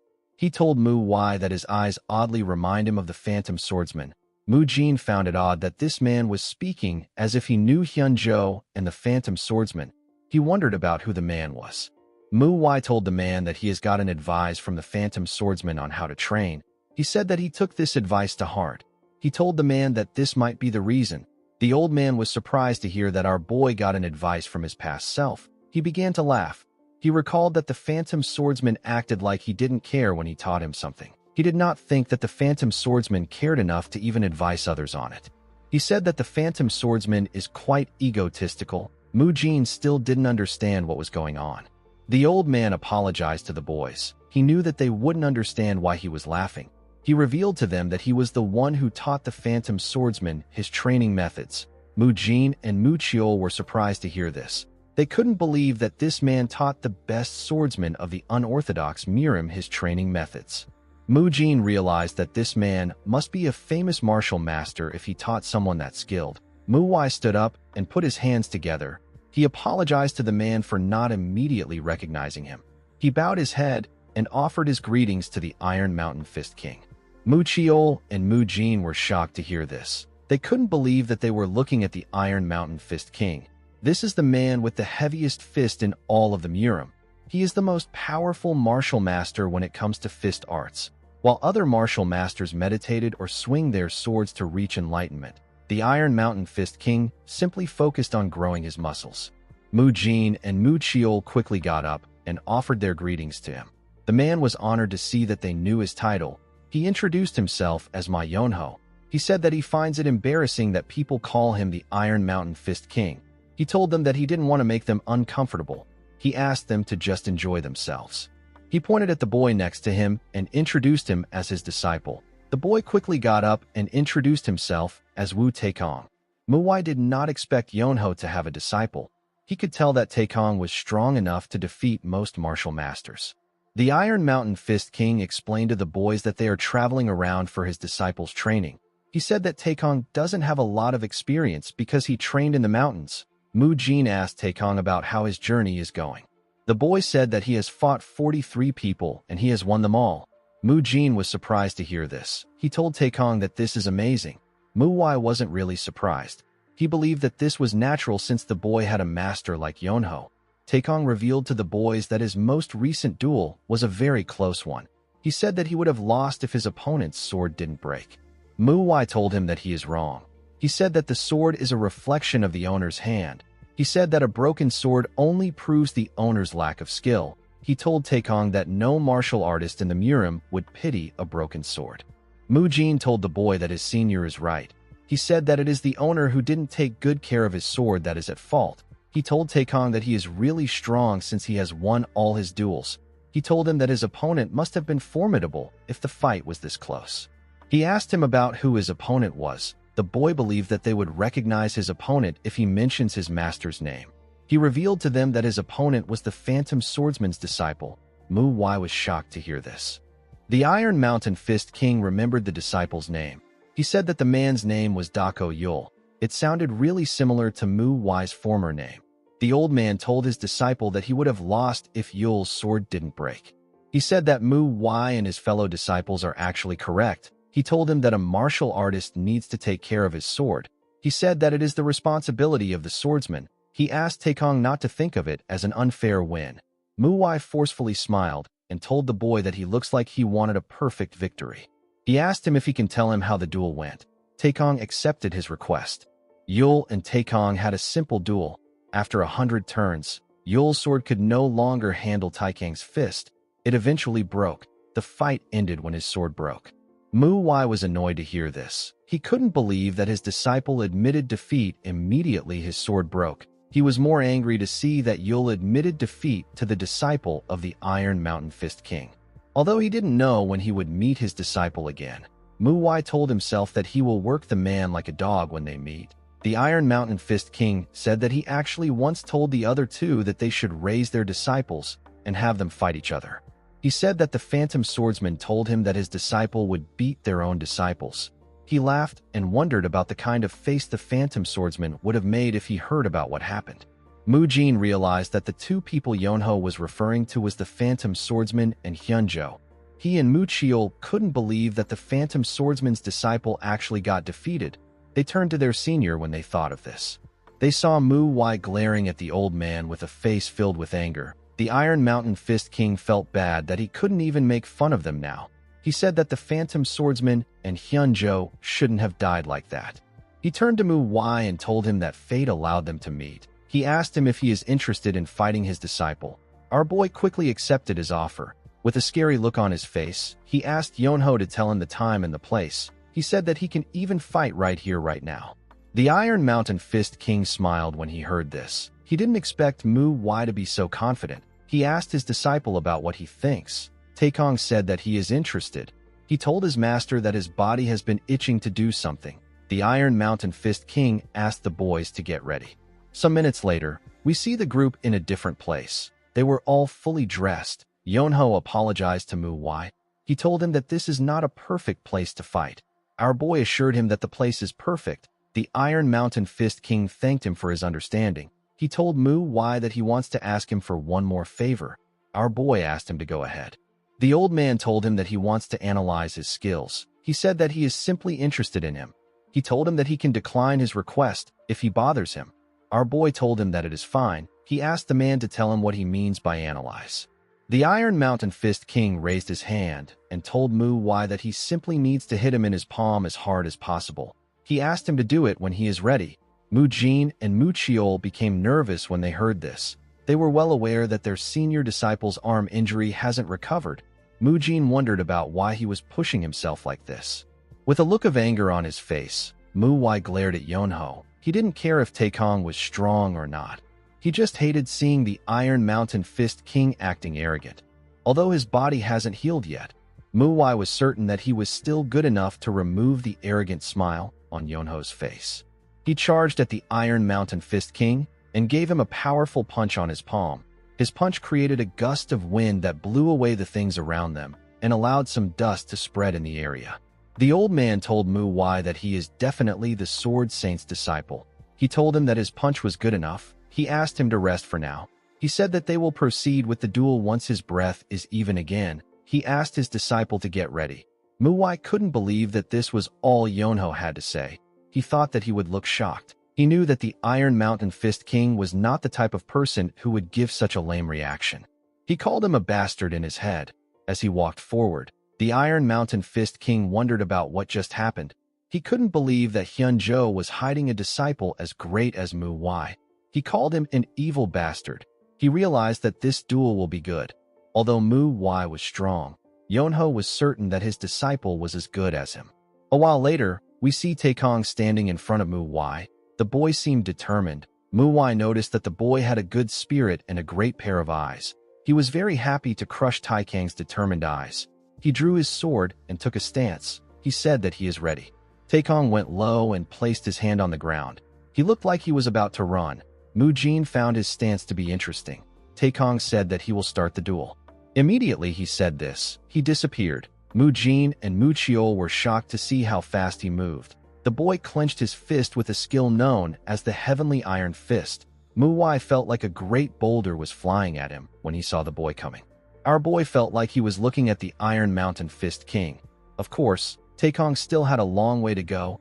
MANHWA swung his sword and released the plum blossom energy with it.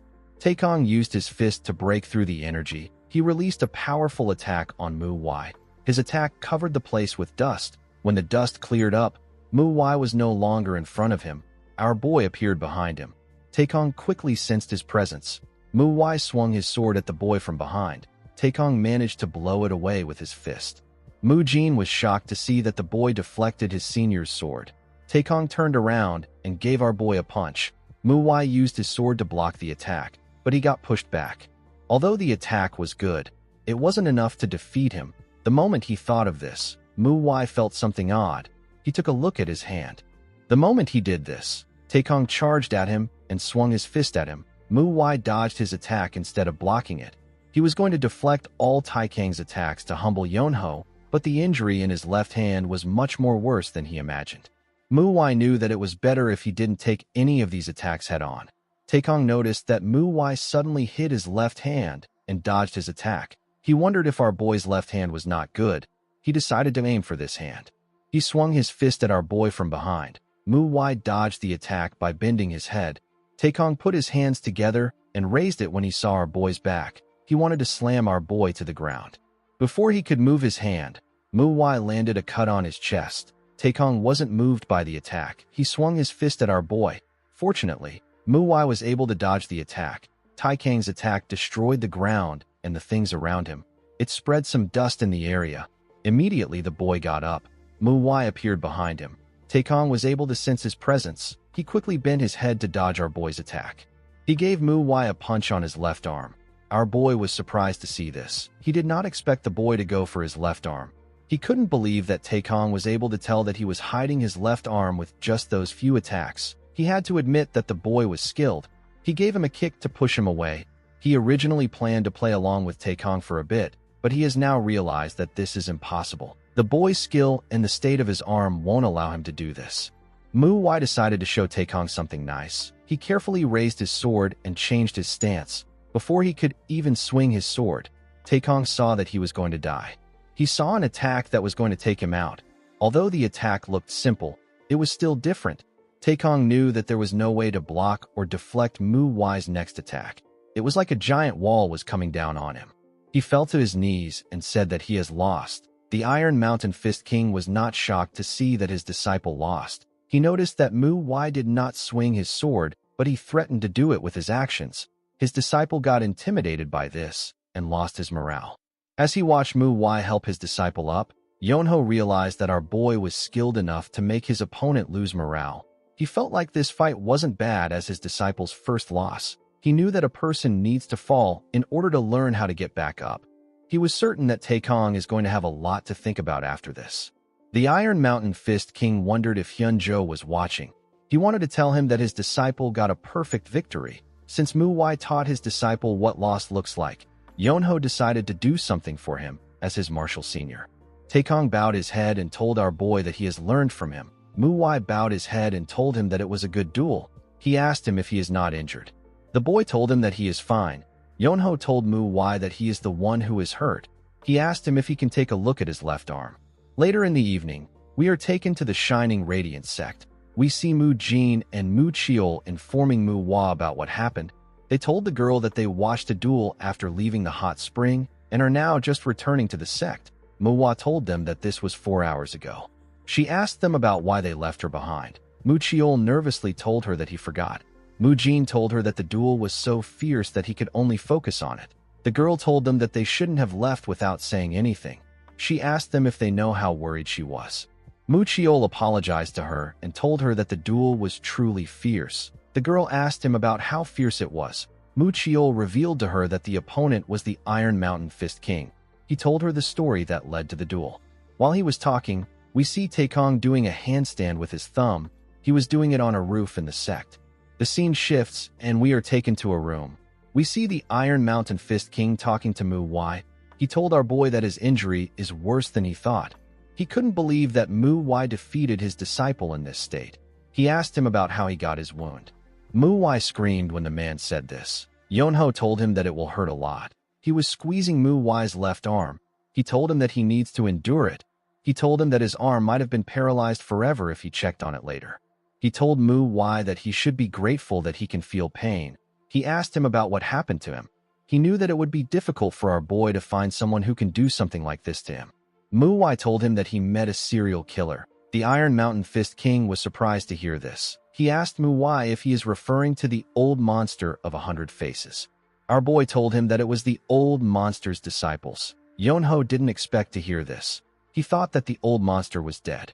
He couldn't believe that the old monster managed to hide from those chasing him, and he even raised some disciples. He asked Mu Wai if the disciples were strong. Our boy revealed to him that one of them was strong enough to kill first-generation disciples of the Zhongnan sect. The Iron Mountain Fist King was shocked to hear this. He asked Mu Wai if he is strong enough to kill someone who killed first-generation disciples of the Zhongnan sect. Mu Wai grit his teeth and said that he was just lucky.